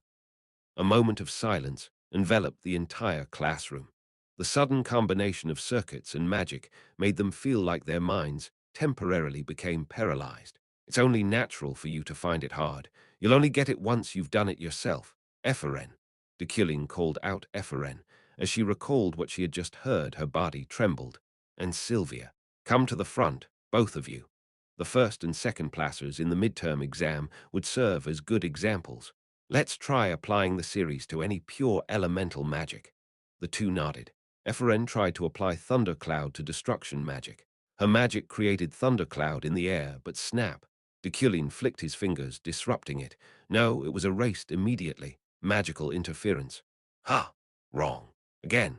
She didn't feel mad when he told her to do it again. However, no matter how inexperienced she was in the series of magic, the fact that it was deleted just by flicking his fingers hurt her pride. Okay, Ephren nodded and condensed mana once more. Again, snap. Deculein once again deleted her magic and told her to do it again, so she did. Sylvia began casting magic as well, but again, snap. Again, snap. That's a bit better. Again, snap. His again was endless. Chapter 54. Fetal movement. 1. Ephren and Sylvia, who were trying series applications, were now damp with sweat. Sylvia somehow succeeded, but Ephren was one step behind. Beck, Lucia, come. I asked other debutantes to apply the series as well. Confused, the next duo just drew formulas. There was more intuition than logic in their magic, and only intuition. Enough. I turned off the crystal protecting the classroom. It dismantled its barrier and reverted the scenery around us to a regular lecture room. This shows where your levels are. It's my fault for overestimating you. Sit down. The debutantes did as instructed. I was going to teach you to see magic as logic, not intuition. Without a theoretical framework, intuition is bound to get lost. Of course, this was an unfamiliar method, making it difficult for them to comprehend it. It was even more annoying since they would probably go back to square one. I didn't spare any efforts to teach them. In fact, there was probably no professor more faithful to education than I was. For it, I scoured all methodologies, the game system, and even books from ancient theocracies, which was rumored to be more magically prosperous. Logic was emphasized in the past, and even I thought it was systematically correct. But in reality, only 5 or 6 people could embody this teaching. In short, reality hit me in the face. I will explain it in detail again. There were several bonus systems in the game. Attribute bonuses, series bonuses, combination bonuses, harmony bonuses, etc.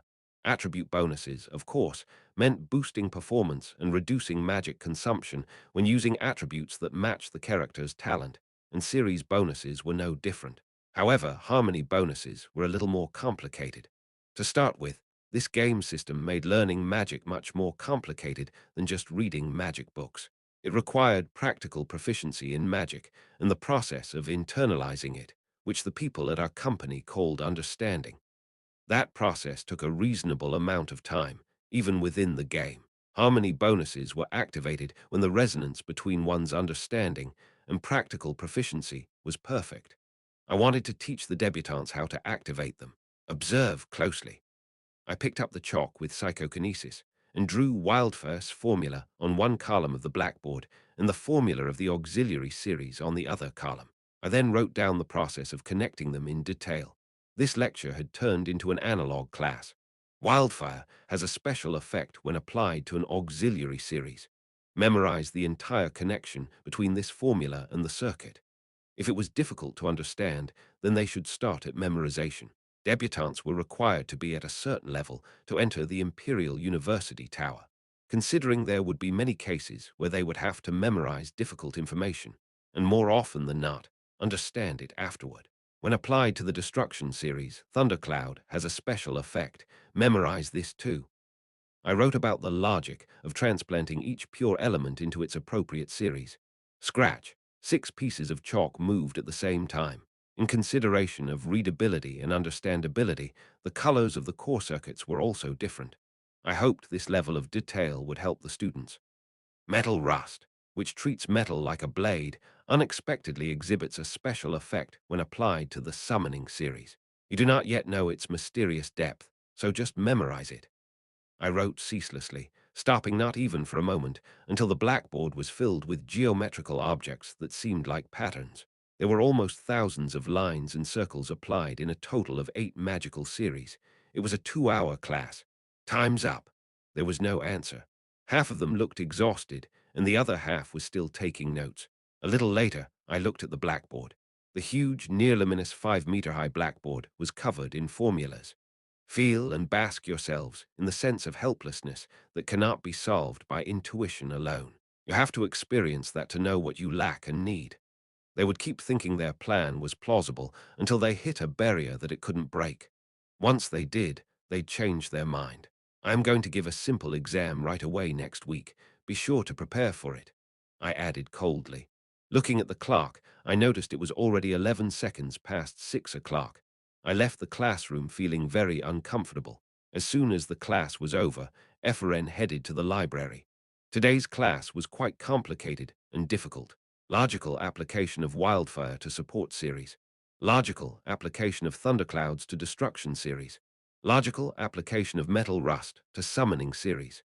Important efforts must be made to look at it logically, that is, magically. According to Deculein, in magic, if intuition was walking, logic was paving the way. Intuition alone could get one lost. Of course, basic magic and problems could be solved by intuition alone. Rather, it might actually be more efficient to do so. The knowledge they had accumulated thus far would help them gain insight anyway. However, when faced with difficult magic that couldn't be controlled by intuition, or when delving into the magical unknown for the first time, the path called logic would prove far more useful. This is hard. It was great information and could prove extremely functional in the future. The problem was its difficulty. At first, it started with something as simple as 1 plus 1. She felt like she just closed her eyes for a moment and opened them to a blackboard full of geometric formulas and mathematical operations that explained the circuit. How the hell did Deculein know about this? No matter how much she thought about it, so many things contradicted her father's letter. If so, did he also have some degree of theoretical competence? Or did he learn from her father? Or did he hire another person to take her father's place? Let's just study. After learning and familiarizing herself with it, she decided to try again later. Professor Deculein seemed to be openly challenging them. 12 p.m. She started at noon, but by the time she finished studying like crazy, it was already past midnight. Efren put her thick notebook in her bag and stood up. On the way back to the dormitory, she passed an alleyway. Finding people holding an interesting conversation in it, Efren instinctively hid. She identified the round silhouette to be Professor Rallin. The thin silhouette was Professor Sire. What do you mean Luina is missing? Is that really true, Professor Sire? Yes, it is. I even watched her leave after completing Her Majesty's lessons, but her whereabouts became unknown after that. Why now of all times? No way, no way. Head Professor Deculein, SHH, SHHHHHHH. Efren's eyes widened. The Magic Association has more information. Her disappearance is still a secret. There is fear that the tower will fall into chaos if it leaks out. Yes, but this is an odd time. The countersigning is coming soon. Efren, who had shut her mouth and held her breath, gasped as soon as they left. Kidnap. Missing. Even Efren knew about Luina. Not only was it the name she read in her father's letter, but it was also one of the special, talented people of the current magic world. No way. The professor's words weren't always true, and she couldn't give herself the luxury to worry about others. What was her current bank account balance? She received support worth 100,000 elnis at the beginning of the semester. Of these, 85,000 elnis were spent for magic books, writing instruments for wizards, departments, and events, and 5,000 elnis were sacrificed for food, so her remaining money was only 10,000 elnis. Miss Luna. As soon as she arrived at the dormitory, the housekeeper in the lobby called her. Yes, Efren walked over to her as the housekeeper raised her pointed glasses with her fingers, but contrary to the impression she made, she was the most reliable person in this building.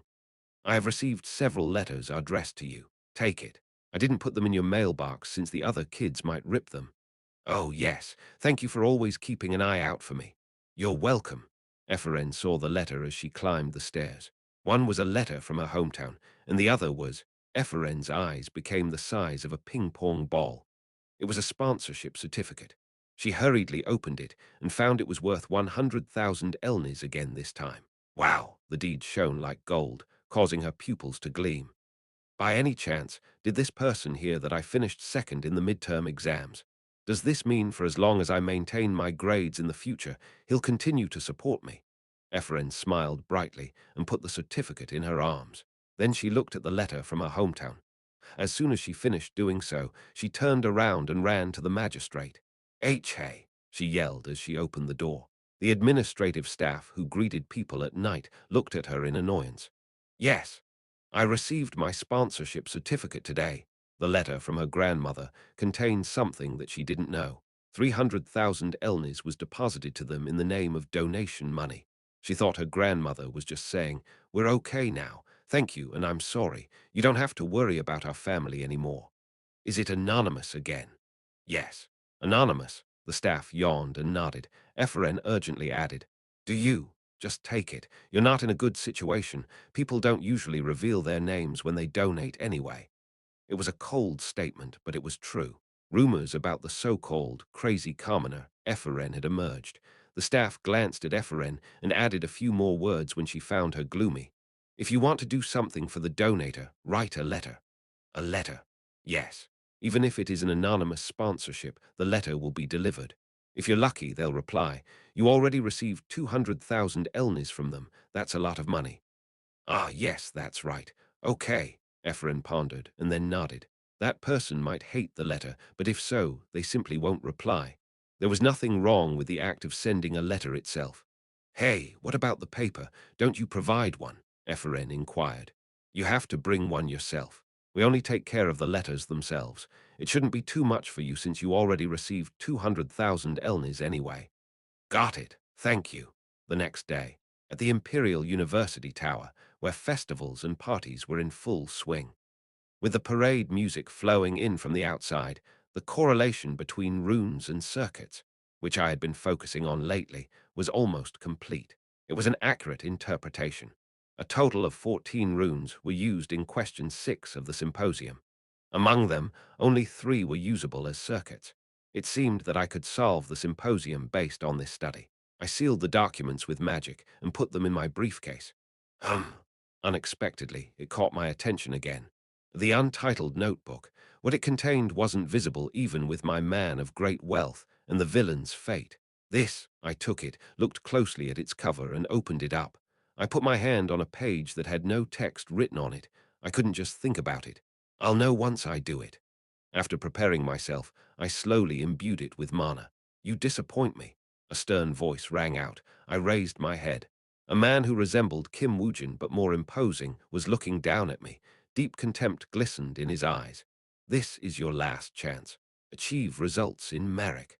I tried to answer, but the pressure of his magical power didn't even tolerate the movements of my lips.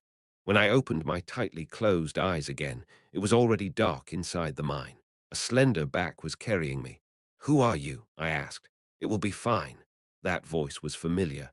I opened my eyes wide and identified the person, Julie. She was always beautiful, but she didn't seem to be doing well. Her blood was dripping from her rib. "How did things go?" Deculein asked Julie. He tried to retrieve something from Marek on his father's order, but there was a problem. A surprise attack caught them off guard. "Yes, my colleague retrieved it. We will meet on the ground." Deculein let out a sigh of relief. However, after a while, a terrifying magic wave rang out. His face was calm, but his heart was beating like crazy. "Protect me." "Yes, you just have to protect me." "Yes, only me." She put him down on the road nearby, and he leaned against the wall in pain. "Fulfill your duty as a knight." His useless words showed no impatience. Julie replied to his will in a tone that assured him she would save him even if she sacrificed herself. "Yes, I will protect you." She turned around, clutching her sword, and Deculein looked at her back. At that moment, from the other side of the mine, a powerful magic force rushed in like a wave. My whole body returned to reality with the sensation of being swept away by a tsunami. The memories and emotions of that day flowed clearly. It was Deculein's past. I pressed my temples with my fingers. It wasn't mine, but the anecdote settled as if it had always been my memory. Completion of Independence Quest. Deculein's diary. store currency, plus 1 attribute growth. Apparently, this notebook was Deculein's diary. Damn. I didn't want to suffer from those memories again, so I left the tower and wandered aimlessly around the university's grounds. This is your last chance. The voice's identity became clear. It was his father's voice. It wasn't my father. No, it was mine. Was it because I reconstructed Deculein's memory? His father looked like my father. Push, my shoulder collided with a passerby. Oh, I'm sorry. He went away with just one word of apology. I didn't like that unnamed guy. However, thanks to him, my turbid heart calmed down to some extent. Watch the play, we're running out of tickets. I noticed a theater nearby. Oh, will you watch it? We have tickets left. A soliciting college student handed me a ticket. I nodded and went inside. As I sat blankly in my seat, the play began. Dad, I'm sorry, not a single part got into my eyes and ears. Sniff, sniff. The person next to me seemed quite moved, though. Sniff. With her occasional sniffling bothering me, I glanced at her and was slightly startled. Ah, it was Ephraim. I handed my handkerchief to her without a word. Ha! Oh, thank you, Sniff. She wiped away her tears with it and gave it back. I threw it on the floor. You can't kill him like this. Too many people will die if that happens. My father suffered that same fate. I began to hear the lines a little too late. I didn't know what it was about, but it seemed like a revenge play, and the actress's acting was actually pretty great. It was also very good in terms of aesthetic sense. Not long after, they announced a short break. Ephraim ran away, covering her eyes, and came back shortly after the second part started. Thank you. She glanced at me, whispered, and offered me some popcorn. With my robe's hood, she couldn't seem to see my face. I love you, but if you stay by my side, you'll experience far too much difficulty. I am the criminal who killed him. I'm the murderer. The play reached its climax. She bent forward as tears streamed down between her fingers that gripped her face. Ah, sniff, sniff. She seemed to be more emotional than she looked. I took another handkerchief from the inside pocket of my suit and gave it to her. Oh, sniff. Thank you, sniff, sniff. She sounded like a boiling kettle. Unable to stand it anymore, I got up and went outside. I then walked back to the campus, sat on a bench, and closed my eyes in the dark to clear my mind. I didn't know for how long I stayed like that. Main quest, fetal movement, completion reward, plus 2 store currency. Suddenly, a message about the main quest appeared. 11 p.m. As soon as the play was over, Ephraim came out, finding magic fireworks exploding in the sky. It looked like there was going to be a party, but she wasn't interested. Sniff. Oh, I cried too much. She walked back, wiping her tears with a handkerchief a gentleman gave her. She tried to return it because it seemed expensive, but when she got back to her senses, he had already disappeared. Turning around, she found Julia calling out to her. Something happened. What? At the beginning of the semester, that formula in the dormitory. No, just come with me. Julia grabbed her hand and ran. After they arrived at their destination, Ephraim was horribly surprised. What's this? A part of the dormitory was covered with a dark red barrier, including the area frequented by commoners.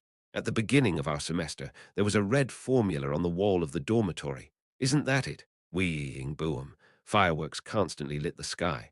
From afar, the people's cheers echoed loudly. What? What's going on? The professors who received the report late came running.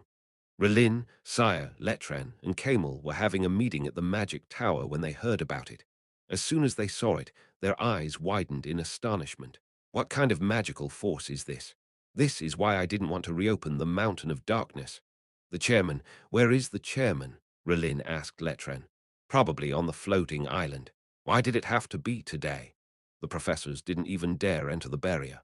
In a situation where they didn't know what awaited them inside, they shouldn't act hastily. What made matters worse was that the concentration of magic force that Ephraim could feel from the outside right now was unusual. A gas mask was mandatory.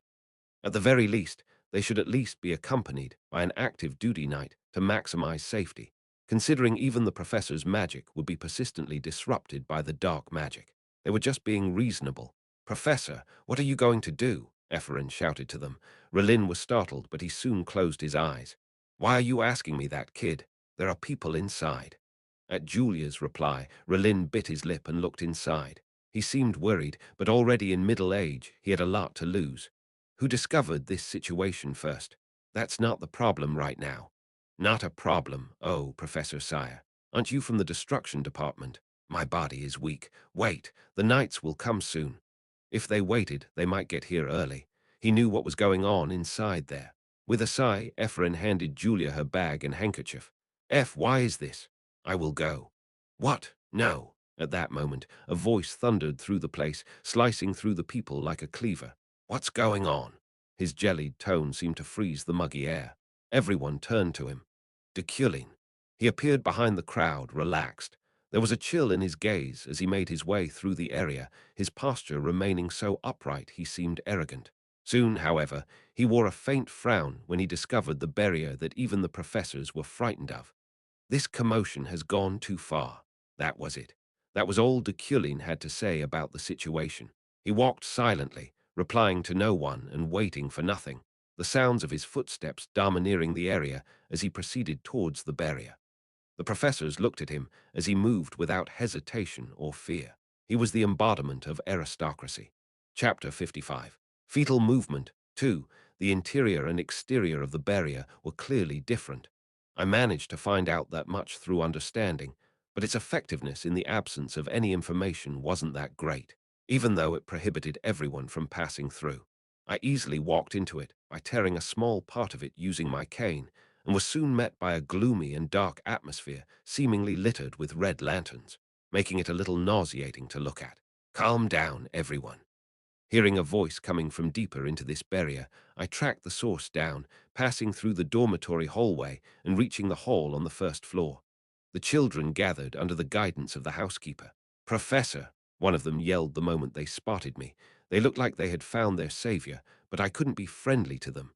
The dark mana inside the barrier was getting on my nerves. I'm safe. Professor, how? Shut up. Their noise subsided in an instant. I looked at the housekeeper. She wore pointed glasses and wrinkled clothes, her shoulders covered in dust and her nails torn. I also checked on the students' conditions. Their robes were in tatters and their expressions screamed distress. I noted down all the trivial cues. Is everyone here? There seemed to be more people upstairs, the housekeeper said.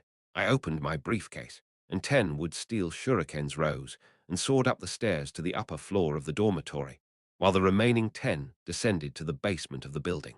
I closed my eyes and detected their sounds, allowing me to pinpoint their locations as if I was using a sonar device purely caused by an attribute bonus. Since I had a talent for fire, earth, and metal elements, I realized this unique ability while interacting with something I cherished. The wood steel flew up the stairs and went through each floor, informing me whenever they found humans through resonance. At the same time, they tore apart non-human creatures without mercy. In the end, I detected 4 people in total, 1 on the 5th, 6th, 9th floor and 10th floors. I steered the wood steel to guide them. What is this? What are you? Are you asking me to follow you? I can't. There's a monster outside. They were hesitant at first, but I soon calmed their fears down. Follow me. The wood steel vibrated, creating a frequency that transmitted my voice to them. Hearing my words, they went straight down the stairs along with the wood steel. Whoa! Not long after, they plopped down as they breathed heavily, finally reaching the first floor. The housekeeper pushed them aside. She asked, "Can we go out now?" It's a well-crafted barrier. It's hard to get in but harder to get out. It's most likely twice as sturdy as a common barrier, considering mana is applied to it. Deconstructing it through calculation and operation was possible, however. If I could locate its core through my vision, I'd be able to immediately delete it. However, it would take a long time. The amount of mana here was swiftly overdosing the wizards. They wouldn't be able to hold on much longer. Then, SHHH. I pressed the length of my index finger on my lips, hushing them down. Everyone in the area stopped moving. Amid the silence, I looked at every robed wizard, closely observing their condition and attire. The barrier's activation couldn't have been possible through formula alone. The caster, who operated the switch, had to be hiding somewhere. Their expressions showed no hints of them being the culprit. To disrupt the instigator's camouflage, I activated psychokinesis, causing their hair to rise like waves. Ha! My lips twisted, forming a smile as I felt my contempt rising from deep within me. I approached one of the barrier's captives. In a person's body, your own strength builds up. Hence, even if you hide your appearance and origin, you cannot hide the duration you've been staying in that vessel. The stronger you become, the harder it is to hide your true identity. I reached out and touched the housekeeper's hair. Ashes flow from you. Buried in her hair, traces of it reacted to my psychokinesis. Did you come from a volcanic pile? You're from the ashes, aren't you? Everyone looked at her startled. Standing still, she raised her glasses without a word and took off her mask. I didn't show it, but I was surprised. The instigator of this main quest was also a named character. You have amazing deduction skills, but it doesn't change anything. Don't you know? She smiled, but her stare remained sharp. Your kind is killing every single one of ours, calling us ashes in the process. I quietly listened to her, forcibly suppressing my anger. Blue veins were running around my neck, and the inside of my mouth felt swollen with swear words. It was a side effect of mana addiction. That's why you more than deserve to die, she muttered and activated her magic. Wu Wang, tremendous amounts of mana rose from the floor, but that was all she could do. I activated understanding while glaring at her magic formula. In an instant, my field of vision broadened, and the world around me became clear. The magic that flowed through my brain accelerated my calculations and amplified my thought process.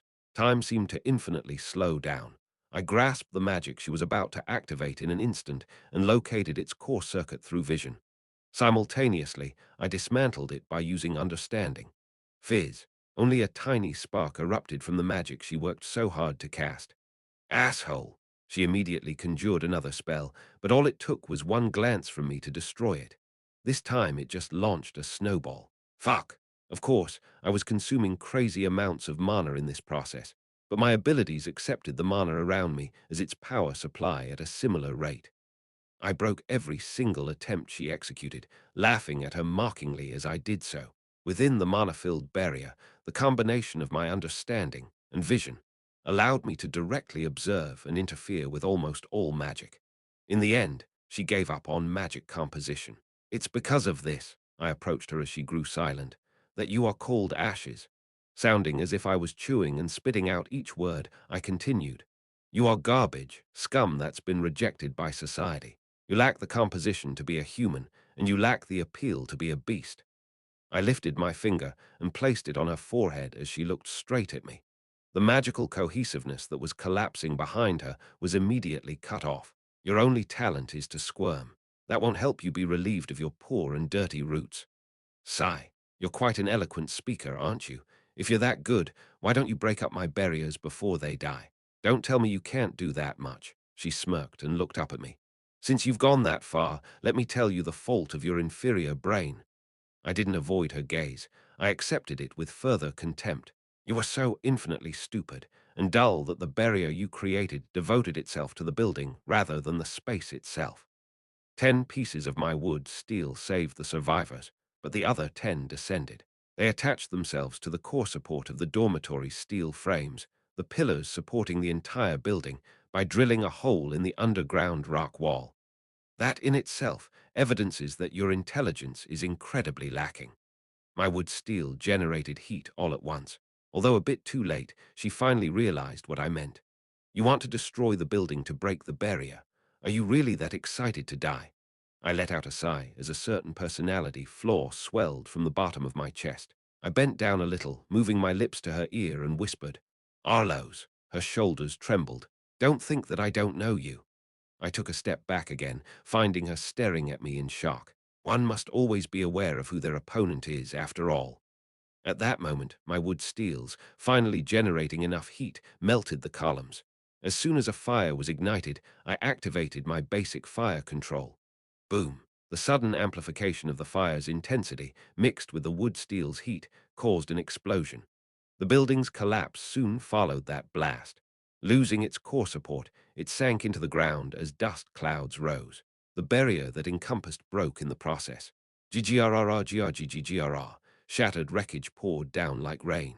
In the midst of its demolition, I looked down at her calmly. It's time to go back to your main body. At that moment, she expressed even more surprise than when I said her name. My wood steel pierced her neck, and the light from her pupils disappeared, turning her into a mannequin. Puppetry. That type of specialized magic was Arlos's signature.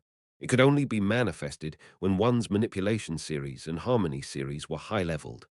Ah, ah, ah, ah, the wizard screamed. I tilted my head slightly and looked back. The lights were smashed, allowing darkness to cover the whole area, but their lives were intact. I had rendered their deaths impossible by putting them under the protection of my psychokinesis. Cough, cough. I didn't stop them from having fits of dust-induced coughs, though.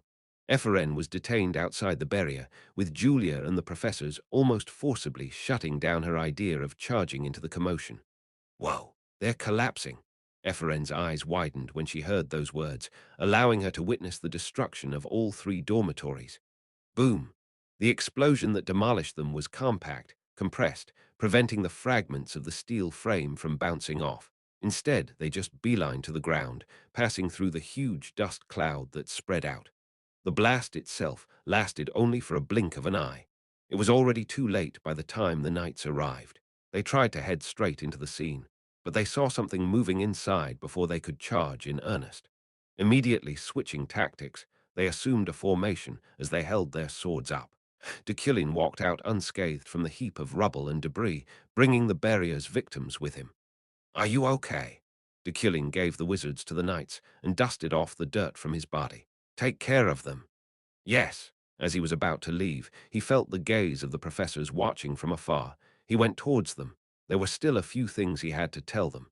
"You call yourselves professors of the Imperial University Tower, yet a strange barrier is enough to make you feel so much fear you retreated this far from the scene." The professors couldn't even meet his blatantly spiteful gaze. Pathetic, reflect on it. He stared at them with the disgust they deserved and then left. "You, Professor." Sylvia came up to him. Two people actually approached him, but she pushed one away. "Are you okay?" A voice without intonation and pitch, a stable tone by itself. "It's dangerous here. Leave its premises immediately." He patted her on the shoulder and passed by. His mental fatigue was excruciating, which was only natural. He abused his mana far too much. Everything had already been settled by the time the clock struck midnight. "Is he strong?" a person asked from a bench not far away. Arlos nodded. "He's much stronger than expected. Isn't he a greenhouse plant? For a flower, he's a powerful one, even the way he talks and the way he looks." As she replied, she ran through her long hair. She tried to pretend that she wasn't affected, but her belatedly rising fever heated her face. "What should I pay attention to?" "He's extremely smart. He dismantled all of my magic and even discovered I was using a puppet. I couldn't even try hand-to-hand combat hastily. Just by looking at him, I could tell his body was pretty sturdy. I must be vigilant. What about your mission?" I was partly successful. Her goal was to absorb life force through the barrier she created. Wizards were excellent materials for making puppets. Hence, after turning their spirit and mana into liquid, she planned to deceive them. "That's all I got."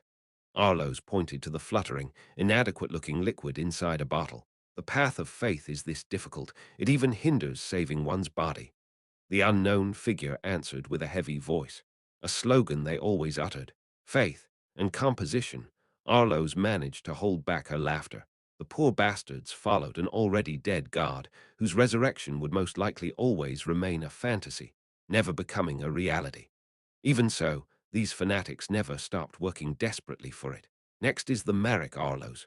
I know, however, they still shared the same purpose as her, hence she found no need to rush and earn their spite. Arlos immersed herself in contemplation. Deculein. She found the head professor unexpectedly difficult to deal with.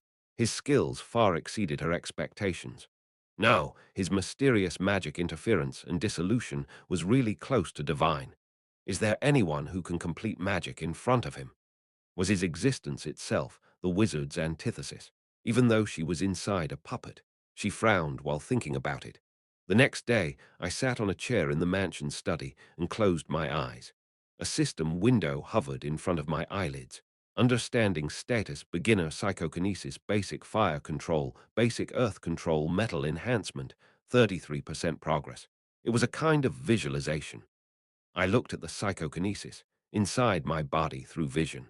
Several magic, including metal enhancement, fire control, and earth control, were attached to it. After arranging the traffic on its circuit, I polished it a little more. I felt like the pain was crushing my whole body, but it was bearable. I endured it for about 30 minutes and then slowly opened my eyes. Last night's main quest came to mind. Should Arlos be seen as a villain? My top priority right now was to clear the main quest. It didn't matter right now if doing so would allow me to return to Earth. No family was waiting for me back there. But if I didn't clear it, the whole world, including me, would perish, so I had no other option. However, in order to clear it more efficiently and swiftly, and to lower its difficulty, the good-natured named characters had to become stronger, or the evil named characters had to die. So far, I had only worked on the former, but now I had come to realize that the latter was also quite effective. It was thanks to certain memories I had grasped in Deculein's diary. Master, the Public Safety Bureau has arrived. I heard Roy's voice after he knocked on the door. Were they here because of the incident last night?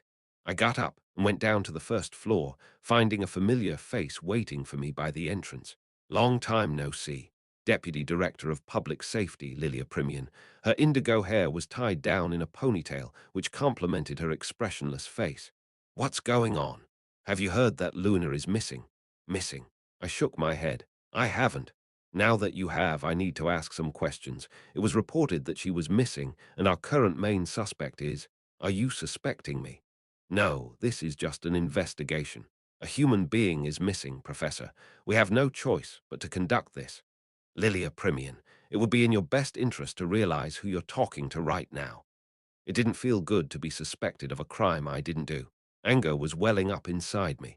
Nevertheless, she continued speaking calmly. Again, it's not suspicion. It's just that you're most likely the last to witness her. Luna disappeared shortly after leaving the Imperial Palace. I quietly recalled the events of that day.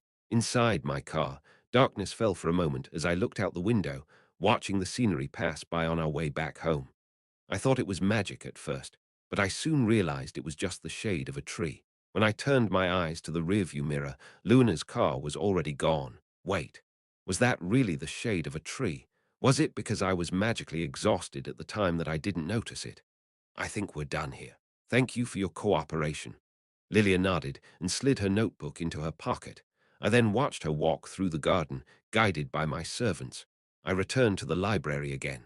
My eyes dawned upon a certain mana trail on my desk. I was certain it wasn't there before. Nevertheless, I immediately interpreted the sentence. We are still following your orders.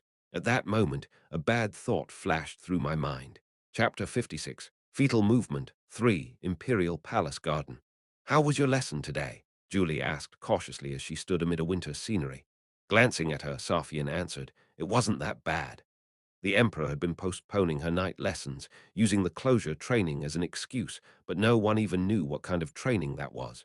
That's fortunate. Julie swallowed a sigh of relief. However, your chess skills were unexpected, Safian replied. The two played chess during their break time, but the night was no match for the Emperor. Julie's skills in it were at an amateur level. I had high expectations because I heard you're his fiancé. You mean Professor Deculein? Julie's eyes widened, not expecting him to be brought up. Do you have any other fiancé? Safian teased. No. Learn a bit from him. Give him some use. The Emperor recognized Deculein's chess skills, but Julie wasn't even aware he played chess. I really don't know anything about him. Also, my little brother wants your fiancé's autograph. The Emperor held out a certain book to Julie. You mean Prince Creto?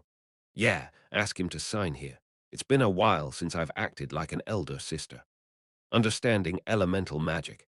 It was a magic theory book written by Deculein, notorious for its excruciating difficulty and exorbitant price.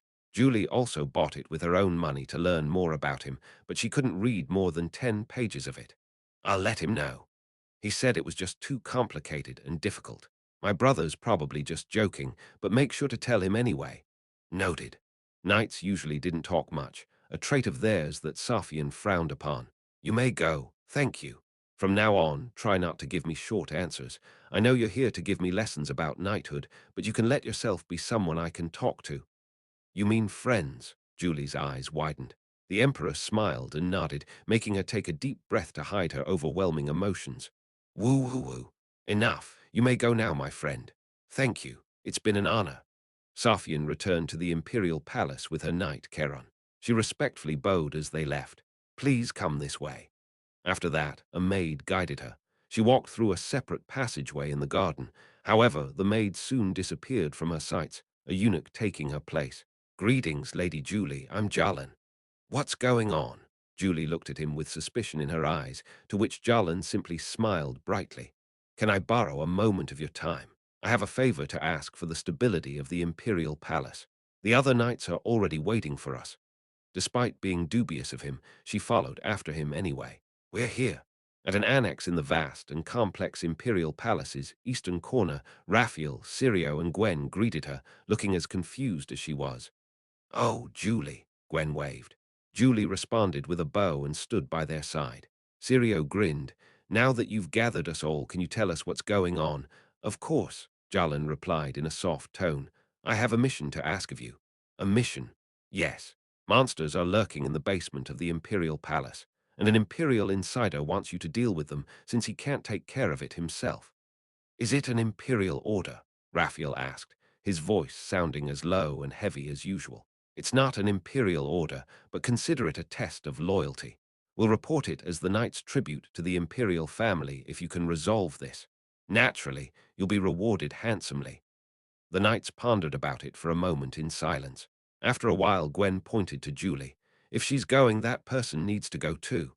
"Who?" "Deculein." That name seemed to make Jalin slightly uncomfortable. Gwen chuckled.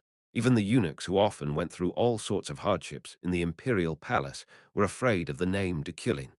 He was also famous for his political power, and his prestige was increasing day by day. Hence, even though Jalin was one of the Emperor's closest aides, he couldn't help but feel uncomfortable. "It sounds dangerous, so you should ask your fiancé for permission at least, right?"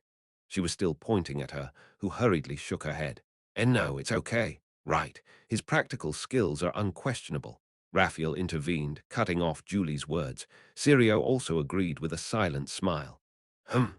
The eunuch looked dissatisfied, but he soon nodded, regaining his brightness.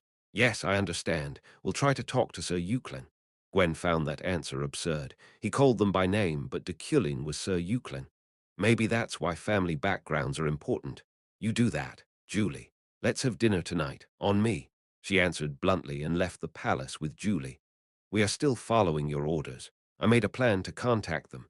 Naturally, I would never show impatience or surprise. Likewise, I wouldn't express any emotions, words, actions, or behavior that could be used against me. Double-crossing people was easier than breathing for me, anyway. It had already melted into this personality and body. These arrived, Master. While I was contemplating countermeasures, Roy came and handed me a couple of documents. Luxury hotel renovation, Black Crane, future trade routes and plans, overview of the mission of the mercenary corps. These were the results of the businesses that I invested in. Reading them using understanding, I found out they were settling without any problems. "I'm done. Take it." Yes, they brought good news, but I had no time to think about them right now. I returned to thinking of a way to reply to my old connections after sending Roy back. There was no need to think. "Master." A shadow gleamed in the corner of the study room. It wasn't an actual being, but a magical illusion. Nevertheless, I looked at it calmly. What I said next felt almost instinctive. "Guide me." There was no utopia in any world where people lived. Even in the capital of the most powerful empire on the continent, light and darkness definitely coexisted. The brighter the light, the darker the shadow. Auckland, at the southeast of the continent, was a slum that had been in decline since the mine closed. Deculein's former henchman took me to a dark and damp cave beneath it. Thick moisture enveloped my body as pale lamps fluttered as if they were about to break. "I see you, Master." Two individuals of opposite genders knelt in the cave to greet me. The similarities in their looks made me think they were siblings. "Tell me, what was my order?" I asked as a test before they could say anything. "You commanded us not to let Luna enjoy her freedom if she set foot on the continent." Looking at them, I found no was fortunate. They kidnapped Luna by themselves, after all. However, the problem was what these guys wanted. I continued to pretend to be indifferent. It was premature. "We know." The man's tone carried disrespect. "We thought you had abandoned us. I suspect that's the case even now. Are you rebelling against me?" "No. If you have abandoned us, then you are no longer our master. Hence, this is not rebellion." "I never abandoned you. Guide me," I replied calmly. The two stood up. and we moved with the man in front and the woman behind me. Not long after, we arrived in a cavern too wide for the number of people present. Luina was tied up in the middle of it. Her face was covered with what looked like a black sack, and her hands and feet were held cuffed. She looked like a war prisoner. What treatment did you give her? We injected antimatoxin. Antimatoxin was a famous magic drug for wizards due to its ingredients that acted like stabilizers. However, when injected directly into one's blood vessels, the victim would lose the ability to use magic for at least 3 days. I looked at the duo. Good work.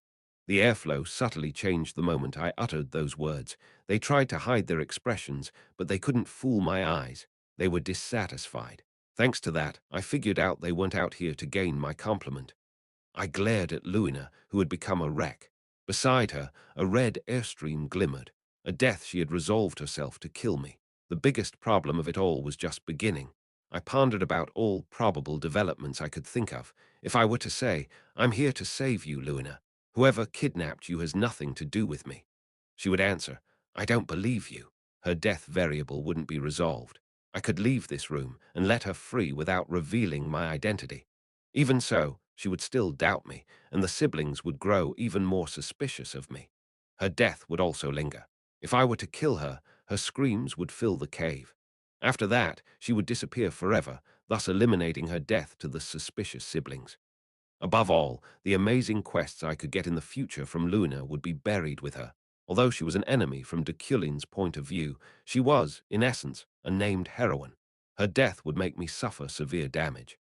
I raised the stone floor of the cave with psychokinesis, creating a chair out of it. Influenced by my personality, it became as beautiful as an antique. I sat on it and considered all of the possible outcomes slowly and thoroughly.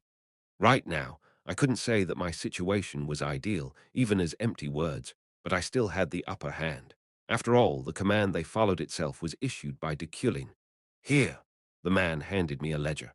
A smirk appeared on my lips as I thoroughly read the content. Hell, Deculein was so damn vicious. Was there even anyone else in the world who was this tenacious?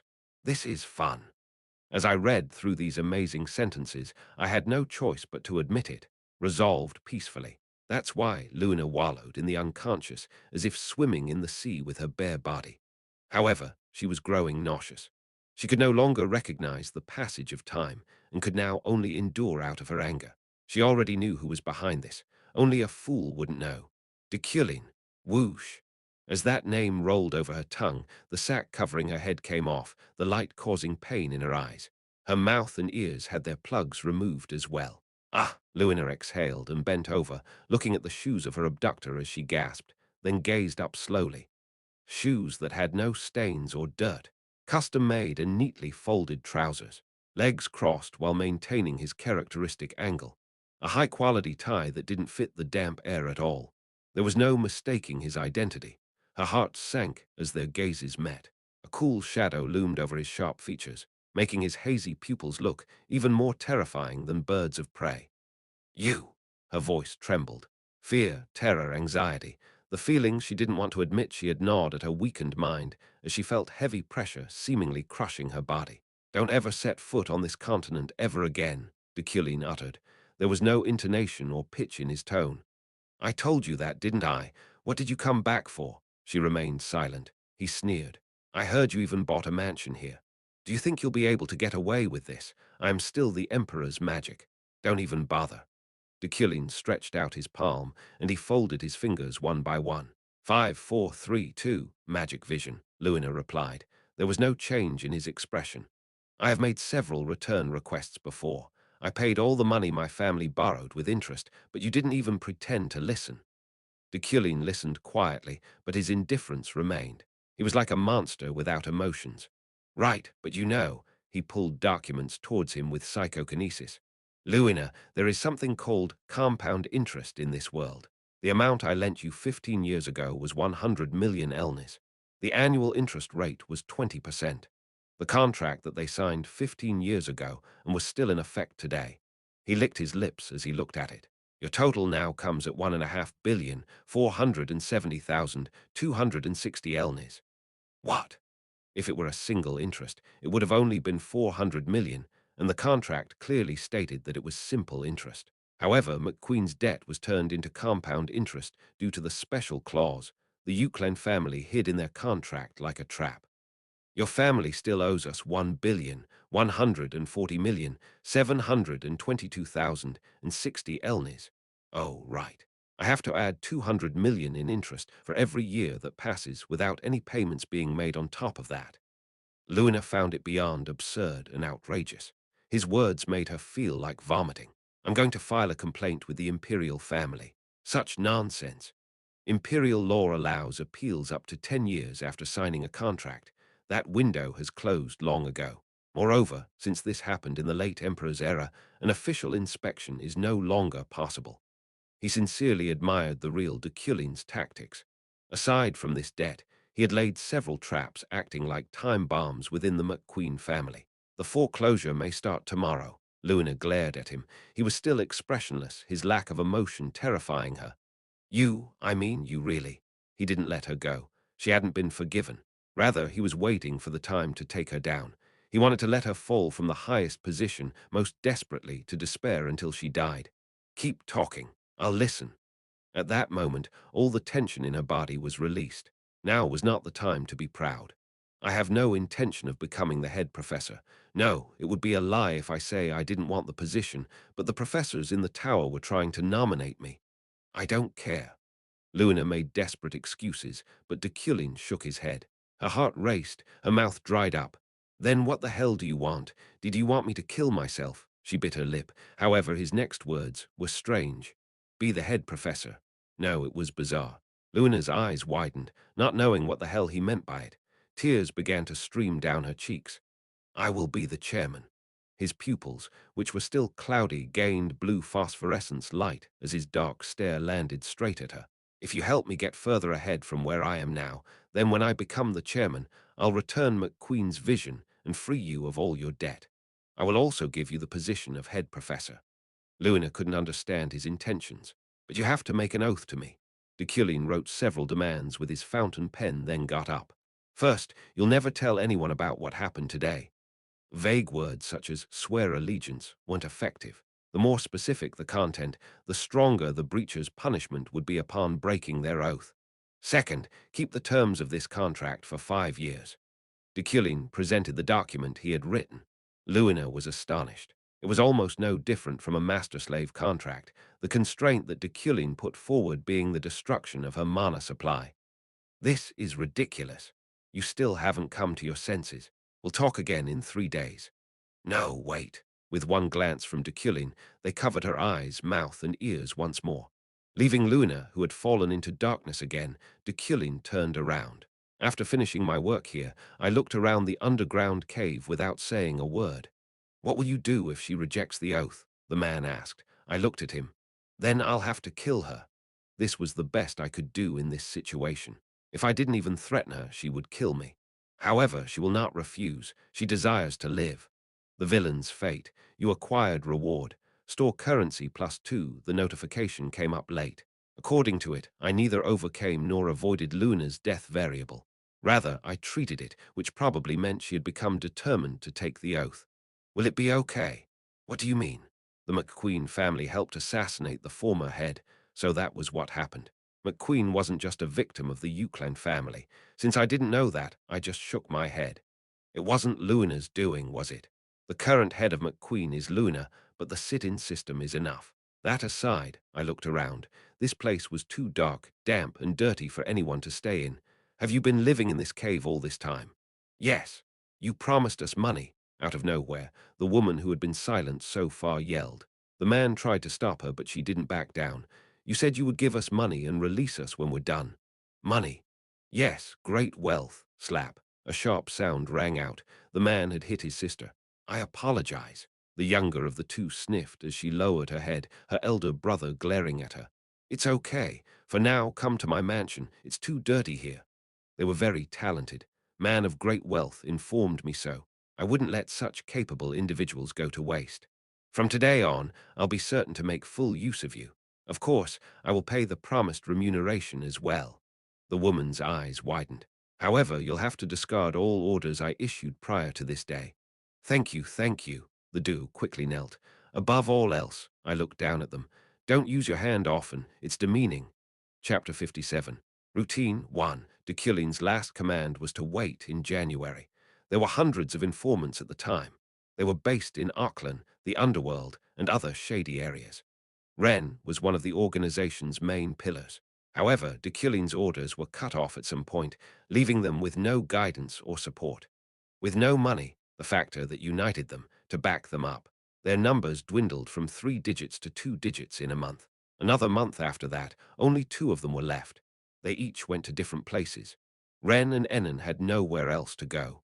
The siblings remained in the dirty cave, waiting, just in case, for the return of their master. Of course, material reasons factored in on their decision. Since the number of members had decreased, they thought that the promised compensation would also increase significantly. Wren and Ennan bathed away the dirt on their bodies and wore the suits that Deculein bought directly from a tailor shop. Those were the first high-quality fabrics they had ever felt graze against their skin. After that, they trimmed their hair at the salon. Embellishment proved to be their best disguise. Wren and Ennan entered the Euclid mansion as completely different people. Deculein introduced them as his new direct servants. At the same time, the warehouse built on his vast land was neatly remodeled into a private residence. Ha! Ennan, the younger of the two, looked at the mansion with surprise in her eyes. It was the first time in her life she'd be living in such a clean, colorful, and refreshing residence. I can have a dog here. Oh my God, this mansion has a front and backyard. Did such a place really exist on the continent? You shouldn't have done that. Wren reprimanded Ennan, but she didn't answer. Her cheek that he slapped was still swollen. Did it hurt? Why wouldn't it? Still, you shouldn't say things like that, at least in front of the master. Although they weren't paid for 6 months, they persisted in fulfilling the orders he had given. If there was nothing to eat, they ate rats, and they did everything themselves because they didn't have money to hire people. Do you still believe in the master? Ennan asked. Wren shook his head. No. Deculein showed mercy to Luina, who wasn't a real noble. However, he hadn't yet forgotten the face that Deculein showed when the former head of the Euclid family died. At that moment, he was definitely delighted, his face contorted with unbearable ecstasy, displaying an expression that rendered Wren unable to determine if he was smiling or crying. I'm still wary of him. We never know if he's going to get rid of us after using us. He was a man who accepted his father's death as happiness, a dangerous existence that lacked the key that separated humans from demons. Still, the master isn't hostile to our clan, and he kept his promise. Ennan replied. Wren swallowed hard as he looked at the bag in his arms. Deculein doubled the amount he promised them. He was currently carrying about 5 million elnis. It was the first time in his 21 years of living that he owned such a large amount of cash. Let's keep 10,000 elnis, Ennan said. Then let's give the rest to our family. Do we even need 10,000 elnis? What? We've worked hard for 7 years. We should be rewarded too. Only 10,000. I don't want any more than that. Wren bit his lip, pondered about it, then nodded. Okay. Wren and Ennan's family was big. Even though they weren't blood-related, they were all family. Their existence was the reason they didn't let go of their last thread of hope called Deculein. It didn't matter if it was rotten or had been discarded by the heavens. Even when their future looked bleak, they crawled and held onto the thread, all for the sake of, let's do that. The red box. Hello, Maho here. Did the arrival of this letter surprise you? Even if it didn't, please still read it to the end. By the time of this writing, I have already arrived safely at Uran, thanks to you. Every waking day of mine has been peaceful and calm since then. But sometimes, I find myself remembering the past, which causes my heart to sink. If it hadn't been for you at that time, Professor, I would have already turned into ashes. Oh, ashes. Ah, I feel scared just thinking about it. Turning into it means I wouldn't be able to write letters, speak, and eat sweets after all. Again, thank you so much. Oh, I heard from Charlotte. You said this was a deal. A deal, if you put it like that. This entire ordeal feels a lot colder, but I definitely felt your warm heart. I believe you didn't help me just because of what you can gain from me. Regardless, if I can be of any help to you one day, then I'll do my best to serve you. In preparation for that day, I started learning sword skills and studying magic. Although I'm still weak, I don't want to keep being a burden. That aside, last time, you said I didn't have to act anymore, right? I can't tell you how surprised I was to hear that. I was very, very surprised. Seriously. But you know, my feelings weren't fake. Please just know that. Finally, oh right. This time, we'll start a huge project in the Principality of Uran. It's centered on regional redevelopment, and I think excellent prospects await it. I planned it myself, after all. If you want to, you can invest in it. If you don't think it has potential, just ignore my offer. I'm really not asking for investment because we don't have enough money.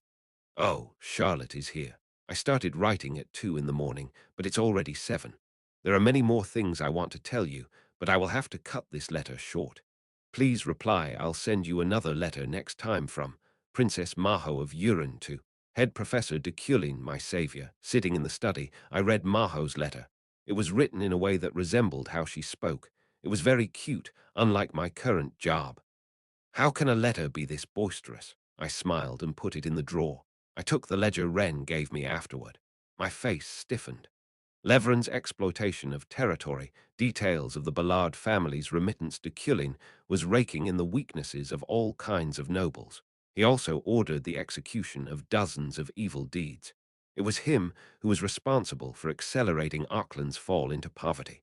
He planned to buy that land at a low price. I didn't know what for, but the reason for it was probably great enough to activate the man of great wealth. I still wasn't quite sure what the past Deculein had done beyond this. I couldn't even begin to imagine how much money that bastard threw in the dark. Like Wren and Ennon, I wasn't sure if I should see our relationship as a great help or toxicity that should be culled immediately. Now that I was in his body, I couldn't just cover it up, hide it, or ignore it. Those sown seeds would one day germinate at will. Hence, I have no other choice but to use what he left behind. Twisting Deculein's karma in a direction conducive to the main quest was the best I could do. Knock, knock. Master, Julie is here, Roy said behind the door. My body instinctively moved upon hearing those words. I was already right in front of the door when I came back to my senses. I turned the doorknob and pulled it open. Across the doorway stood Julie in armor. Her neat white hair was left untied, creating falls made out of snow powder cascading down behind her. Have you been doing well? Julie's lips trembled as she awkwardly attempted to smile. I laughed quietly. Come in. No, I can't. I said come in. Okay. Julie tried to come in, but I blocked her immediately. I changed my mind. Let's just talk outside. I realized a tad too late that I also needed to stop feeling this way myself. Julie simply nodded. All right. What brings you here? I have been given a mission. A mission? Yes. Julie put her hands together, squirming in place. That's, you see, I got an unexpected opportunity to become the Emperor's knighthood educator, right? Right. Did Her Majesty issue your task? Yes. She said Prince Credo wants your autograph if possible. Julie held out a book to me. When I saw the cover, my face blushed for a moment. Old Deculein's writings. It was very embarrassing. I can't do that. Oh, is that so? Julie accepted my response too easily as I looked at the book up and down. I felt sorry for the Deculein of the past, but using its paper as bonfire fuel would have been far less of a waste than putting his writings on it. He probably knew why. He deliberately twisted the theories in it to make it sound more complicated and difficult before publishing it. Please let the prince know that I'll be coming up with an amendment soon.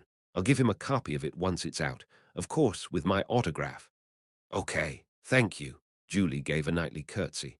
She placed her right hand on the front of her left shoulder and bent her body at an angle. Then I'll be going. She left without saying much. I didn't call her back either. However, amid her retreat, her legs stopped moving, causing her white hair to flutter out. She seemed to be pondering about something beyond my awareness. She mumbled. Not long after, she turned to me. Would you like to play chess? She asked shyly. Both her cheeks were red. I could already tell what happened between her and the Emperor. Sure. I needed to practice anyway. I had read a few chess books and had seen many notations played by masters, but there was no better training than putting what I learned into practice. Follow me. I led her to a seat in the mansion's garden, under the shade of a tree. Julie sat in the chair and looked and blinked at me out of sheer confusion. She was waiting for a chessboard. However, instead of getting one, I created it by pulling up stones from the ground and neatly decorating it with leaves and flowers. I put all my heart into it. Whoa, that's amazing. The way she looked at it in childish admiration was cute. Let's begin. Yes. She put her hands on her knees and took a deep breath. I'll start. Tap. Julie moved a piece with a needlessly determined face. Checkmate. Defeated in 15 minutes. I only consumed 300 mana. What happened? She looked around the chessboard, a mixture of shock and confusion in her eyes. She had no idea how the situation turned out like this. Look, you shouldn't have moved your bishop here. It was too early to do that. I kindly taught her. Julie nodded, seemingly convinced she made a mistake. I see. That's impressive. It was a move I never imagined. By any chance, if I'm not being too rude, one more match? Sure. Thank you. One match became 2 matches, and 2 matches became 3. Julie challenged me 4 consecutive times, but she was defeated before she could even pose a threat to me. You're really bad at this. I'm sorry. Keep showing this disappointing side of yours every time. We'll grow apart more easily that way, I joked, causing Julie's eyes to widen as she stared at me. She pouted, which kind of made me feel like my words saddened her. Is that so? But in my night order, I'm ranked among the top 3. You seem to have talent. Anyway, let's call it a day. You and I have to go to work. Got it. I got up as she vigorously responded to my praise. You can have this chessboard and pieces. Get better at it while you remember today's defeat. Oh, wow, thank you, Julie answered with a smile. She seemed to prefer gifts with sentimental value rather than ones filled with only material value. Efren slept on the couch of their club room. Hee hee. She licked her lips and smiled sweetly, a fragrant scent entering her nostrils and an overwhelming meaty taste spreading throughout her mouth. Rohawk, you bastard, come here, hee hee, you chubby. She tossed and fell from the couch in happiness. Ah! Her tailbone fell first on the marble floor. Pain coursed through her body as she stood up. Hugh, that's embarrassing, she sighed. Due to the collapse of the 3rd dormitory from the incident 3 days ago, she was forced to stay in the club room for a while since she had no place to live in. She had been frantic until yesterday. Her notes were in her bag, which was a relief since it was with her when the incident happened, but she nearly lost all of her father's letters. Fortunately, she found them unharmed, thanks to the magic that coated them. Ah, Efren yawned and went to the bathroom. Splash, splash. After splattering water over her face, she returned to the club room and opened her notebook to study since the exams were coming. Before she could, however, the door swung open. Iffy, look at this. Not only Julia, but also Ferret, Rondo, and the other club members came in. What? Look. They spread a large picture on the desk. It was a vertical photograph of the 3rd dormitory, which had cleanly collapsed. All the rubble around it had been removed. I didn't like the fact that they attacked it first, but anyway, look at this. These black marks here. Julia took out a pen and connected the marks on the site, forming a magic formula. She infused mana into it just like she would with any other formula, causing magic to manifest. A sentence appeared before them. Look forward to the retribution of the ashes. The moment will come when your weakness will be exploited. Look at it. Isn't that a declaration of war? No way. It was a little creepy, but it was a bit unlikely. No matter how powerful the ashes were, they wouldn't dare attack the Imperial University Tower. What do you mean, no way? Look at it. Even the structure of its formula is completely different from what we learned at the tower. That was true.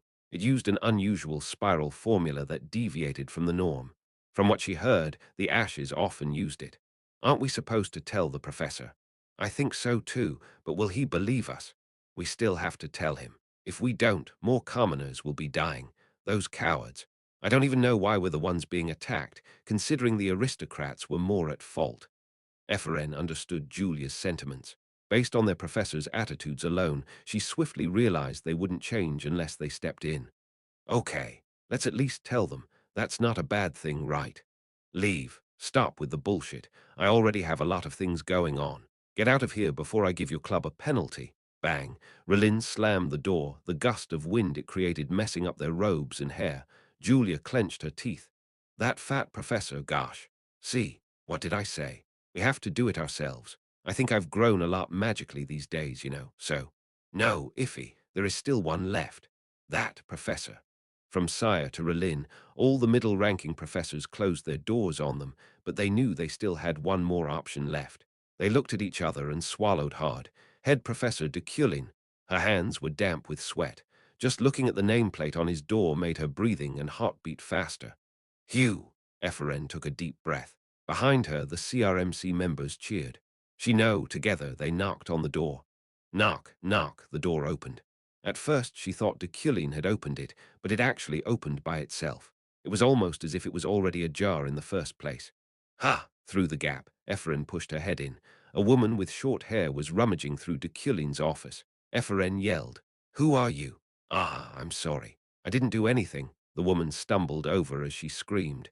She was so startled that tears started forming in her eyes as she looked at them. "What?" She soon frowned, however. "Who are you guys?" Thud. Just then, a spellbook that fell from the drawer slammed against her head.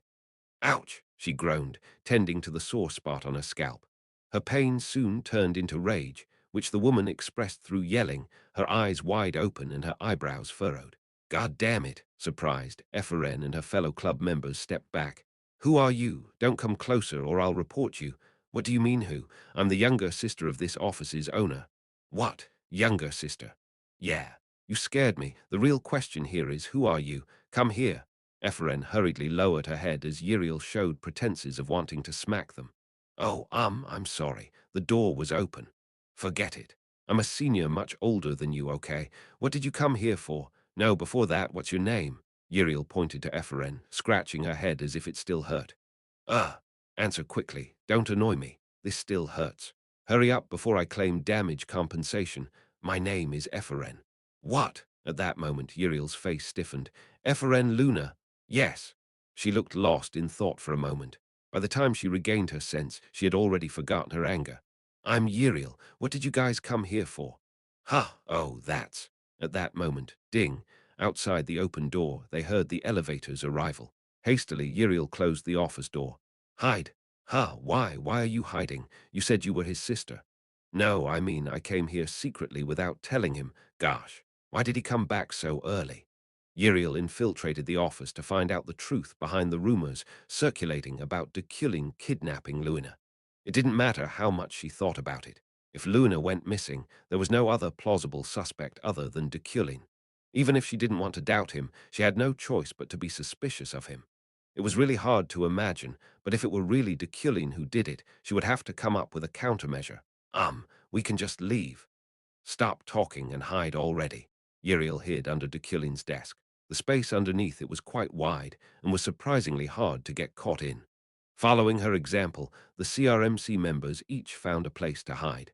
Chapter 58. Routine 2. Uriel hid properly. But Ephraim and the other members couldn't find a good place that would keep them from being found. Frantically pacing around the room, they decided to just go for the nearest option they had, no matter how poor a spot it was for concealing themselves. One hid behind the door, another hid behind a hanger, and Ephraim made herself float and clung to the ceiling like a starfish by using psychokinesis on herself. Slam Deculein opened the door, closed it behind him, and hung his coat on the hanger without lifting a finger. "Professor, how should we proceed with the common class this week?" "Just leave the paperwork and go." "Yes, sir." He came in with his assistant professor, but Alan soon went out. Not long after, Deculein stopped in the middle of the office. Everyone held their breaths. Deculein, seemingly deep in thought, momentarily tilted his head upward, finding Ephraim on the ceiling. "Ah, Ephraim laughed bitterly the moment she was discovered. Apathetically looking at her, Deculein dismantled her magic. "Whoa!" Before Ephraim fell, she slowed her fall using fluid manipulation, allowing her to land painlessly. Deculein was a little surprised, considering he consumed 300 mana just by meddling with Ephraim's psychokinesis. She only showed her talent at the beginning of the semester, but her magic completion level was still like a beginner's then. Considering Deculein's own skills had also improved to some extent during that time, she grew quite rapidly. Was it because she was a named character? He felt something close to jealousy, but he quickly brushed it off. "All of you come out." Deculein called out the other CRMC members. Not long after, 4 debutantes found themselves standing before the head professor, who was staring at them intently. "Intrusion into my office is grounds for disciplinary punishment and, in extreme cases, expulsion." "I'm sorry." Julia was the first to cry out and kneel down. Ephraim, Rondo, and Ferret followed her example. "There's no need for an apology. Just tell me your reason for doing this." "Oh, that's—" Ephraim thought about their situation. Uriel was hiding under Deculein's desk. If she sold her out, they would be able to get out of trouble somehow. However, she was loyal to a fault. "We wanted to show you this." She took a picture out of her pocket and gave it to Deculein, who used psychokinesis to receive it. After we activated that formula, it displayed a message in the air. Look forward to the retribution of the ashes. The moment will come when your weakness will be exploited, it said. A warning from the ashes. Yes, presuming that's what it is, we came to tell you as soon as possible. He looked closely at the photograph. Ephraim thought he would react the same way as the other professors. The ashes were their Achilles' heel, after all. This is worth extenuating the current circumstances. However, his response far exceeded her expectations. He even nodded, letting them know he understood why they infiltrated his office. Even so, trespassers must be punished. Moreover, his presence still felt jellied, but his voice had clearly softened. Deculein looked at them. This isn't an issue debutantes like you should be worrying about. Even if the ashes are involved, only professors or higher should deal with this. The other professors didn't even bother listening to us. Ephraim clenched her fists in anger. I know. That's to be expected from those old dogs. His statement surprised everyone in the room. But there are many other professors in this tower. Most, if not all, of the Imperial University Tower's old professors had allowed their magic skills to stagnate since they focused mainly on their research and projects. However, among the new professors who had just entered their mid to late 20s were trustworthy named characters, such as Jennifer of Harmony, Kelladon, the Glasses Holder, and Grant. Find Kelladon. He'll be able to help you. In the game, Kelladon was made to be the player's assistant during the early stages of their journey. He would lead Ephraim and their club well. I'll give you 1 penalty point. Moreover, you may not acknowledge this discovery as an achievement of your club. Yes, thank you. You may go. Ephraim and the others left with their heads down. Deculein walked around and sat down in his office chair, then looked at the picture they gave him. Look forward to the retribution of the ashes. The moment will come when your weakness will be exploited. Rank 5 Intermediate Boss Event. Baron of the Ashes. Intermediate Boss Kill Reward. 1 item catalog store currency, plus 2. It sounded grandiose, but it wasn't necessarily special. Deculein was an intermediate boss himself, and there were dozens of others with that title. However, this particular event was rather difficult. Without the help of named third parties, like the professors, the player would have to overcome it with named students. In that respect, this tower had the biggest problem. There was no player. A player was an outsider who utilized the system and could gather named characters as support. There's nothing I can do about it. Deculein went out of the office to make preparations for it. About 5 minutes passed before Uriel sneaked out of the desk. Hugh, that's a relief. She was about to dust off her body when she realized there was no dust. Her brother had some crazy level of mysophobia. She thought he'd probably turn into a ghost that would haunt people until they cleaned their respective territories. Uriel sighed and opened the door. Uriel. Kairara. A voice from right next to her made her heart stop, almost making her convulse as she clung to the ground. Deculein looked down at her, his eyes seemingly finding her actions pathetic. What's going on? Oh, no, nothing. You should have said something if you knew. Gosh, my heart. I asked what's going on. He helped her stand, then removed everything on her clothes with psychokinesis. Uriel, pouting, stuttered. Hey, about Luna. Are you talking about McQueen's Luna? Yes, I'm just asking this as a precaution, but you didn't kidnap her, right? There are rumors circulating that you did, but that's just bullshit, isn't it? He didn't say anything. He didn't even pretend to hear her. Uriel corrected her words. You didn't kidnap her, did you? I heard Luna would be released soon. Ha, come again. Leave. Deculein entered his office, leaving Uriel outside. Alone, she pondered around his words. Luna would be released soon. Luna would be released soon. Luna would be released soon. Her eyes widened, finally realizing the nuance contained in his words and tone. That crazy bastard. That meant he kidnapped her. Sylvia was studying magic in their mansion. Deculein, pure element theory. Deculein. Magical disaster analysis. Deculein. Magic to see through logic. Deculein. Series applied. The organized version of Deculein's lectures was divided by subject in her bookshelf. The notes she was engrossed in were also a review of his lectures. Knock, knock. Her concentration was disrupted. Sylvia stared at the door as it opened, revealing a familiar face. Glython. Oh, were you studying? He laughed and scratched his cheek. She narrowed her eyes at him but soon shook her head. It was time to take a break anyway. Ha ha ha. That's good, sweetheart. He entered and looked around her room, frowning at the notebooks on her bookshelf. Deculein. Yeah. I've heard rumors that the head professor's lectures are famous in the university tower, so I guess you put a lot of effort into organizing them. Yeah, it helps a lot, she said calmly, but he still felt discontented deep down. I think it's better to learn practical things from him rather than theoretical. He'll also be teaching us that. We'll start this week. Is that so? Glython couldn't even predict Deculein's skills anymore. 3 days ago, he broke the Devil's Barrier by himself, so rumors of his practical combat ability also spread to the magic world. Even the chairman didn't deny his prowess. Professor Deculein's actual combat power, I think, is just below mine. It was amazing, she said in an interview. He was right below Adrian, a monster who would soon become an archmage.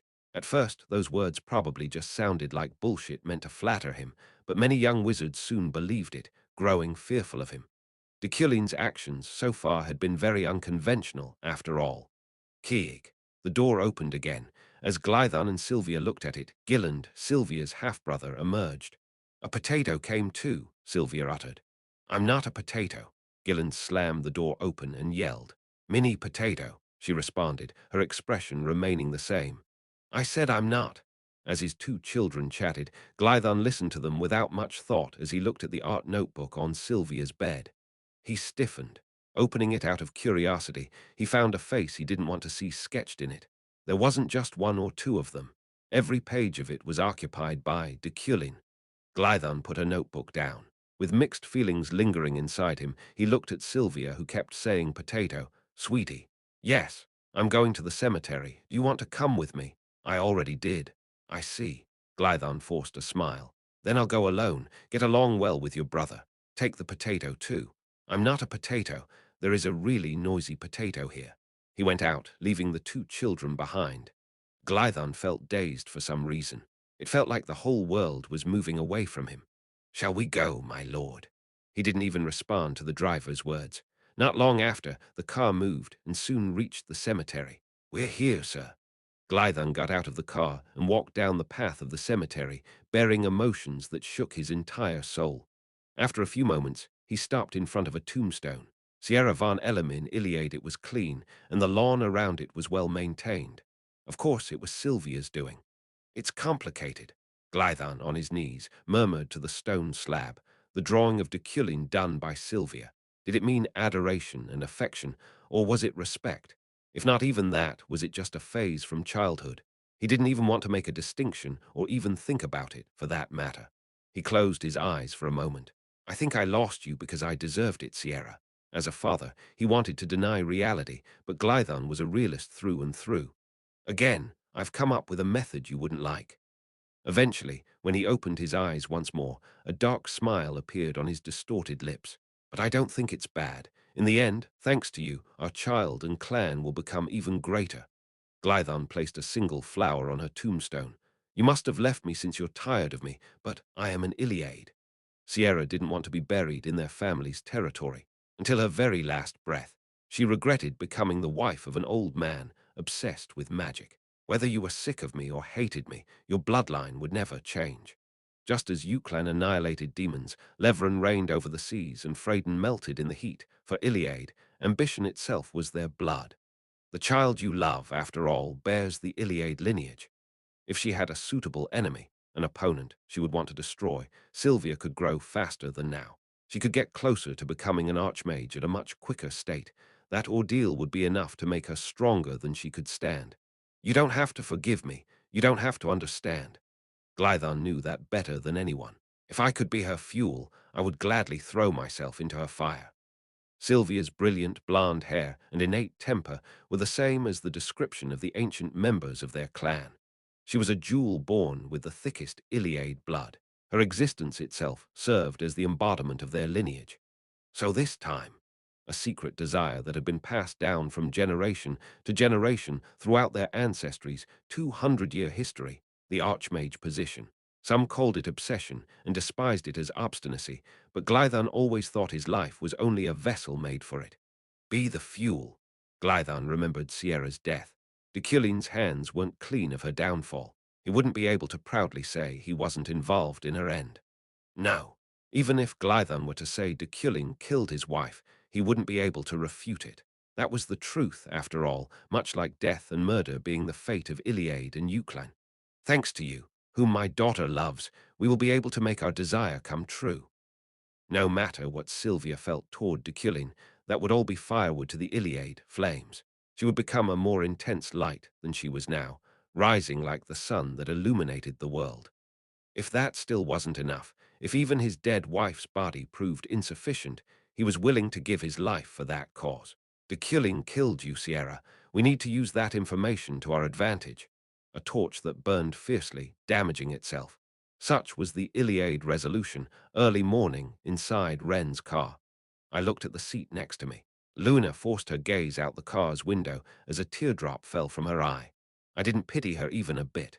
Nevertheless, I showed a little sympathy by forcibly using my experience as Kim Woojin. Don't be too upset. She quickly turned her head. For 5 years, you have been given the opportunity to grow within the boundaries of Euclid. You can call it a blessing. A bee blessing. She sounded astonished, so much so that she stuttered, but I didn't care. Her history was quite impressive. She graduated from the academy early, was recommended by the former chairman, and started working at a magic tower 4 years earlier than most. As far as I knew, though, Luna's last days weren't that great. If their weakening started immediately, the McQueen family would be attacked. Hence, it might actually be safer for her to be by my side. 5 years isn't even that long. In terms of salary, you'll be making about 400 million a year. Can you make 400 million a year on your own? If you think you can, you're not objective enough and should change your mindset. Luna bit her lips in silence. Not long after, the car arrived at her mansion. I'll also recommend you as a visiting professor. There will be nothing more to achieve where you work, so just work in the Imperial University Tower. Luna opened the door and set her feet on the ground. You know, she then looked at me. I was already thinking about doing that. Slam, Luna closed the door. I opened the window, beckoning to her as she retreated to her mansion. Stop. What's wrong, boss? Luna was sarcastic. Again, what do you mean, boss? I stared at Luna quietly. She came closer while mocking me and closed the car door again. Slam, it wasn't much different from her first attempt. Again. Humph, slam. Again, my voice grew serious. Luna abruptly stopped herself from speaking. She then eventually opened it again, and this time closed it quietly. Good work. It was only then that I praised her. Answer me. Thank you, boss. Are you done? I am. We left immediately. Luna, reflected in the rearview mirror, was staring at it as Wren drove away. I couldn't even imagine how she felt, having to endure such a humiliating pledge as a wizard. On a sunny Monday, with the summer sun brightening up the whole world, they held a training session at the Mountain of Darkness. Due to recent incidents, it had been called the Devil's Mountain and was subjected to shunning. However, guidelines came directly from the imperial family. Be sure to train at least once a month. Avoiding fear should never be part of a wizard's arsenal. If you avoid the devil, one day you won't be able to fight the devil again. It was the order of Emperor Safian. It's free practice. If anything happens, report it to my steel. Fortunately, Deculein was the one in charge today. Deculein levitated wood steels all over the Mountain of Darkness. If anything happened, they could ask them for assistance. It was one of the versatile uses of wood steel that had been endowed with Midas's hand. Yeah, the debutantes felt cheerfully relieved. His combat ability was already proven. Therefore, they had believed that no matter what monsters, beasts, ghosts, or demons appeared, head Professor Deculein would easily kill them. Even the chairman evaluated his fighting power as just below hers. Their training started. Hey, beggar, what are you doing there? At a river on the side of the mountain. Ephraim turned her head while catching a fish. Lucia's gang was laughing at her. Fishing? Who doesn't know that? Why are you behaving like that? Are you trying to show off your lack of financial stability? It's because I want to eat it. Are you stupid?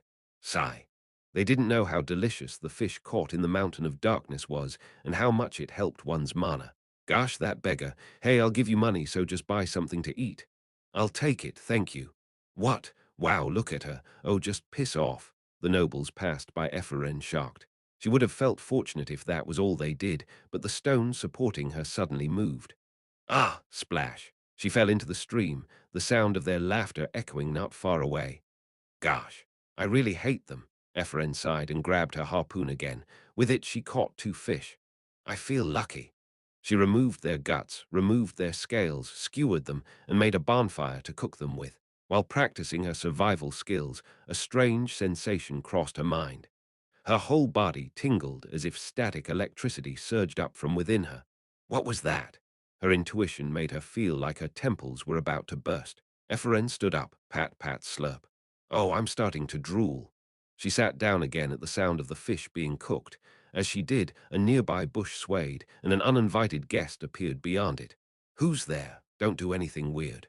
I'm watching you. Glaring at her, she soon identified the approaching figure. Arrogant Ephraim. She squinted at her. Sylvia, what are you doing here? Ephraim tilted her head. What? Only a few hours have passed. Did our training session end already? Stupid. Training isn't the problem here. Sylvia paused for a moment and watched the meat being cooked.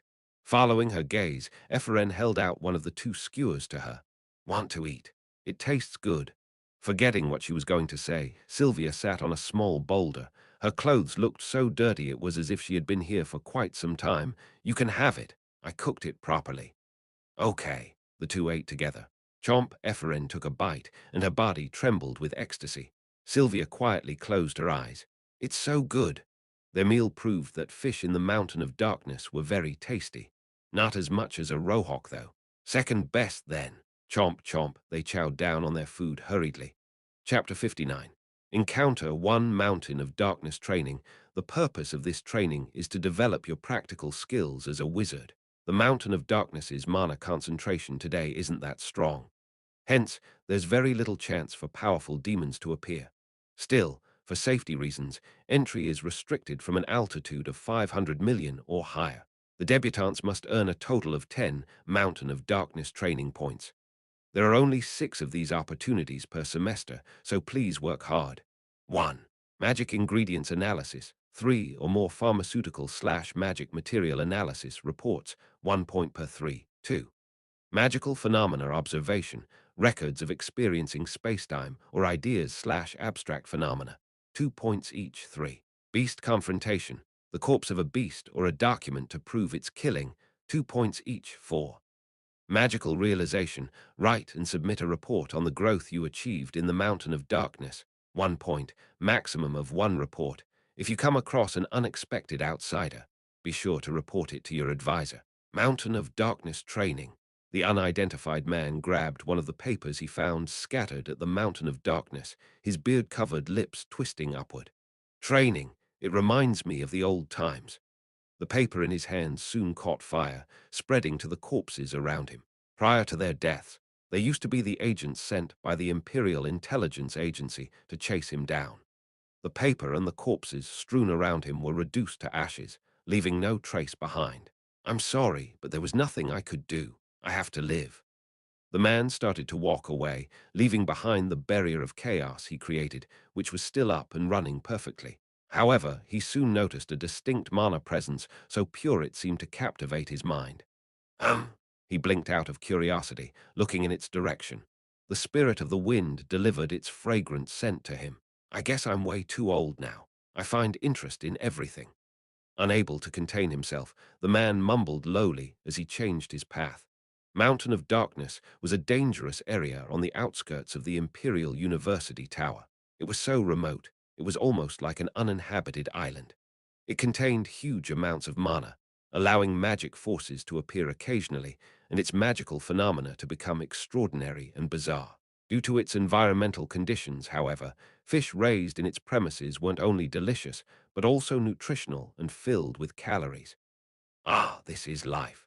The fish's taste lingered in her mouth as the feeling of fullness and drowsiness enveloped her. Ephraim looked at Sylvia as she rubbed her smooth tummy. What happened to you, though? Sylvia, who had been dozing off, became alert again. Time messed up, but you probably didn't realize that. Messed up? I've been wandering for 20 hours. What? 20 hours? No way, the sun is still up.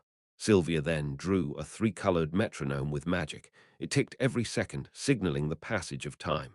This is how I determined it.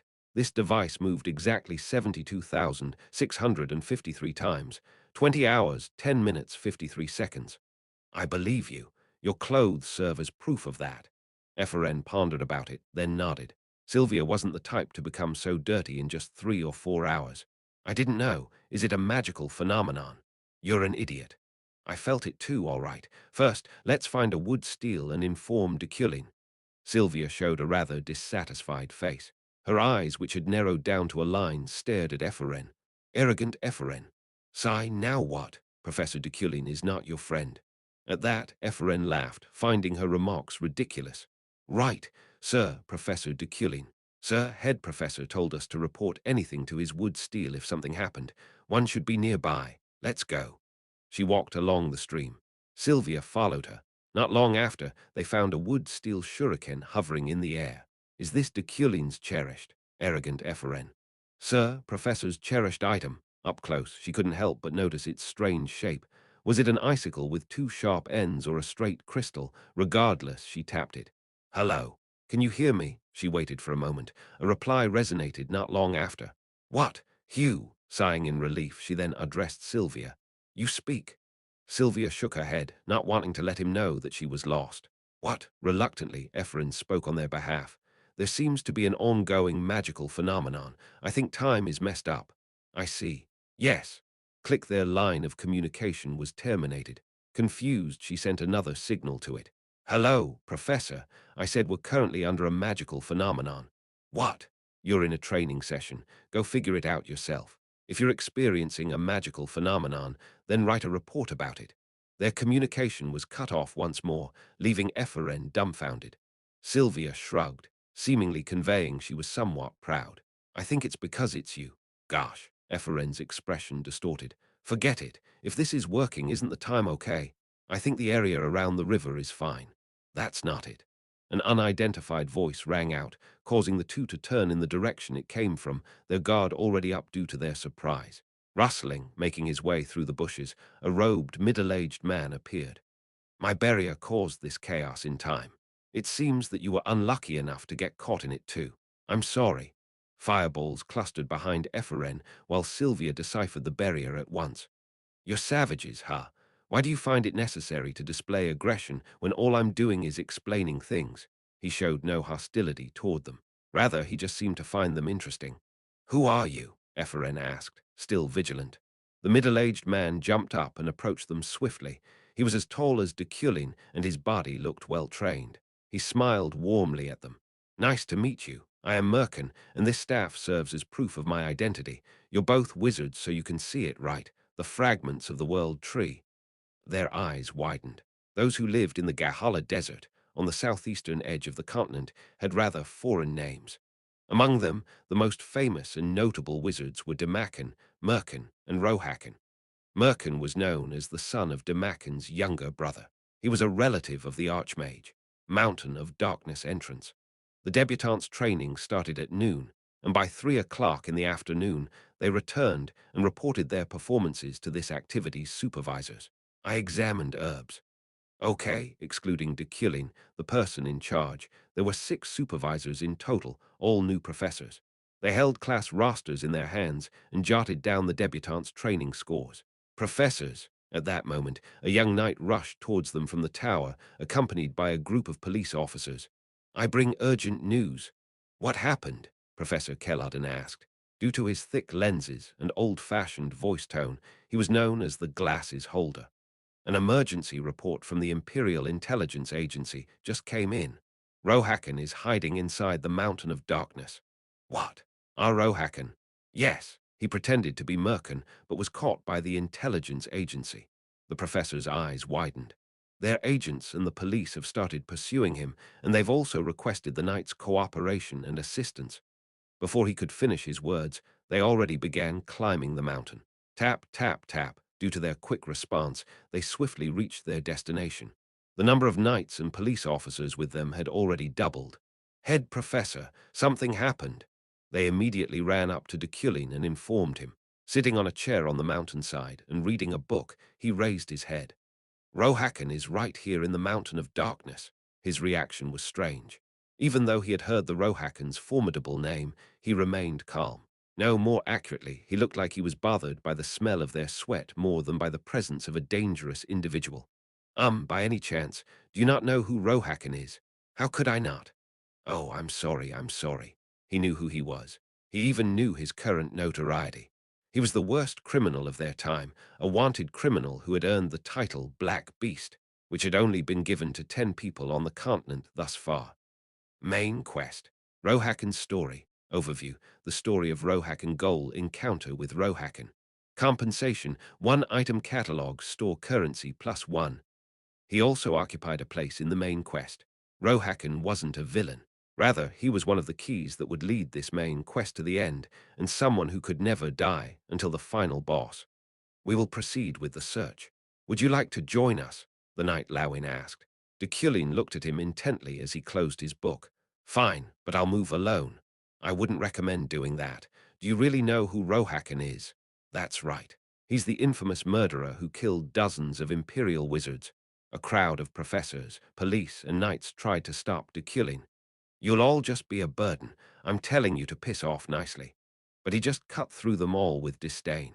There was no choice but to do so. He was Deculein, after all. He had to kick them out. However, everyone who had no way of knowing that was speechless at his overflowing, self-confident, borderline arrogant attitude. I see. Okay, then. Eventually, the knights, led by Lawin, clenched their teeth and passed by him. The professors and the police bowed their heads with slightly uncomfortable faces. The whole area grew quiet at that point. Deculein moved in solitude, just as he declared he would. Even so, the efficiency of his search was superior to others. Move. In the mountains, his wood steels quickly scattered. Resonating with them, he easily found Rohaken's location. The overriding goal was to find Rohaken before those nights. That bastard became the head professor. What kind of trick did he use? Crackle, Merkin basked in the warmth of the bonfire blazing in front of him. Ephraim nodded, and Sylvia bit her lower lip slightly. Do you know Professor Deculein well? Of course. He used to be my disciple, after all.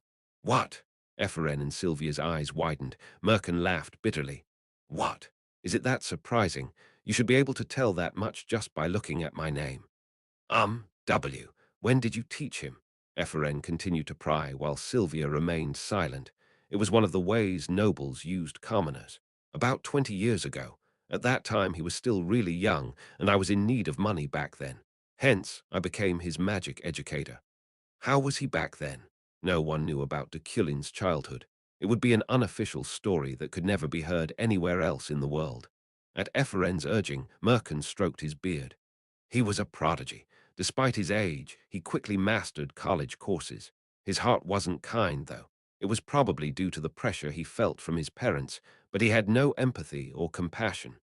Merkin frowned as he recalled the past. While wizards usually are like that, he was particularly worse than them. I even theorized that he was the perfect embodiment of the theory that claims human nature is fundamentally evil. At that cold evaluation, Ephraim's jaw dropped. Sylvia expressed her discontent. He is one of the most talented and famous professors in the world of magic right now. That guy. Yes. How? I've cut ties with the world for 5 years, but still. Sylvia took a wizard journal out. It contained an article covering an interview with the chairman about Deculein, an anecdote about how he broke the devil's barrier, and so on. Merkin took it and read the article. What's that now? Just below Adrian. Professor Deculein's actual combat power, I think, is just below mine. It was amazing, Chairman Adrian said, addressing Deculein's abilities. He's quite a practical person, both politically and magically. Merkin smirked. She became the chairman at such a young age, but it seems she's already gone senile. I don't think that's the case at all. That bastard's talent was nothing out of the ordinary. That's contradictory, Sylvia intervened. Merkin tilted his head. Contradictory. He was a prodigy. Why wouldn't he have talent? That's stupid. Ha ha ha. Merkin laughed and looked at Sylvia, the fires in his eyes flashing brightly. You're a prodigy and a genius, blonde girl. Deculein was too, but he had clear limitations. I found that out almost as soon as I met him. That's right, Ephraim nodded. The contents she had read in her father's letters were coming out. Sylvia didn't like Ephraim acting like that. Just think about it. What if a child, praised for being a prodigy, suddenly feels he's becoming more ordinary as he grows up? What if he sees children who are worse than him getting ahead of him? What if he imagined that someday they would laugh at him, who used to look down on them? Merkin recalled the old days. He was a pretty sad little boy. However, considering what he didn't feel pity. Instead, as usual, he ended up thinking, I wish he'd suffer an even worse fate. I thought he couldn't take it anymore. It was a fate that no one could easily endure in the first place. From then on, Deculein slowly fell apart. But looking at these articles, two possibilities come to mind. Possibilities. Yes, all of this is either a scam, a hoax, or Merkin laughed quietly as he pondered about it. Has he been working hard endlessly? Working hard. Ephraim raised her eyebrows. Sylvia also looked curious. No matter how much they thought about it, they couldn't imagine Deculein working hard at all. Yes, the guy isn't a genius. I'm certain of that. However, his diligence and hard work can be considered a talent in a way. The Deculein that Merkin remembered was diligent, at least when he was young. He spared no effort to get better by himself. Of course, I'm not sure if this thought itself is him deceiving everyone, but Merkin tapped the article Sylvia had given him. If he had really grown this much, he must have worked so hard he practically drove himself to the brink of death. I don't know how much effort he made, but it must have been at a level that only he and no other being could endure. Ephraim, silently listening to his words, had a hard time believing him. Did Deculein take away her father's theory and committed unforgivable sins as part of his efforts? If that effort was enough to overcome my talent, well, that pretty guy must have worked hard enough to put an entire construction crew to shame. However, Ephraim soon realized that no matter how much she wanted to deny it, Deculein had definitely made a theoretical advancement. If so, he might have tried relentlessly to absorb her father's theory. During those 3 years, he might have learned and embodied the entire legacy her father left. Perhaps he recognized her father with the most humble attitude and devoted himself to it. Still, don't trust him too much. Diligence does not mean character after all. Sylvia, on the other hand, looked down. From the beginning, she thought that Deculein was a sculpture made of talent, that he was someone like her. Hence, she felt a little strange. Subtle emotions tickled her heart. If, as Merkin said, he was a man who worked desperately, if effort alone made him the way he was now. Sylvia placed her hands on her chest, feeling her heart beating thunderously. Now, enough about the past. What about you too? Don't you want me to pass on my teachings to you too? Teachings. The debutantes, immersed in their respective thoughts, trembled at the same time. Yes, my teachings are a bit special. Aren't you curious how I grasped Deculein's talent? Yes, yes, yes. Yes, they immediately nodded. The teachings of the Archmage's relative. They couldn't let this pass. They had to get their hands on it, even if it meant breaking a limb or two. However, there's a condition. I have a wife and children. Deliver this letter to them. Merkin pulled a letter out of his pocket. Ephraim hastily took it. Yes, I'll do it. Now tell me. Heh, greedy. All right. My teachings watch this. Merkin spread his palms out, and spirits rose above his hands. Although small in size, they astonished the two. Seeing, they were speals of light, existences that combined the attributes of all four elements, the size of a small sphere. Both of them circled the skies before seeping into Sylvia and Ephraim's bodies. Ah! Ephraim grabbed her chest as Sylvia calmly took a deep breath. Slowly and softly take it in. Don't make a fuss. Be calm and still like the blonde girl. Don't call me blonde girl. My name is Sylvia. Quiet. You shouldn't talk, blonde girl. She felt dissatisfied, but she soon closed her eyes as she felt like a hot ball of fire was burning her lower stomach. Breathing deeply, they connected their bodies with the fireball. Hugh, I think it worked. Ah ha ha, Merkin laughed in admiration. Indeed, you both contain great talent, as I expected. Deculein took a spiel and suffered for 3 days and 3 nights, but the two children integrated it into their systems in under 15 minutes. Those spiels will help you grow from within your bodies. My teachings are fuel for the talented but fever for the ordinary. As the two opened their eyes, Ephraim looked at the letter in her hand and asked, Why don't you deliver this letter yourself, though? Us adults often have our own circumstances, don't we? Hum. At that time, Sylvia, who was sitting on the stone floor, spoke. Tell me more about Professor Deculein's childhood. Are you curious about him? Yes. I don't have much time, but finding such talented children after so long thrilled him. Above all, it seemed that no one had broken through his barrier yet. Fine. There are a lot of pretty funny episodes while I was teaching him. Sylvia clenched her fists silently, and Ephraim slyly smiled. Some embarrassing stories first. I was about to tell them. Deculein, doesn't that guy follow etiquette splendidly? I tested if he would keep it even when I was pooping. Merkin continued to talk, even though he knew he shouldn't. The children's reactions were just far too filled with enthusiasm for him to stop. Eferen looked genuinely interested, and Sylvia even took notes. However, here you are. They heard a voice not far away from them, its jellied tone cutting through the atmosphere like a blade. Eferen and Sylvia followed the direction it came from as chills rose from their backs. A dark shadow stood amid the woods. His face was infinitely cold, and steel fluttered behind him. Tap, tap, Deculein walked slowly. For the two of them, his graceful movements were scarier than any disaster they could possibly face. Soon, he stood at a reasonably close distance as Sylvia and Eferen froze in a cold sweat, fearing how much he had heard. Right. It's been a while. Merkin's face turned dark. Yes, it's been a long time. Deculein looked into his eyes and answered. Rohakan. The whole world knew of that name, considering he was one of the worst criminals of all time and the most wanted enemy of the Empire, Empress Assassin Rohakan. Upon hearing that name, Sylvia and Eferen simply tilted their heads. Chapter 60. Encounter 2. The mountain remained drenched in darkness and sung upon by a desolate wind. Only the bonfire's embers served as a source of light within it, its flames rising like hazes. I looked at Rohakan, who didn't avoid my gaze. Deculein used to be his student, but it wasn't as special as it sounded. Deculein's past was like a spider web. Hence, although this encounter was sudden, it was also inevitable. Among the named characters throughout the Empire, those unrelated to him were rare. Rohakan, Eferen turned him and asked, her voice trembling. Why, you said Rohakan, then those fragments of the World Tree. Archmage Demakin's treasure was a staff made from the World Tree. Stories about it and him were so famous that they appeared in fairy tales. He made his weapon of choice out of such rare tree branches and gave the remaining fragments to his family. Hence, Eferen and Sylvia thought Rohakan's staff was from the World Tree. I worked so hard on that barrier. How did you get through it? Rohakan scratched the back of his neck. Barrier magic often differed in the series it used depending on its character. For example, barriers that widened the space within it used support series, and barriers that deceived perception used the illusion series. Rohakan's barrier used the illusion series, which I was immune to. Those cheap techniques don't work anymore. Oh, cheap techniques. Rohakan's eyes widened. I turned my gaze to Eferen and Sylvia, standing near him, but Sylvia wasn't there any longer.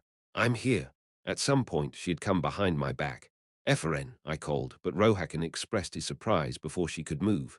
Eferen, are you Eferen Luna, the daughter of the Luna family? Yes. Do you know me? Of course I do. Was it 15 years ago? Your father's brain was a refreshing shock to me too. What is he doing these days? Eferen's expression hardened. She looked at Sylvia and me. Then her gaze fell to the ground. He passed away. Rohakan's jaw dropped. He looked both apologetic and embarrassed. Rubbing his temples, he said, That's a pity. His personality was a bit strange, but he was the kind of genius that rarely comes out even in a century. Ah, debutante Eferen, I called out to her again.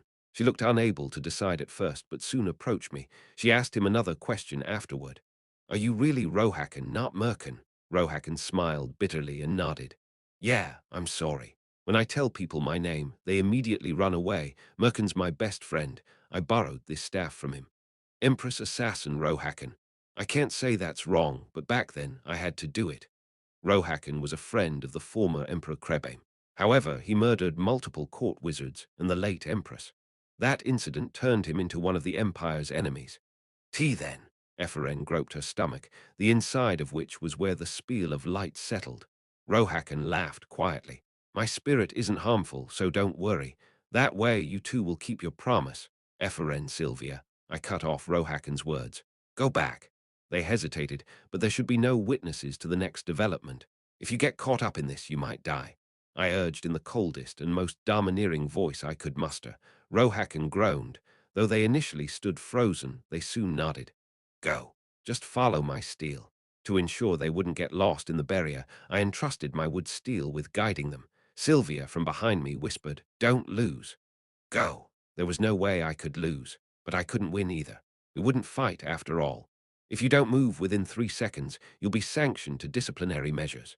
Eferen and Sylvia left, following my steel. Rustle, rustle, the sound of their footsteps grew farther and farther away, and at some point they disappeared. Whoosh, a cold, dry wind blew, causing the hem of my clothes and hair to flutter wildly. Rohakan looked at me with seriousness in his eyes. It sure looks like you worked hard. Your mana's gentle compared to before. Was the quality of mana something that could be improved with effort? You still seem to be getting younger. Rohakan's expression hardened for a moment. I uttered something that penetrated his secret after all. His eyebrows furrowed. Are you trying to pick a fight? I don't want to kill a student of mine. It wouldn't be good to provoke each other. What? I couldn't beat Rohakan. It wasn't because of a lack of growth or the need for a little more time. I probably wouldn't be able to beat him until the day I died. Did it sound like a provocation? It was just a warning. That's temerity. Ha, temerity. However, my body didn't back down. Even if it broke, it would never bend. I couldn't abandon my pride when facing someone so powerful they transcended the world. It was obviously Deculein's personality, but that was what I liked about it. The world always easily swayed Kim Woojin due to his lack of personal beliefs. Temerity. I closed my eyes and grasped the current situation. 15 out of my 20 wood steel were still wandering around the mountain. 157 people are caged within your barrier, and 93 people wander out of it. 23 people want to break it, and 37 have made their way down the mountain. A siege network has already been established to our northeast and southeast, and the Imperial Knights are slowly surrounding the area. I opened my eyes, finding Rohakan's gaze fixed on me. Are you buying time? I have no intention of letting you do that. He conjured mana. With apathy, I replied, go northwest. The defense there is still a bit weak. The magic he had been preparing was instantly disturbed. His eyes widened so much they looked like they were about to pop out. What? But be warned. This is the last time I let you go. I continued in hopes of making sure he'd be more careful next time. He needed to avoid being killed or caught by the Empire for his atrocities out of his blindness for his children. Rohakan scratched the back of his neck and replied, is this for old time's sake? I have no affection for the person who killed the Empress Dowager. Okay, of course you wouldn't, but aren't you curious why I'm here? I am. Well, would you believe me? As your teacher, I abandoned you. Have you come to destroy the temple? I asked assertively. Rohakan gasped. You've changed. I don't have time to chat. Leave. Okay. He turned around, but he stopped after a few steps and looked over his shoulder. Deculein. Yes. Do you believe in God? In a way, that was random. However, it was something that penetrated the core of the main quest. I answered. I believe only in myself. I didn't believe in God. As Deculein and as Kim Woojin, that belief had not changed. Ha ha. Then Rohakan smiled softly. That's a good attitude. Take this. He handed me a book. It is a story about certain fanatics in this world. Read it any time. Exploration of the Land of Extinction. Description. This exploration book was written by Rohakan. It records the behavior of the fanatics who crossed the Land of Extinction. Category. Special publication effect. I put it in my pocket. Goodbye. He absorbed the element of wind into his body and activated certain great destruction magic. Rumble.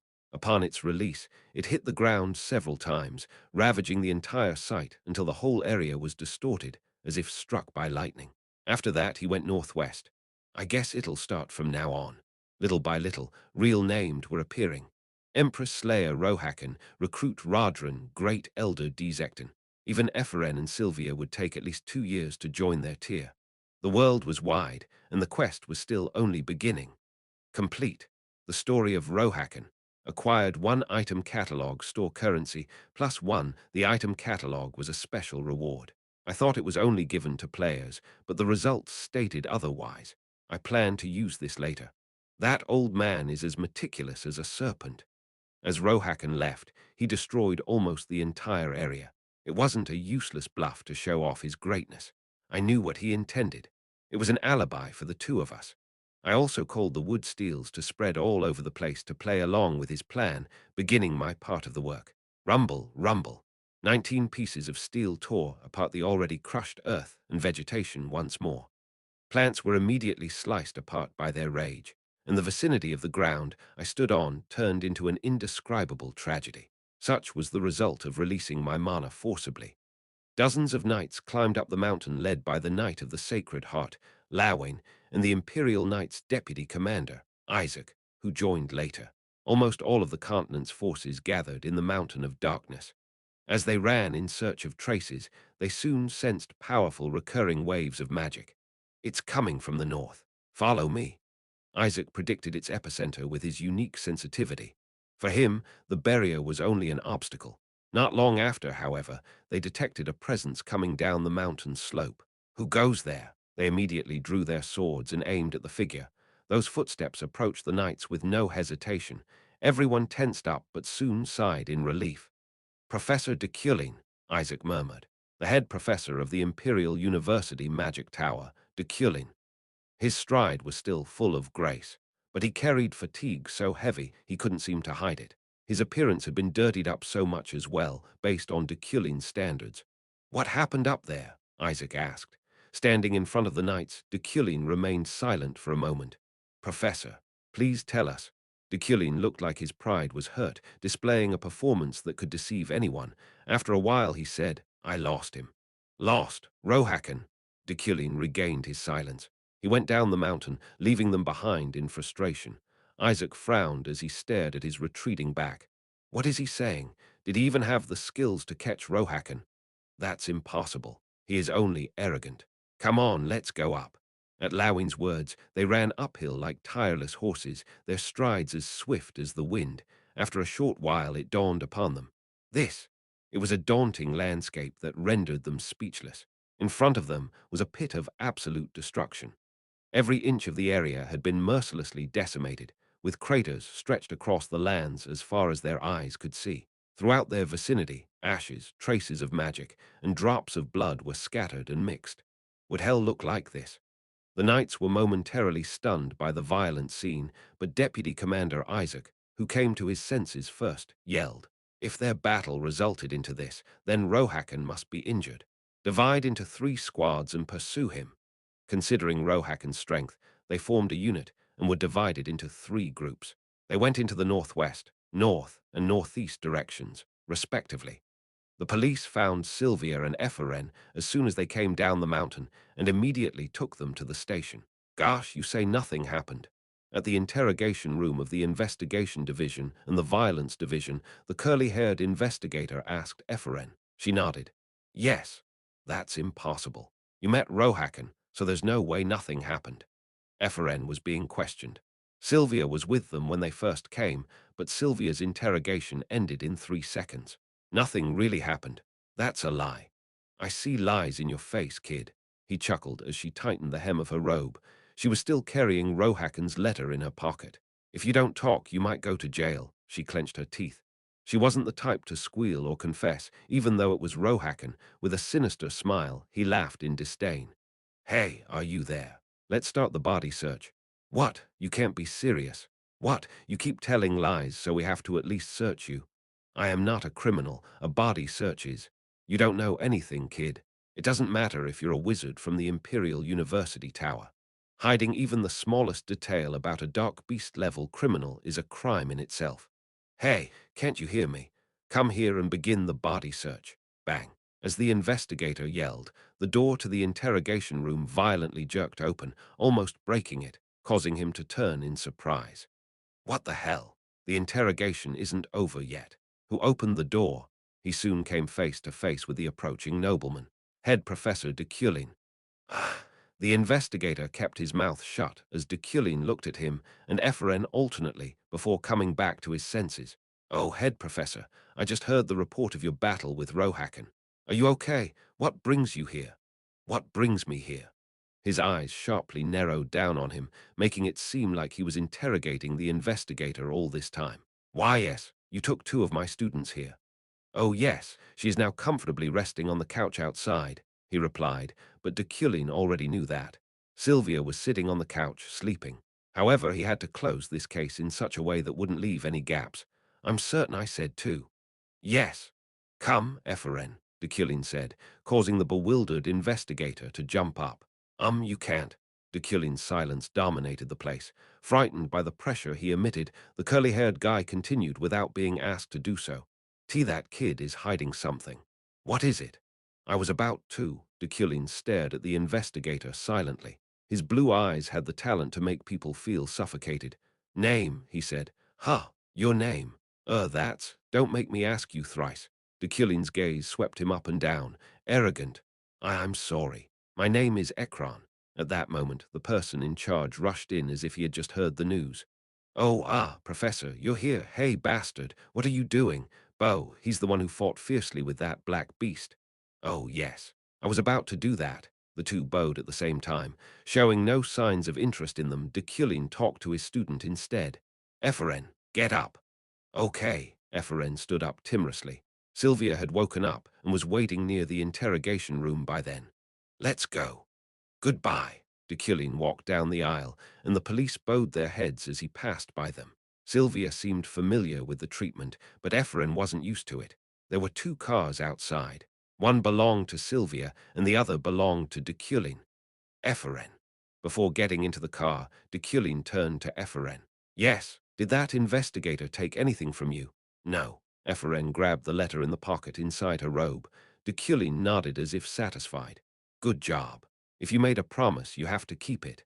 Deculein got into his car, but before he could close its door, Ephren asked, how did things go? Sylvia also seemed curious. Deculein took a deep breath and answered, You don't need to know. Deculein's voice was drenched in fatigue. It was the first time Ephren and Sylvia heard him sound like that. Go. Don't tell anyone about today.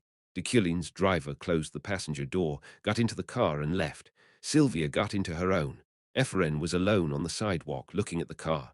Do you want a ride? Ha! Oh, it's okay. I'll walk. I get motion sickness if I ride in a carriage or a car. Okay. Vroom. Sylvia's car's engine started. Both vehicles quickly disappeared over the road, and Ephren, watching with envy, moved her legs. Sigh, tonight's wind was a bit heavy. She had been through too dramatic a situation, and she heard too many stories. Her whole body felt like it was drenched in mushy waters. Ha ha! Laughter came out of her lips. For the first time in her life, she met a person who recognized her father, and it was Rohakan of all people, the worst criminal of their time. If I don't deliver his letter, my body won't explode, right? It was a complicated day for Ephren. That's really suffocating. I want to cry. Sylvia stared at the scenery outside her open car window, but soon closed her eyes as she felt the wind blowing in. She recalled his voice, which she had once heard in Berkt. This is nothing to be surprised about. My weapon and magic are specialized in killing. What this world needs, Sylvia, is a talent in wizardry like yours. Magic wasn't made to kill people. It would be best if you remember that, Deculein's words. At the time, she thought he was just praising her talent. Now that she had realized his efforts, however, it felt a little different. Chapter 61. Solution 1. Deep in the night, the full moon scattered the shallow fog as Sylvia dove deep into her thoughts in their mansion's backyard. Today, she found out why he was the head professor and had amazing theoretical and educational skills. What if a child, praised for being a prodigy, suddenly feels he's becoming more ordinary as he grows up? Lacking talent, he worked harder than anyone else and walked the royal road of theory. As his intuition faltered, he immersed himself in logic as sophisticated as cogs. What if he sees children who are worse than him getting ahead of him? Sylvia recalled Rohakan's words. The sadness to doubt one's own talents, the fear of being blocked by an impenetrable wall, the fear that someone worse than oneself would overtake them. Would I be able to overcome it all? What if he imagined that someday they would laugh at him, who used to look down on them? She imagined Ephren becoming a better wizard than her. Sylvia shut her mouth and puffed up her cheeks. Arrogant Ephren. The possibility was slim, but just thinking about it made her dizzy, so it was even more surprising. Deculein overcame this feeling with hard work. Finishing her thoughts, Sylvia immersed herself in meditation again. She breathed quietly and released her mana, causing colorful shades to appear in her eyes. Eventually, she materialized the origin. The darkness of the night faded, and light entered. Flowers bloomed on the ground, and butterflies flew as a warm wind blew, the grass gently swaying. The landscape was constructed with the three primary colors. The image she embraced had dyed her garden. In this realm, her color was the law of nature. Sylvia quietly closed her eyes amid the magical field. She once heard of something called the wizard's fortune. The first was innate talent. The second was a worthy effort. The third was one's own muse. She already knew her talent, she wasn't lazy, but she used to think she didn't need the third. Muse. For wizards, the third was essentially called inspiration or stimulus. Now Sylvia understood. Her third fortune just came a little late. Under the dark dawn, I sat at the entrance to the Mountain of Darkness and opened my catalogue of items. Beginner item catalog. 1. Record notepad. 2. Character magnifying lens. 3. Incubator. A catalog was, in the essence of the word, a list of goods. I could consume an item catalog to get one of these items. However, there was nothing in it that would have a dramatic effect on the gameplay. The items in it only offered a bit of convenience or uniqueness. 2. Character magnifying lens. As soon as I chose option 2, the fur-sized catalog took its shape. A single lens with no frames or anything. It was embarrassing, but it became like a monocle when I roughly put it on my eyelids with psychokinesis. Crumble, crumble, at that moment, I turned my head in the direction where I heard someone walking through the grass. Ah! When our eyes met, I heard a startled voice and saw her distinctive white armor and cloak. The magnifying lens identified one of her most important attributes. Eternal winter, rating, unique description, an eternally frozen season, a flower that blooms more brilliantly the harsher its environment becomes. Her unique grade attribute, eternal winter, Julie said, didn't know you were here as well. Am I not allowed to be here? I asked coldly on purpose. Julie scratched the back of her neck as if embarrassed. No, but I've heard the rumors. I thought you were going to rest today because you just fought Rohakan. The chairman personally asked me to monitor the Mountain of Darkness. It was an order from the imperial family, too, just in case Rohakan came back or was plotting something around this area. Is the commander of the knights also supposed to be in charge of such chores? Being the leader, I take the lead. Then, according to you, if a war breaks out, the commanders will all have to die first. Ah, that's a good question. The answer to that is described in the third volume of the Knight Manual. I'll give it to you later. I made a chair using psychokinesis and basic earth control. Julie glanced at me slowly and sat. She kept glancing at me without a word. Do you have anything to say? No, I nodded. The wind blew in from the dark, carrying with it the thick scent of mana and flora. Out of nowhere, Julie asked, Is Her Majesty's lesson next week? Usually, the date of our classes was based on the Emperor's will, but traditionally, they were held once or twice a month. That being said, our next lesson was next Monday. You said you have nothing to say. Julie shut her mouth, looking into the woods instead. Every time she heard a sound, her ears perked up. She seemed to be working hard. I looked at my pocket watch. 1 a.m. There were still 3 hours left of my shift. Julie. Yes. I'm bored. Would you like to play chess? I am on a mission now. Julie firmly shook her head. I got worked up for no reason. Mission? I wonder what kind of idiot thinks Rohakan will come back here again. Julie had a guilty expression on her face. She took a breath and held it. I smirked. It's you. Oh, you're too stupid. This is basic post-incident measures. The perpetrator might return to the crime scene. Rohakan is a criminal, but he is not the perpetrator. If it were me, I wouldn't guard the entrance but scour the entire mountain. My top priority would be to find out why he entered in the first place. Julie blushed. I laughed and spent time reading books. 4 a.m. Fraham Knights Commander Julie, you may withdraw. Words came out of Julie's crystal ball. It was Isaac's voice. Yes, all right. Julie, who answered politely, immediately turned to me. A chessboard came out of Julie's backpack, but I pretended I didn't see it. Julie glanced at me. However, when I didn't respond, she started playing alone. Tap, tap, tap, hearing the strangely moving objects felt funny to me. Reluctantly, I looked at her chessboard, realizing it was the gift I had given before. If you do it like that, you'll lose. Is that so? Julie answered. I closed my book and turned my chair towards her. With the chessboard between us, I continued speaking while facing Julie. Listen carefully. I will teach you starting with the basics. Julie put her hands together and nodded. Yes, serious enthusiasm vigorously enveloped her expression. It made me think she wanted to be a chess master. The next morning, I received a call from the chairman. It was an order to go up to her personal office on the 99th floor.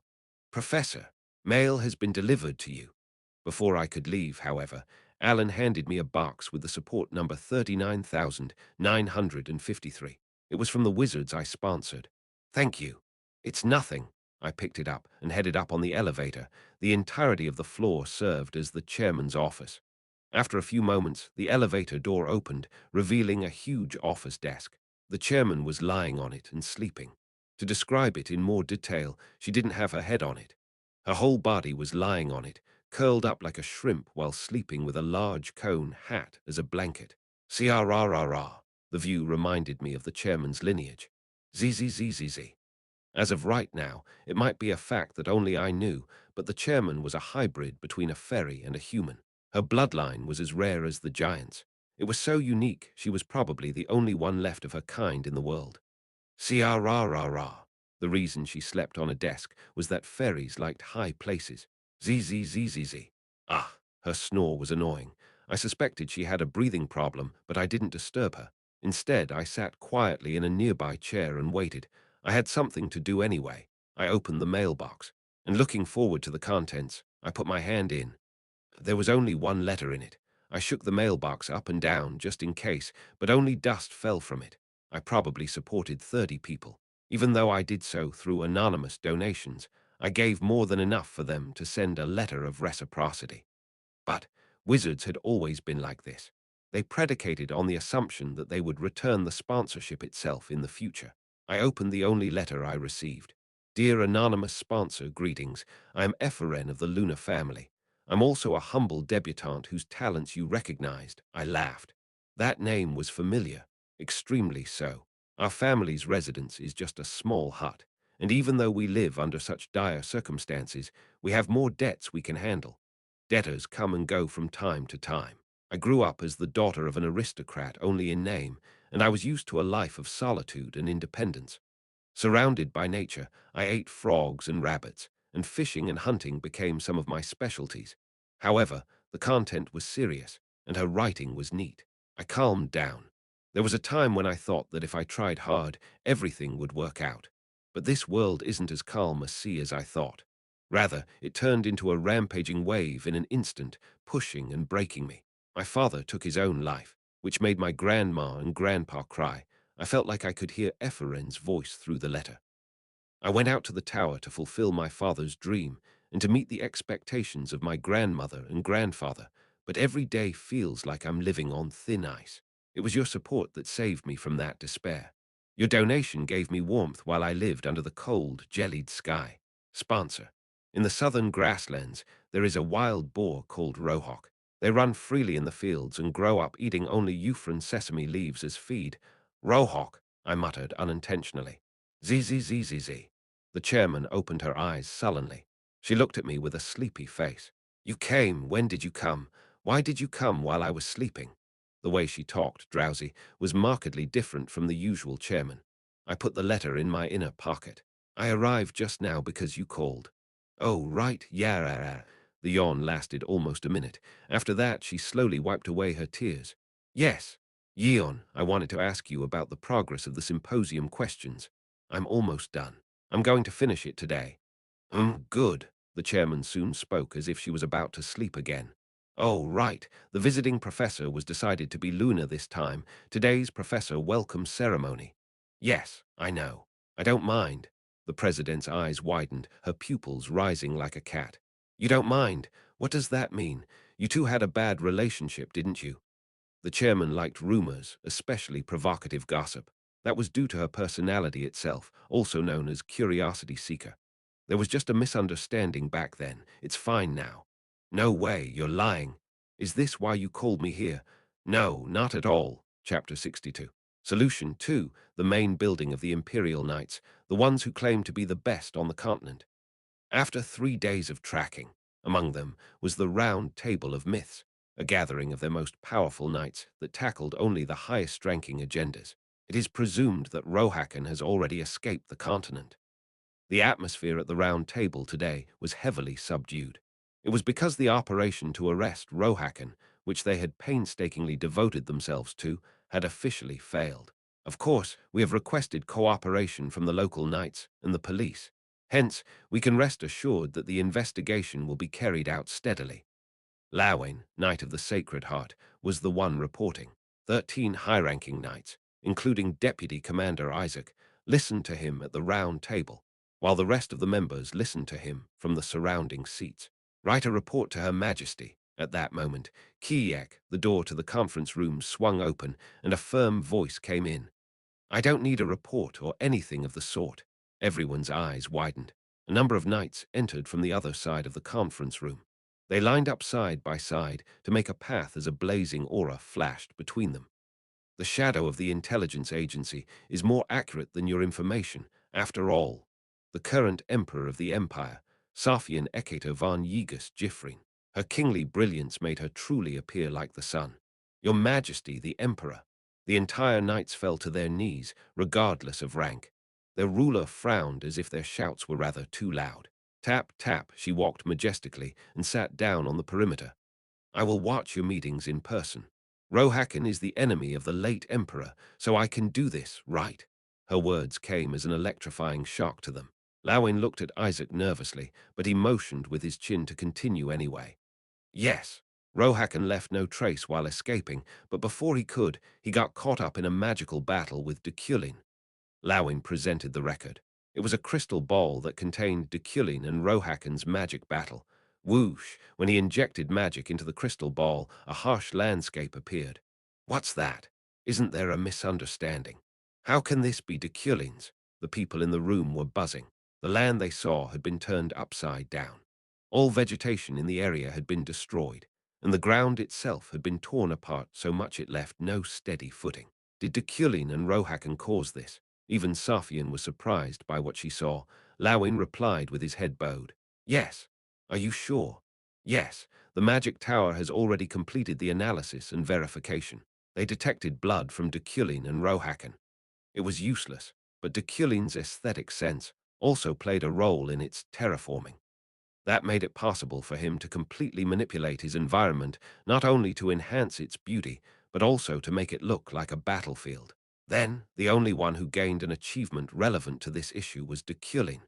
Isaac didn't answer quickly.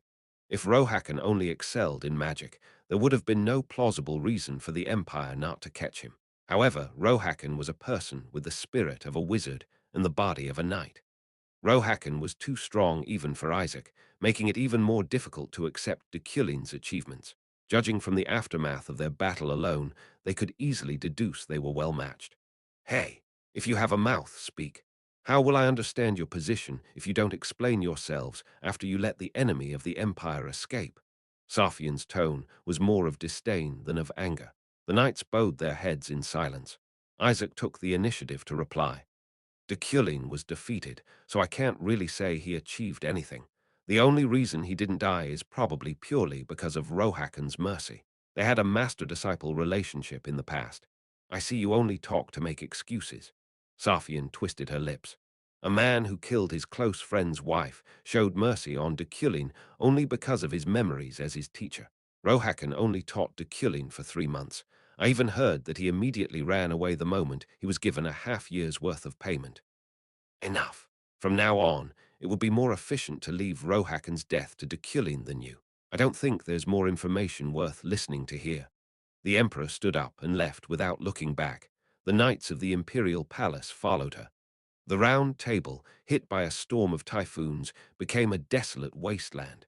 Isaac fell silently in thought, and Lawin recalled Deculein's arrogant voice. You'll all just be a burden. I'm telling you to piss off nicely. At first, I thought he ran away out of sheer fear of Rohakan. Lawin frowned, causing Isaac to look at him. But often, when you think you know someone, it turns out you don't. The great man named Deculein was also famous among the Knights Templar. When Julie was still a member of it, it was Deculein who tormented its innocent newcomers. It may have been that Deculein was hiding his skills, or maybe he's always been like that, but we underestimated him. However, Isaac clenched his fists. A more certain fact is that we weren't strong enough. Today, he promised again. Rohakan, someday he would definitely hunt that dark beast down. Anyway, this report seems to need revision. At that moment, a shrill voice rang out. It was the Empire's genius knight, Rose. A document fell gently on the round table, titled Personnel File Deculein. Isaac laughed when he saw a specific passage. Combat Power Expectations, Level 5. If this guy is Level 5. Even Adrian said that Deculein was a tier below her. Of course, at the time, he dismissed it as bullshit, but now he could agree with her. Damn intelligence bastards. The Imperial Intelligence Agency was the one that distributed documents like this, but this happened sometimes. They senselessly triggered the Imperial Knight's competitive spirit and provided clearly wrong information with the intent to screw with them. Isaac immediately picked up his pen and corrected it. Combat power expectations. Level 1. Considering the likes of Adrian, Rohakan, Zeit, and Demakin were ranked 0 in terms of combat power since they were impossible to measure. Deculein should be at least this level. Send this report to the intelligence agency directly. Those dirty bastards have been playing their shallow tricks too often lately. There were no clouds in the Isle of Wizards' wealth sky, a floating island, and the weather was often clear due to how close it was to the sun. Thanks to that, open-air views became beautiful and colorful, but the people passing by weren't as colorful or diverse. They were all just wizards in robes. Are you talking about the symposium problem number 6? Yes. I arrived at the Atomic Wizard headquarters near Medjason. Monarch rank Deculein. I checked your thesis. I submitted my thesis with confidence, but the response from the person in charge was lukewarm, probably because dozens of fanatics challenged the problem every day. Since you're ranked monarch, the inspection should be quick. That was it. The manager just kept typing without saying anything, and I went out right away. I wasn't expecting a reaction like, "Who?" Question 6. Anyway, as I was about to return to the mansion, I noticed a familiar figure in one of the magic stores here. I went in and put my hand on her small head. Ah, what the fuck? For a moment, Uriel's body shook like a tornado, then looked back as if she was about to punch me. Her reaction surprised even me. What kind of pervert? She looked up at me and abruptly stopped talking. Soon, Uriel's face distorted as I shook my head. You have such a beautiful vocabulary. What? You suddenly touched my hair. Don't touch my hair, please. Uriel fixed her messy hair with both hands. I smiled and asked, what are you doing here? I'm a wizard too. If I want to come here, I can. Uriel muttered and glanced at me. I checked the item she had just seen. It was an advanced magic book. Why don't you buy it? I can't buy it. Why? Because of my rank. There were purchase restrictions on the Isle of Wizards' wealth. Uriel, a solder-ranked wizard that didn't even graduate from the tower, couldn't buy an item as advanced as the book she was holding. Right. I bought the magic book myself, which was quite expensive at 50,000 elnis, but I just gave it to Uriel. Take it. Really? Yes. Can I learn magic? Uriel asked for affirmation. I thought I knew why. The former Deculein was probably afraid that Uriel might overtake him, which made him prevent her from studying it. Yes. You should learn how to protect yourself now. I wasn't as narrow-minded as he was, and above all, Deculein had a lot of enemies. They might take her hostage.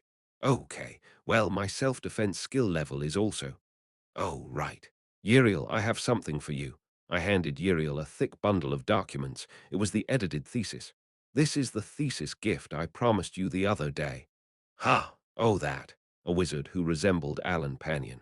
What is that wizard doing these days? He must be dejected. Uriel shrugged. Dejected? You took his thesis, so he's near giving up. What do you mean? Weren't you trying to steal his thesis? I didn't hear anything about it since. I frowned. I just corrected some things. Give it back after you're done with it. Huh, really? Yes. Uriel looked at me with surprise, almost as if thinking if she should believe me or not. Nevertheless, she nodded and put it in her bag. Where are you going now? I'm going to the tower to prepare the class. Prepare the class? Yes. The Ashes Baron would soon arrive. I plan to hold as many practical classes as possible to ensure the students would be able to defend against him. Luina was aware of her plight of being abandoned in an instant. In the past, the tenured professors of the Imperial University Tower treated her nicely, saying that she was Deculein's rival, but now she was here with her head down. They ignored her as if nothing had happened. She could understand that. Deculein defeated her. However, this is too much. She was assigned to an office on the 23rd floor. It wasn't too far from the ground floor, and she could still run into regular wizards in the elevator. It was a room more suitable for a newcomer who had just been hired as a full-time professor. Sigh, she knew, though. This wasn't the only humiliation Deculein prepared. However, no matter what he did or what shame awaited her, he wouldn't be able to break her any further. She was ready to overcome it all. 5 years wasn't that long of a time. Above all, in the contract, there was a clause stipulating that if Deculein became the chairman, he would do his best to make Luna the head professor. There's no toilet in the office. Luna laughed. There was no toilet in the office. There was no toilet in the office. She went outside to wash her face. Oh, she ran into a professor. It was Sire. Unlike her, who rebelled against Deculein until the end, Sire sucked up to Deculein in the beginning, but later tried to stick to her like a bat when she rose to prominence.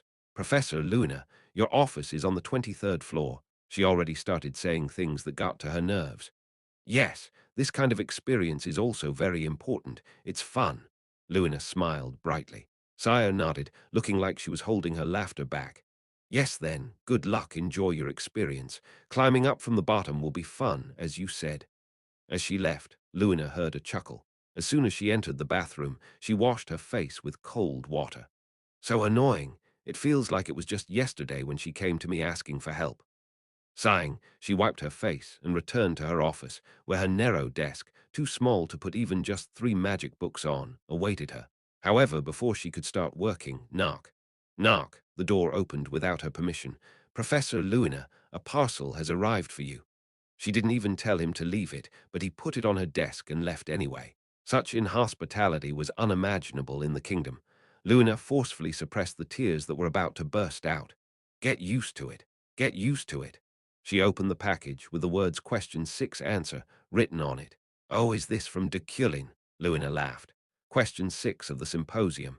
Runic magic in ancient inscriptions. She was almost worried about why he took the challenge. First, to solve problem 6, the interpretation of its runes needed to be proceeded. Although nothing is known about them, I inferred their meanings and formed combinations using my own interpretation system. The first page was filled with an introduction.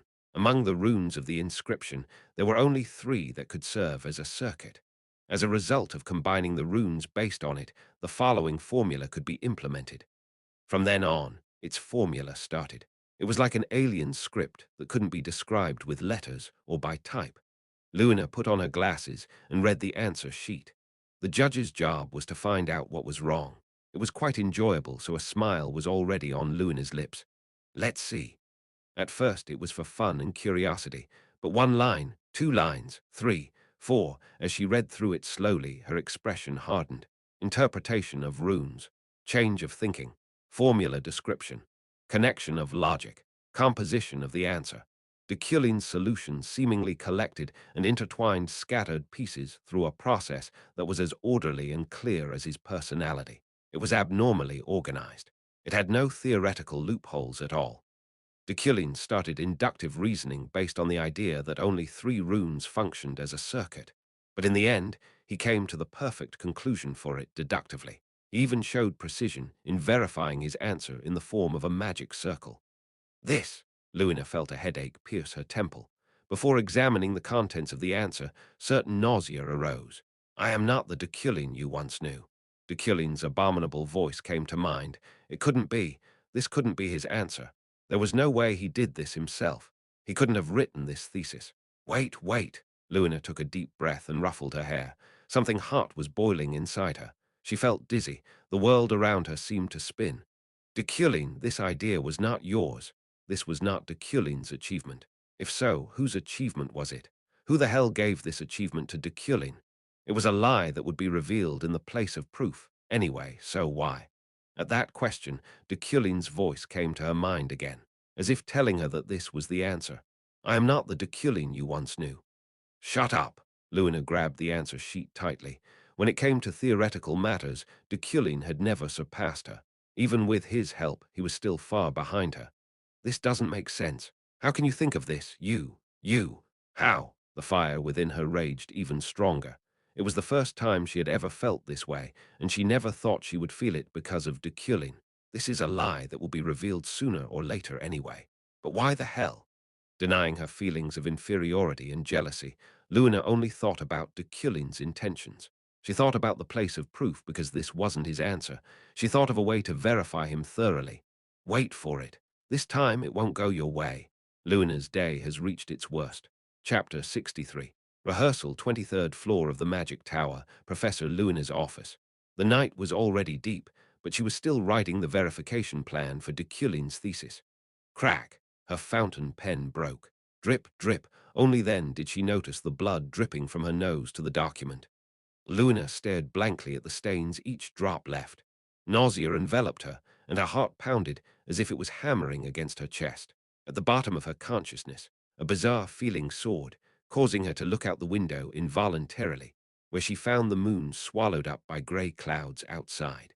The world had been engulfed in darkness, much like the strange woman reflected in the glass pane. Her eyes were dyed red. Did the drops of blood come in the form of tears? She thought for certain it was a nosebleed. Whoosh! As she pondered about it, unidentified particles rose from her shoulder, creating a smoky atmosphere where ashes seemed to be scattering.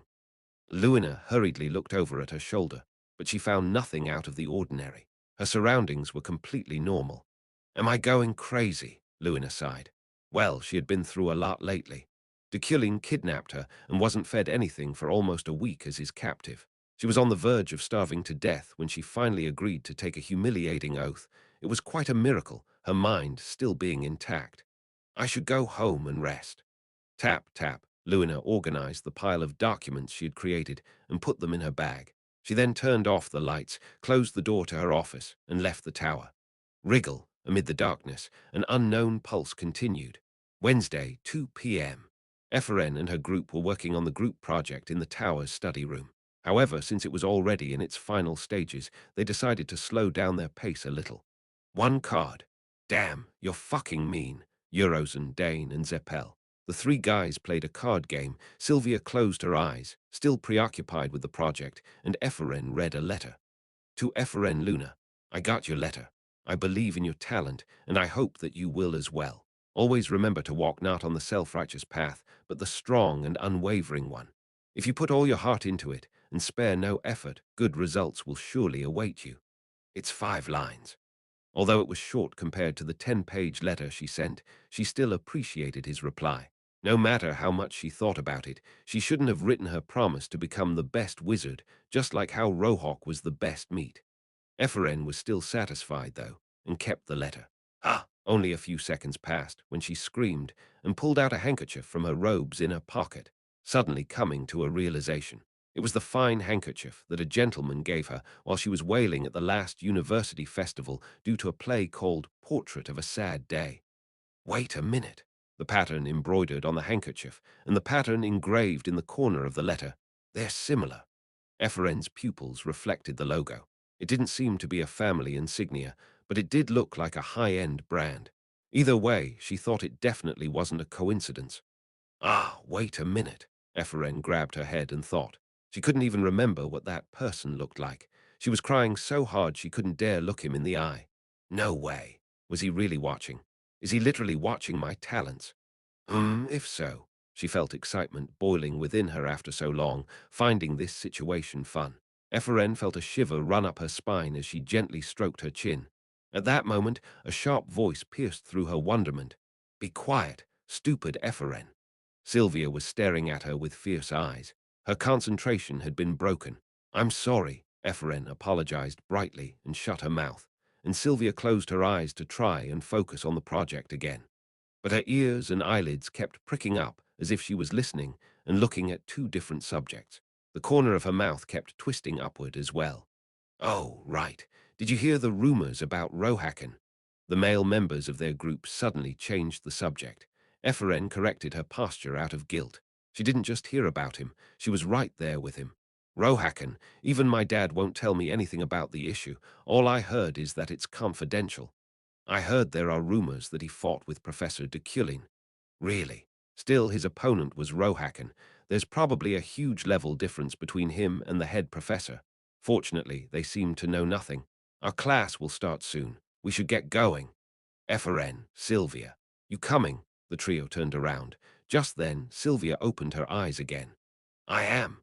They stored their scrolls in the study room safe, then went out and rode the elevator together.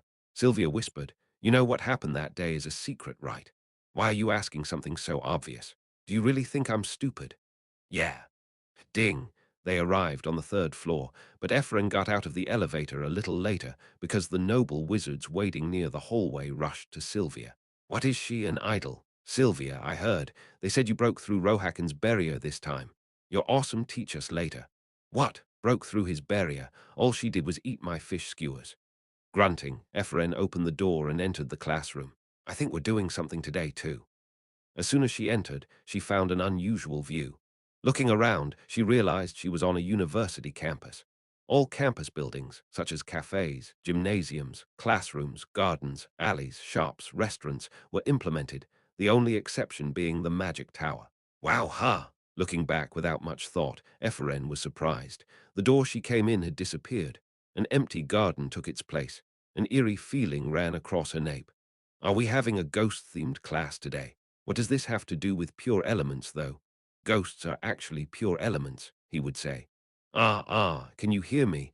Assistant Professor Allen's voice came from the sky. It's already 3 o'clock, so let's start the class. If there is a debutante who couldn't enter, then they're already disqualified for being late. If they were even 1 second late, they were removed from today's class. Deculein clearly set that rule. Ephraim's ears pricked. Today's class is a practicum to test out your skills. Think of this place as a virtual barrier, and you are currently locked in it. Your goal is to escape within 180 minutes. It was quite an interesting class. Be advised that there are monsters created by the barrier scattered all over its interior. Additionally, Head Professor Deculein won't serve as your ally and protector. Today, he will be roaming the area, trying to eliminate you. Deculein! Hearing this, Ephraim felt rather thrilled. She had yet another opportunity to legally challenge Deculein. Since Professor Deculein and other professors are monitoring this class, you will never be in real danger. However, please keep in mind that the moment you're found in any situation that would normally be considered deadly outside the educational setting, you will be deemed eliminated. Your performance in this activity will be reflected in your grades. Oh, whoa, his explanation wasn't even over yet, but a howl had already echoed its way to where she was. Ephraim looked around, finding a wild, red-eyed dog. Ashes drooled out of its mouth. I look forward to witnessing your practical use of magic. Now, let the class begin. As soon as the assistant professor finished his monologue, Ephraim imbued her bracelet with her mana. Ra.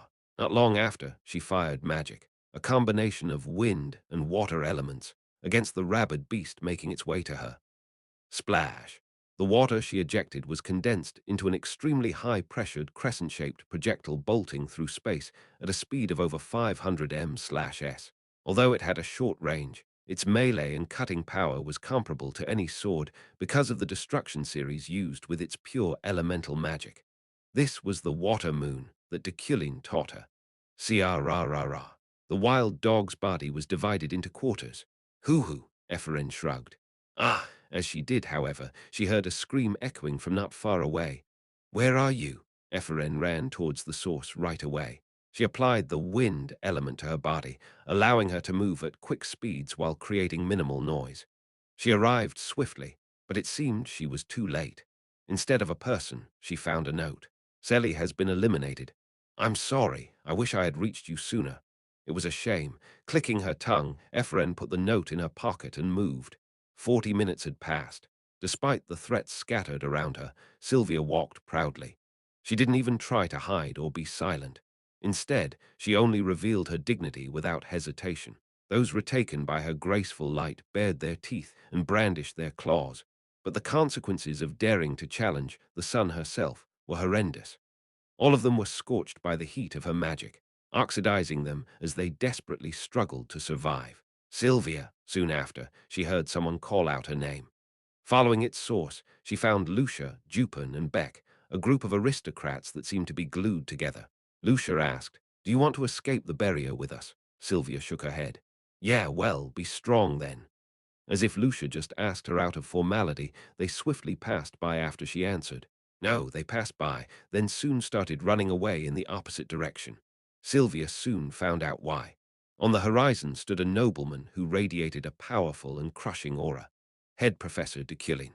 Now that he had become an enemy, he became a more fearsome opponent than anyone she could think of. Suppressed by his domineering presence, Sylvia immediately closed her eyes. Rumbling. For a moment, she turned the very ground she stood on into water and submerged herself in it, holding her breath in that state. The sound of footsteps echoed above her head. Ah! Shortly after that, she heard a scream. He had probably caught Lucia's gang. Those guys were idiotic for thinking the professor's steel could be avoided by running. She didn't know the details of its mechanism, but once under its radar, they could no longer escape its pursuit unless they went underground, which was exactly what she did. Sylvia burrowed, waiting quietly. Soon enough, she heard another voice. It was familiar and silly at the same time. No, it was very stupid. Stop, Ephraim. A head-on confrontation is foolish. This is not a head-on confrontation. We have the advantage in numbers, huh? Where are you going? Come back. From what she heard, the people Ephraim rescued seemed to have run away. Not long after, a sharp noise rang out, sounding like sparks hitting metal. Ephraim seemingly tried to manifest magic, but wait, She didn't call her stupid for no reason. Sylvia suppressed her laughter as she listened to Ephraim's scream, surprisingly managing to endure through it. 120 minutes had passed. Still, I have no regrets. Ephraim, barely managing to escape, sighed as she rubbed her throbbing body. Lucia and the others ran away after she saved them, which she found ridiculous. She thought they could have taken him on since there were 4 on their side and only 1 in his.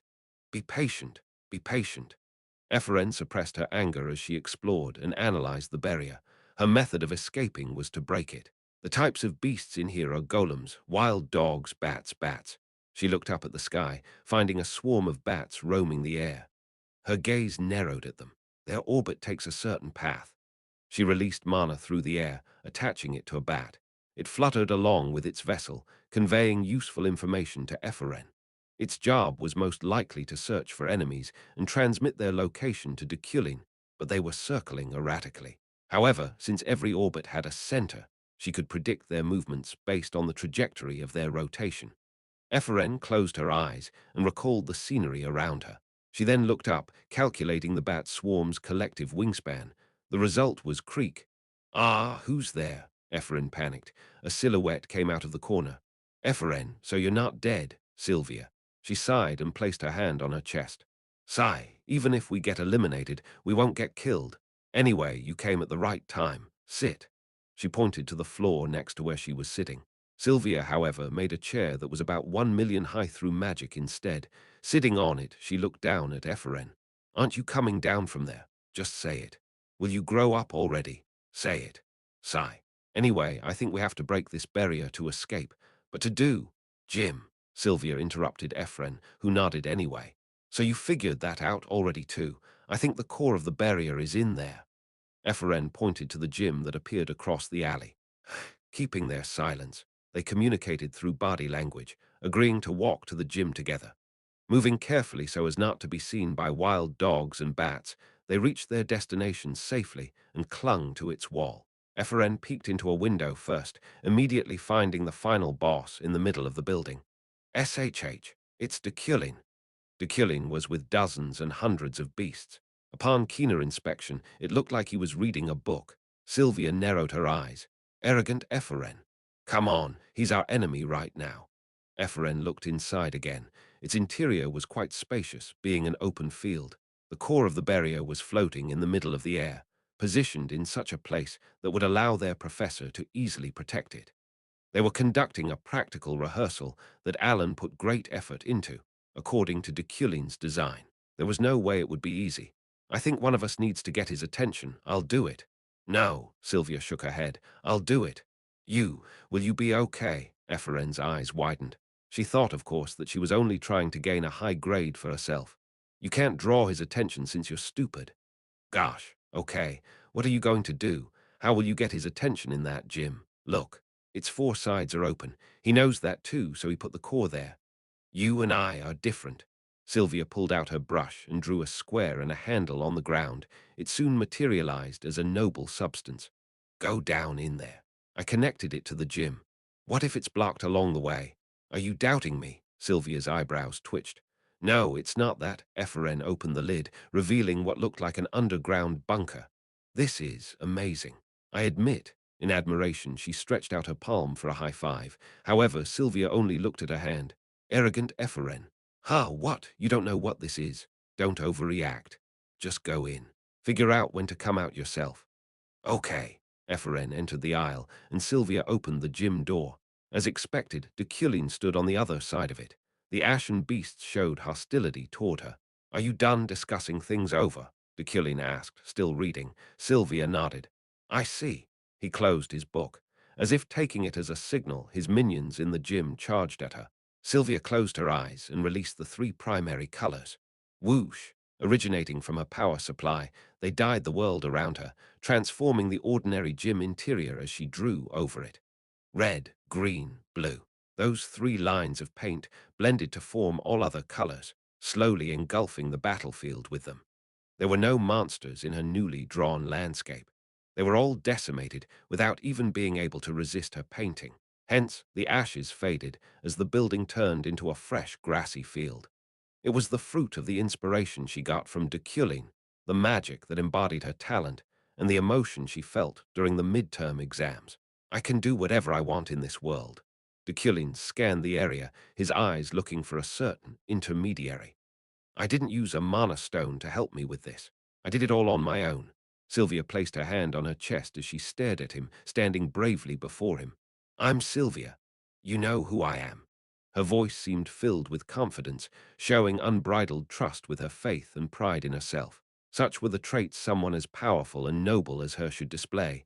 Deculein seemed satisfied. "Good. Magically, this is perfect."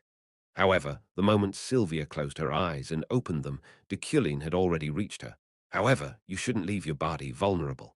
The Baron of the Ashes amplified his own physical and magical skills through parasites, which made the players struggle not only against his magic, but also against his physical prowess.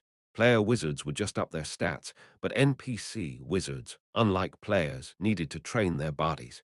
"You're eliminated." Deculein reached out his finger and tapped Sylvia's forehead. She looked up at him without blinking. "No," she proudly responded as she shook her head. "Before that, I got it." He heard a shout from far behind him, his reaction to which seemed to say he already knew who it was without even looking back. "Epheren, we've seized the core of the barrier." She raised her hand, holding the barrier's core as if asking him to look in her direction. The bracelet on her right wrist then trembled as she imbued her mana into it. Phew! Ordinary debutantes wouldn't be able to destroy the core she held and dismantle the barrier. But Epheren was no ordinary debutante. Wuang. When her mana swirled from her bracelet and permeated around the core, the entire barrier began to shake. Rumble, the ground vibrated as well, almost as if they were experiencing an earthquake, causing dust and cement powder to fall from the gym's ceiling. A crack appeared in the sky, and not long after, space itself split apart. Clank. Tiesuzususu, the barrier shattered like a glass dome, its fragments scattering indefinitely. Under its reign, basking in its fragments. Ha ha ha. Deculein laughed, seemingly proud of them. They felt as if he was telling them that they had become incredibly reliable individuals. Sylvia and Epheren stared blankly at their professor. That was the first time they had ever seen him smile. "Okay." After a while he declared, "You won." Epheren felt a rapture rising from deep within her. In her head, fireworks resounded loudly as an unbearable ecstasy surged. "Epheren, Sylvia, you two got perfect scores." Their surroundings returned to their original state, revealing their usual classroom. "Your cooperative attitude was perfect." Not long after, the door to the classroom opened, and those eliminated earlier on came inside as instructed by Alan. Epheren found Lucia among them. She tried to help them, but that coward just ran away. "Humph!" Lucia, in return, just glared back at her with a venomous gaze as if saying, "So what? Sit down." Deculein still seemed to have something left to say. Epheren looked at the clock. It was already past 6 o'clock. He was acting strange. "Never forget the barrier that enveloped the dormitory during the recent incident. This class was conducted to prepare you all in case something like it happens again. Of course, it's still a class. Someday, you'll experience this situation in a real setting." Deculein glanced at Alan, who then brought a box full of gas masks. "If this happens again, always keep in mind that the key to your survival is your cooperation with others. Moreover, make sure you always carry this magic gas mask with you at all times." Deculein distributed the items through psychokinesis. Epheren smiled as she looked at it, only to be surprised so much it caused her eyes to widen unknowingly. She thought it was just one of the common gas masks, but it was top-notch. "Isn't this very expensive?" "Great work, everyone. For those who were eliminated today, reflect on what happened, what you did wrong. Assistant Professor Allen will provide you with more detailed insights about it if you so wish. All you'd need to do is ask him. This concludes our class for today. With those words, Deculein left the classroom. The debutantes who got eliminated early in the activity immediately left as well, mumbling to themselves. Ephren, however, remained in the classroom and enjoyed her afterglow brought by their victory. Is this how wizards grow? Her happiness reached a completely different league. You won. Deculein sounded satisfied. When she heard it, huge adrenaline rushed through her head. Of course, Professor Deculein most likely let some things slide, considering he didn't even command the wood steel he so cherished. Regardless, she knew it would be difficult to feel the emotion that roped around her heart again. Hoo-hoo, Ephren reorganized her thoughts. She wasn't happy because he praised her. She was happy because she defeated him. Great! Ephren clenched her fists. Using her victory as justification, she decided to have a nice meal today. My dinner for tonight will be rohok. Everyone had already left, and it was already dark outside, but Deculein remained behind, writing on Class A's blackboard. 4 things to keep in mind. 1. Break through the core of the barrier. 2. Avoid charging head-on and focus on cooperating with each other. 3. Survive. 4. Never forget that this board serves as the only link between you guys and me. Afterward, Deculein cast Midas's hand on it. Magic rose from his fingers and covered its surface. In preparation for when the Baron of the Ashes would appear without warning, he left his students a few more pieces of advice. Chapter 64. Practical Experience 1. These days, interesting news had been going around the island of Wizard's Wealth, creating a fresh atmosphere that swirled all over the dull island. Deculein. That Deculein. Yes, the Emperor's younger brother, Credo, smiled in astonishment as soon as he got the report. So, you say Problem 6 will be solved soon. The place of proof is ready. The symposium's place of proof wasn't held unless an answer was found persuasive or close to being correct. Therefore, the fact that it had been prepared meant they were getting nearer the solution. It was Problem 6, no less. That's impressive. Credo purely admired him. Of course, his solution itself still wasn't determined as the right answer, but as a fan of Deculein, he had faith. Well, it's now time for him to fly. He still couldn't forget Deculein's midterm exam. The feeling it instilled in him continued to remain in his heart to this day, reigniting a passion he had almost lost. Hence, when he heard the Imperial University Tower's head professor would teach Safian, he felt envy roar within him so loud that he almost said, I want to join the class too. There are rumors about the Ashes. Ashes? Yes. They say they are watching him from there. There. Let alone a normal wizard, even his escort Fassbender wouldn't even speak of the volcanic zone. Ashes was such a vulgar title. It's normal for them to provoke famous wizards, but it doesn't matter. In today's world, Deculein's strength is famous. He was a powerful, practical wizard. Even though the Imperial Knights kept it secret, Credo knew of Deculein's well-matched battle against Rohakan. Anyway, when the place of proof is ready, I'll ask for a seat. No, this is an order. Be sure to get one. The competition for tickets would be keen. All high-ranking wizards would be found there after all. Yes, there will be no problems. Fassbender faithfully responded to Credo's request. At the same time at the Medjosin. That's interesting. He really submitted it. Adrian read a letter from Wizard Academic in her private residence. It said, Deculein's thesis is very reasonable, and it is highly probable that it is the right answer, so please check it out. I heard he's answering question number 6. Yeah, it's really question number 6. The chairman was talking to a wizard with long black ponytailed hair. Unlike her youthful and mischievous appearance, she was secretly a parasitic houseguest with a stern and mature look. Are you aware that Deculein is in danger because of you? Ha! Why? She was a progressive person. At the very least, she didn't discriminate against people based on their origin or current affiliation. Adrian's standard was only whether it was harmful to her or not. There are a lot of people looking for Deculein. Jarek, that crazy guy, Glipper Helgun, his name has gone a long way even among the Ashes. Split personality Jarek, killer Glipper, living corpse Helgun. They were all famous among the Ashes. It's all because you said Deculein's strong. Ha! How is this my fault? You lost to Deculein too, Cynthia. Her real name was Cynthia, but she currently went by Arlo's. About 10 years ago, at the age of only 14, Adrian noticed and turned her into her unofficial disciple. A month ago, she became the criminal who installed a barrier in the third building of the dormitory. I was using a dummy back then. If it were my real body, I would have won. You're lying. If it were your real body, you would have died there. I had no intention of killing any wizard at the time.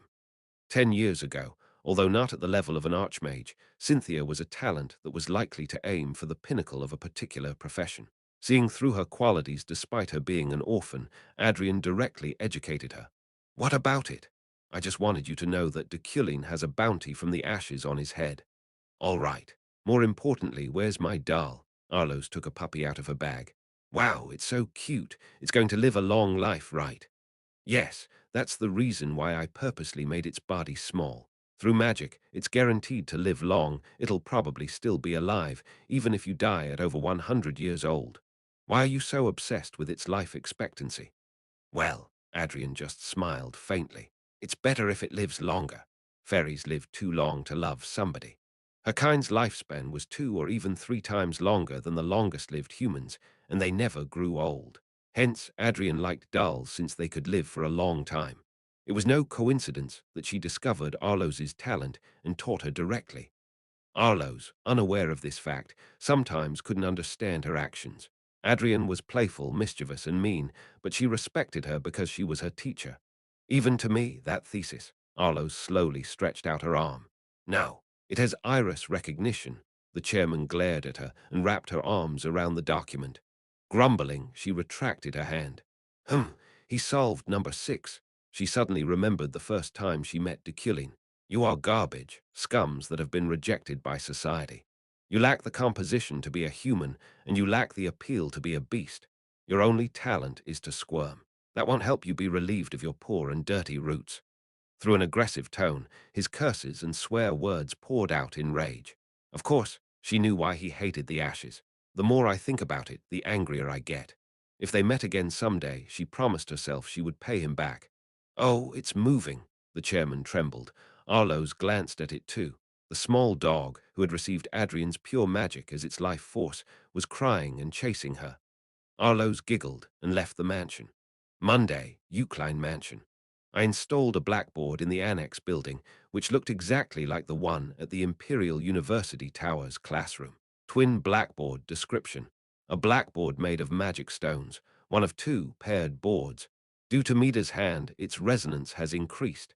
Category: Mechanism, Communications, Special Effects. Anything written on this board is transmitted to the other blackboard it's connected to. Its connection with the other blackboard can't be broken by any magical means. Midas hand level. 4. This item, upgraded by my Midas hand, enabled two-way communication that could go in and out of a barrier. If I were to write something on it, the same thing would be engraved on the classroom's blackboard. It gave me the ability to communicate with the debutantes. Rank 5 Intermediate Boss Event, Baron of the Ashes. Everyone was preparing for it. Of course, we didn't know when the Baron of the Ashes would appear. Moreover, the professors couldn't intervene in the event either. Hence, there was no longer any room for me to get involved. With a little help, they should be able to take care of it. Fortunately, 2 of the debutantes were definitely smart. Unlike me, who couldn't even do anything without the help of the system's attributes, Epheren and Sylvia were different. They were 2 of the named characters with the greatest growth potential of all time. Knock, knock. I opened the door, and Ren came in with his head bowed. He then handed me a couple of documents. Master, rumor has it that Count Zeit is trying to take over the Freyham Knights. I also recorded a lot of additional information. Zeit? Yes, I heard he's already reserved the ceremony hall. That was quite a troublesome report. I read the documents first. It was detailed beyond imagination, although its scope was still insufficient because I only had Ren and Enon working on it. The accuracy of intel related to people around me was satisfactory enough. Good job. With the quality of their work, I no longer felt like I wasted money on them. I then held out the Euclid, Understanding Elemental Magic book that I was currently revising to him. This is, he looked confused. I occasionally hear the sound of magic from your residence these days. It must be your sister's doing. Ren seemed completely unaware of it. Enon was most likely studying magic secretly like Uriel. I apologize. I will educate her well. This book will do that for you. I'll benefit if my subordinates have and can hone their talents anyway. Tell her to learn. Ren looked at me in surprise, which bothered me. He just had to do what I told him to do. Why did he have to look thankful, surprised, etc.? Just take this. Okay, thank. Prepare to go out. As you wish. I went out with him and soon found a familiar face waiting for me in the parking lot. Luina, boss, I was waiting for you. Shall I kick her out? Ren said. I shook my head. You don't have to. Got it. Ren walked silently and opened the back seat's door. I got on first, and she quickly occupied the seat next to me. She looked tired. What's going on? Are you going to the Imperial Palace for Her Majesty's lesson? Yes. Wasn't her class with you scheduled tomorrow? I know. I just have some information to tell you. She pulled a wad of paper out of her briefcase. I was actually trying to ask all of this in the place of proof. I have already delivered it to the symposium judges. But if I do that, it could be considered a breach of contract. Since you've given me a second chance, I want to give you a chance to give up even now. Her words sounded like a cute threat. In reply, I calmly asked, a chance to give up. Take this and read it, boss. She politely handed out the papers. I took it without a word. It was an analysis of my answer to the sixth question. I read it carefully for 3 minutes. Luina. Yes, she hid a smile as I looked at her. These are good questions. Ask these questions in the place of proof. What? Her eyes widened, and she soon frowned in frustration. No, boss, think about. Luina. What? I coughed. She didn't believe my words, so I decided to make it probable to a certain extent to convince her. Listen carefully. This rune interpretation isn't based on luck. I'll tell you more clearly. I am not the Deculein I used to be. This idea is the result of my own realization. The ability to speak this language is proof of that. Luna looked like she didn't even understand a bit of what I just said. No, she looked like she couldn't understand the languages I just spoke. I just spoke in 9 languages. What? You'd be right to think that there is no language in this world that I don't know. Of course, on the continent, the imperial language was considered the universal language, just like English in the modern world. However, each kingdom had its own native language, and archaic languages, idioms, etc. However, I learned all of them for the sake of reading. I'm certain I can learn a language I have never seen and heard in 10 days. Perhaps because of his unique vanity, many books were written in foreign languages in Deculein's library, but it was too cumbersome to find and read each of their translations. Instead, I learned the languages they were written in, allowing me to speak in any tongue as if I was a native speaker of it. And runes are a kind of language. It took me quite a long time studying them. You understand this much? Luina wordlessly opened her lips and soon laughed. She looked and sounded like a robot. Gosh, I didn't know you had linguistic talent. She grew paler as she muttered those words and leaned her body against the window. Her slender shoulders drooped, and her empty gaze followed the view outside. You've only heard this much, and you're already so heartbroken, Luina frowned. Only, I nodded. Yes, this whole ordeal is just about a question solution.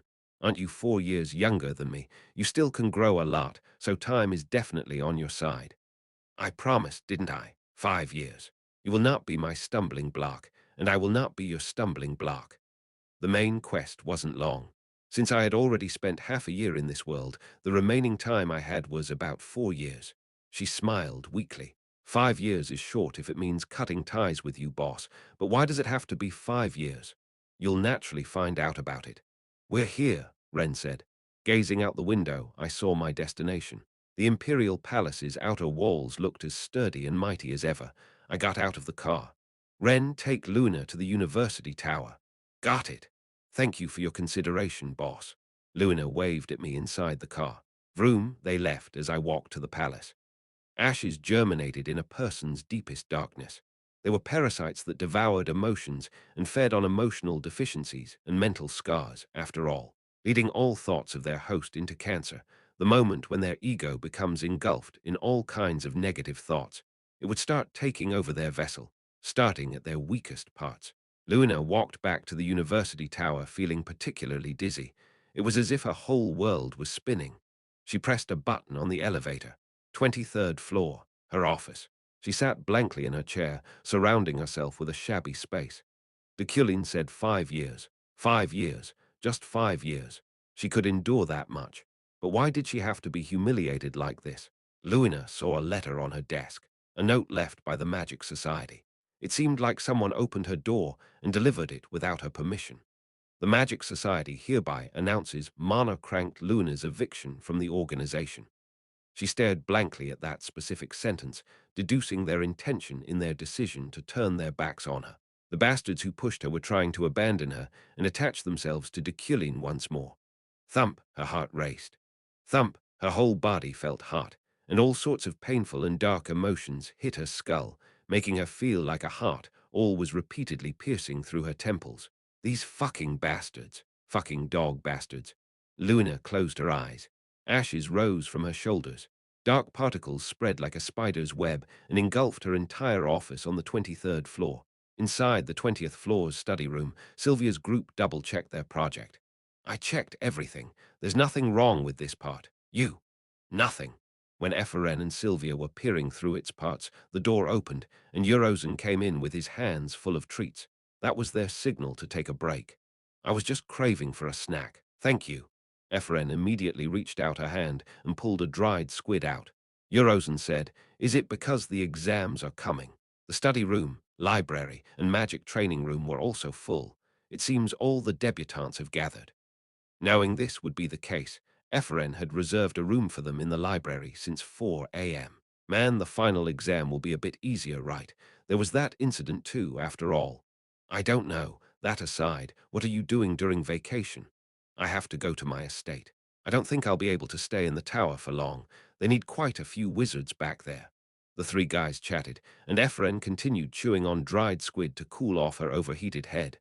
Boom, boom. They heard what sounded like explosions penetrate the walls around them out of the blue. What was that? Is there a fight going on? Boom, boom, ah. Not long after the noise started, they next heard a scream. Startled, Ephraim and the others immediately opened the study room door. Hey, what was that? At the hallway outside their room, a certain wizard turned back. Looking at the back of his head, they realized it was Roten, another debutante. Ephraim slowly walked towards him. Roten, right? Are you okay? Did you fight with? He turned around, revealing his lack of pupils. Black ashes poured out like vomit from his wide-open mouth and ears. Ah! Ephraim unknowingly unleashed magic, pushing him away. She then swiftly ran straight back into their study room. Bang! As soon as she closed the door, she immediately asked, Did you see him? Did why, you? You saw him, right? The other four people with her remained silent, finding the scene they just saw so shocking that they needed some time to process it.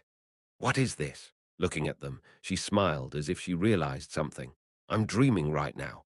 I must have fallen asleep due to the fatigue I accumulated from studying. That's it, isn't it? A dream.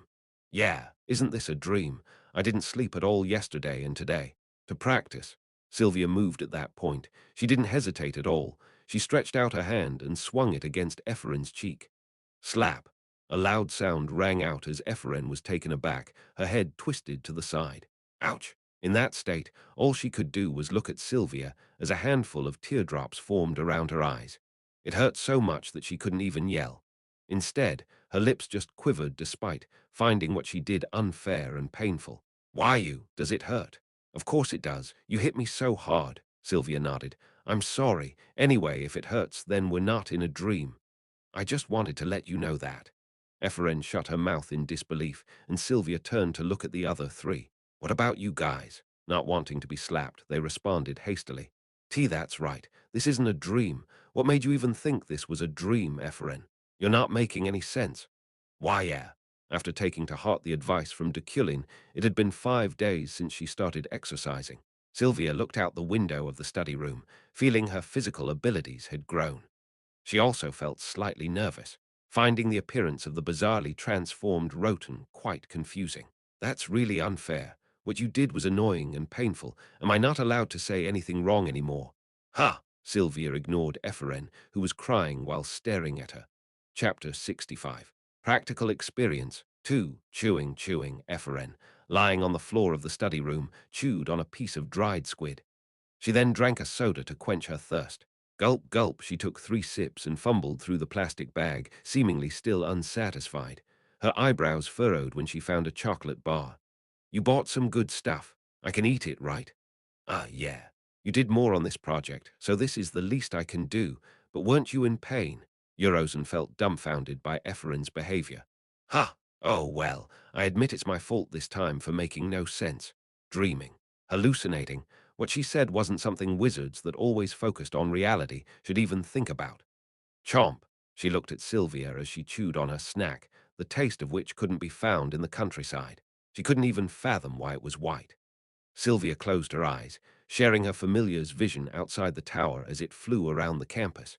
Everything looked fine at first glance, so much so that the students didn't even pay much attention to it. However, using magic, she saw an entirely different sight. The tower's entire lower portion was buried in ashes. BZZZZ, BZZZZ. Her familiar alerted her as well, signaling that their connection was in danger of being cut off. Sylvia opened her eyes after ordering it to go home. The situation's dire. Dire, the other four people in the room asked, their eyes growing wider. The university tower is engulfed in ashes. The university tower. Then are we locked in here? Dane asked. Sylvia nodded. Encroachment occurred on the lower floors, and the entrance has also been blocked. No one seems to be aware of it, though. No one.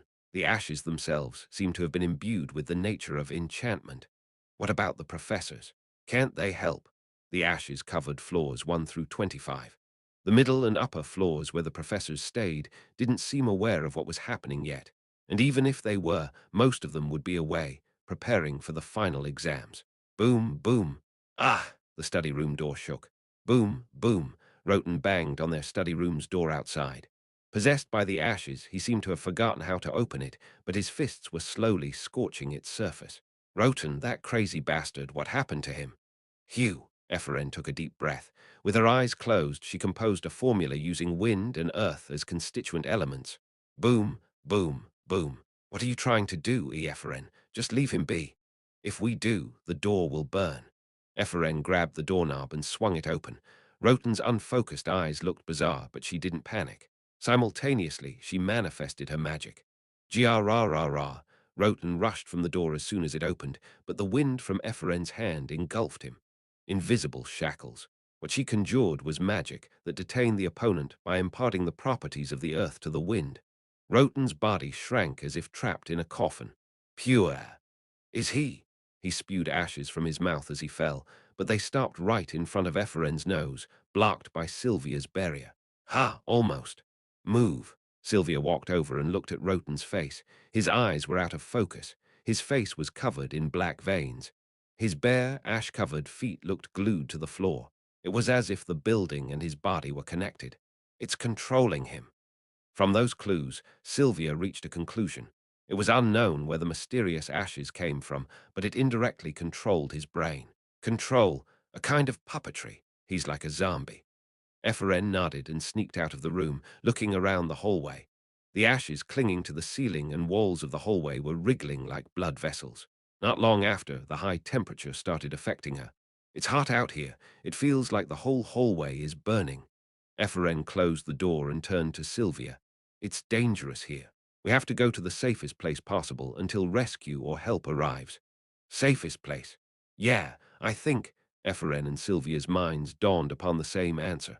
A place made of state-of-the-art engineering and mana stones that could prevent the heat of ashes from penetrating. Class A, 3rd floor. The head professor's classroom. Peek. Ephraim's face popped out of the door. Peek. Sylvia's head appeared above hers. The two of them watched the situation, glancing from side to side.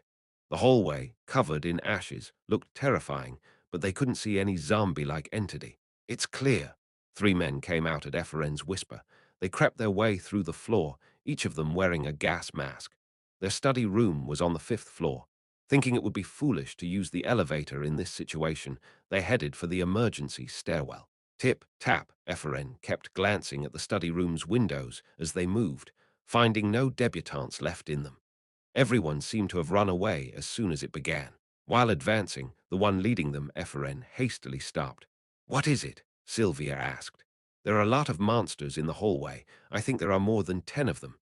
The entrance to the emergency stairwell and the hallway near it was infested with monsters. Ephraim bit her lower lip. We can't even kill them all. If they were real abominations, they could have easily killed or destroyed them. But they were all debutantes. That left them with no other choice but to avoid alerting them. Sylvia, can't you make a passage down here? This building's structure is made out of state-of-the-art magic engineering. I can't even touch its ceiling and floor. However, Sylvia drew a map on the floor. Emergency stairs. Central hallway, study room 1, study room 2. It was the structure of their vicinity. There were many monsters in the space leading from the central hallway, where they were, to the emergency stairs. If we can get to study room 1, I can make a passage where the star is. It'll allow us to enter the emergency stairs from the side. What if those monsters are on the stairs too? Eurozen asked. Resolutely, Epren replied. We'll just have to suppress them. I'll attract their attention. You go into the study room. Ephren imbued mana in her bracelet. After that, she ran out into the hallway. Haya! A strong, tornado-like wind blew through the hallway, pushing the monsters away helplessly. Utilizing that opening, Sylvia and the other group members entered the study room. After causing a mess, she soon followed after them safely. Are you okay, Ephren? Did you get bitten or anything of the sort? Are you going to turn into a monster too? She only nodded at Eurozen's question. Let's go. Sylvia had already painted a passage on the wall, which they used to walk down the aisle and reach the emergency stairs. Giararara, however, upon reaching it, they found far too many opponents scattered all over it. With one on each step, they immediately realized they wouldn't be able to detain them all. There's too many of them. I'm sorry, I didn't expect this. Ephren frowned in embarrassment, but Sylvia thought differently. She pressed her index finger on her lips. SHH. Staring at the stairs, she concentrated mana on her retinas. 3 primary colors engulfed her eyes. The stairway profusely swayed and wobbled momentarily. Soon after, it disappeared like an illusion. Just as an eraser erased pencil writing, she deleted the stairs with her gaze. Crash! After the numerous monsters prowling around them fell, she closed her eyes, restoring what she removed. Cold sweat was forming on her forehead. Sylvia, that was some really amazing magic. We don't have time to talk. They went down the stairs together. Stop! They had reached the door of the 3rd floor's emergency passage, but they didn't hastily go inside, knowing full well that would be a mistake. More corrupted entities blocked the passage. Sylvia made another door some distance away from the entrance, which they then used to enter the floor. Let's go. They first looked for the Class A classroom. They came here every week, but there were a lot more blocking their way today. The dozens of monsters roaming the hallways made it hard for them to reach their destination. What do we do? I'll draw their attention. You open the door, Ephren declared. Crack after cracking her knuckles and looking around her, she quickly left. You idiots. I'm over here. As soon as her shout caught the attention of every single abomination in the hallway, Ephren ran away immediately. Sylvia and the members rushed quietly and grabbed their classroom's doorknob. Click, click, locked. Eurozen and the men's complexion turned pale. Sylvia also bit her lip. What should we do? We're doomed. But Sylvia soon after heard whispers inside. There are people in there. Boom, boom. Sylvia knocked on the door. Open it. When her voice passed through the door, she heard a commotion inside. Boom, boom. Eurozen and the men banged on the door as well. Open it, now. Silver is here too, you know. If you don't open it, you're all dead, Sylvia. Her name caused the commotion to grow louder. Boom, boom. Ah! At the same time, Ephren, dragging their opponent's attention, began running back. There seemed to be at least 100 monsters attached to her tail. Open the door, Ephren yelled. Slam, Julia, a commoner, opened the door, allowing them to hurry inside. Wait for me. With everyone barely managing to get inside, she closed the door. Ephren grabbed her chest and flopped to the floor. Wow, pant, wow, we got here somehow.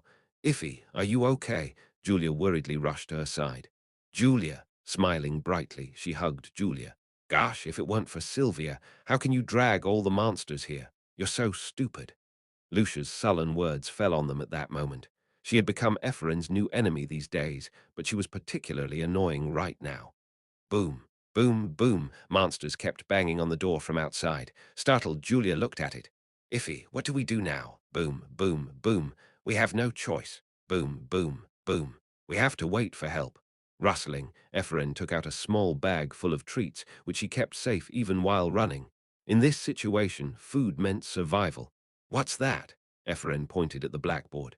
4 things to keep in mind. 1. Break through the core of the barrier. 2. Avoid charging head-on and focus on cooperating with each other. 3. Survive. 4. Never forget that this blackboard serves as the only link between you guys and me. I think it's just a sum-up of the last exam. Despite Julia's answer, Ephraim stared intently at it.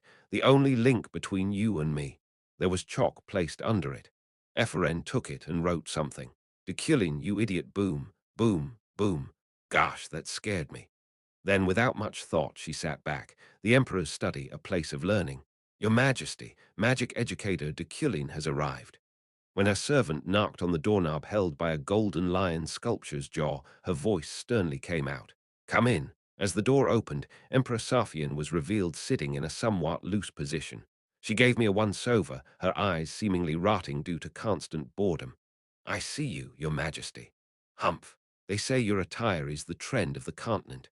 Certainly, your outfits are different from those wandering around the royal court. I walked over to her without a word and sat down in front of her, noticing the chessboard in between us. Are we playing chess today too? No, before that, let's talk. I'm slowly getting tired of chess. I nodded. It wasn't incomprehensible. She was the type of person who never seemed to get absorbed in anything and was rather quick to get sick of any activities. I heard you met Rohakan. Yes, and that you let him go. My skills weren't enough, the Emperor grinned. If you weren't strong enough, imagine how weak my knights are. Rohakan was your teacher, wasn't he? I haven't learned anything from him to label him as such. Right, there would be nothing to learn. Because of that damn bastard, the last emperor's health deteriorated. It's as if he killed not only the empress but also the emperor. There was no anger in her voice. She was merely pretending to be angry. For her, even emotions were boring. Deculein, the eunuch said that you are one of the best brains on the continent. Me? Yes, a genius who made hundreds of millions just through auctions. These days, there are many rumors that even I didn't know. They kept adding more labels to my name like Rohakan's nemesis, the smartest human on the continent, and so on. So, let me ask you this. I intend on going on an expedition. An expedition? I will conquer extinction. The Emperor placed a map on the desk. To do that, I must first get rid of internal hindrances. I must punish the demon-blooded. That was a bit bothering. I lifted my head and looked into her eyes. What? They don't seem to be the ones causing internal hindrances. How do you know that? Because I'm the best brain on the continent. Safian bit her lip without a word. Her eyes, which had always been indifferent and hazy, curved into arcs. Ha ha ha! Even her laugh sounded monotonous, almost robot-like. You're funny. I'm not lying. I see the world differently. If it would allow me to stop the massacre of the demon-blooded, I would gladly be the smartest person on the continent. The Emperor's lips parted. Humph. If so, you should already know that no matter what you say, I won't change my mind. I intend to destroy the demon-blooded first, then gain extinction's resentment on my own. On your own? Yes. I will be at the forefront of this expedition. I will wield my sword and use magic. That's how I'll leave myself in history. Her mischievous eyes stared at me. She seemed to be expecting a reaction from me. I read her power displayed in the character magnifying lens. Rating, authority, description. Even the magnifying glass couldn't read her, but I knew the Emperor's secret even without it. Regression by death. The reason for her boredom was the lack of death. Humans willfully lived since they knew death would one day come for them, but Safian, lacking that definite end, grew full of laziness and boredom. That was why she was dangerous. The moment she died in-game, the game would be over, and the player would be forced to regress. I was no longer a player, however. Therefore, the Emperor of this world shouldn't die no matter what. I had to make sure she wouldn't give up on life. Her existence itself was my death, I see. But your Majesty speaks as if there is no death awaiting you. For a moment, her face hardened, and red flames engulfed her mischievous eyes. What does that mean? Your Majesty will learn of what I mean through magic. I asked what you meant. Once you have mastered my lessons, and I can no longer provide more meaning to you, then the true point of my words will show itself to you. If she were to learn enough magic, I would let her know what I meant. Bang! Safian slammed her hand on the desk. Are you disdaining me? I told you to tell me. She stared at me with eyes that seemed to scorch me, making me feel like she wanted to rip me apart.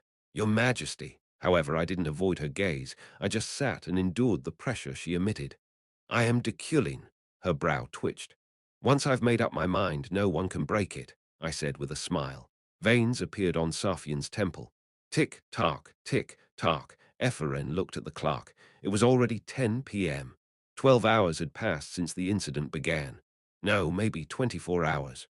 The windows were covered in ashes. With only darkness around them, they couldn't measure the passage of time.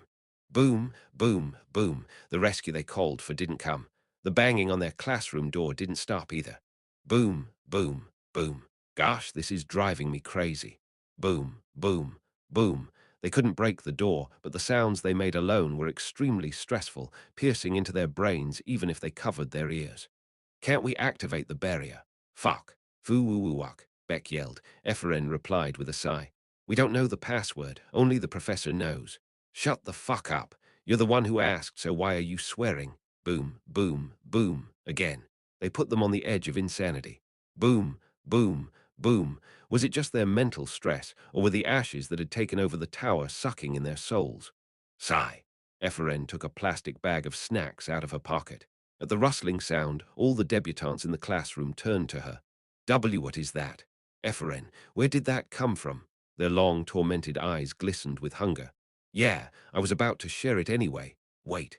That's mine. Eurozen reached out and grabbed the bag. Eurozen, what's wrong with you all of a sudden? I bought it with my own money. Eurozen's eyes were bloodshot. Okay, I bought it. Eferen was startled. He looked as if he had lost his mind. Regardless, she got angry at him. Why are you mad at me? I bought it.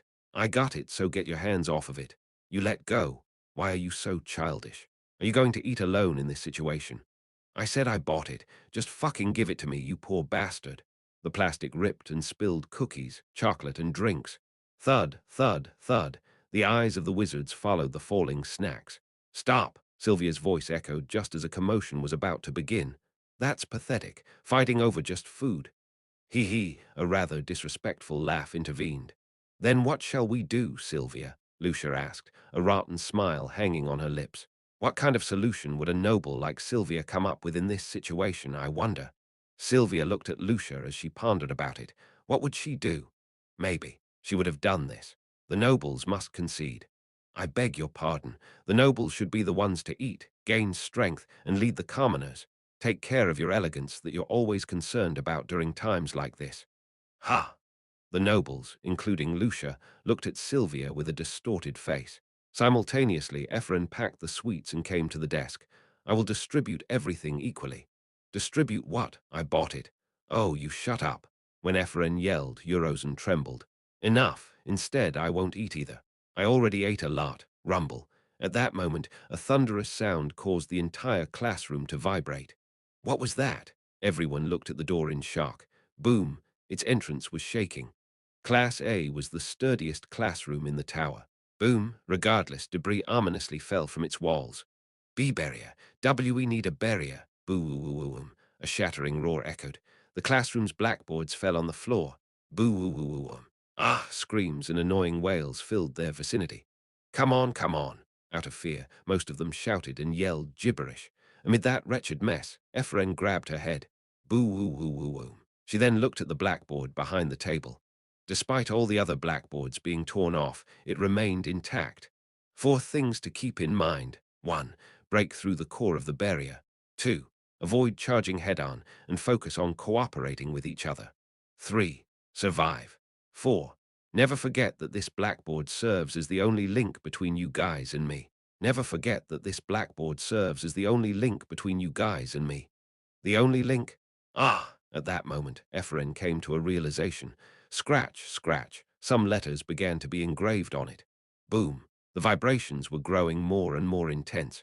Soon enough, a blow hit the entire wall of the classroom. During such great chaos, a sentence appeared on the blackboard's surface. This is Deculein. Communicate with me.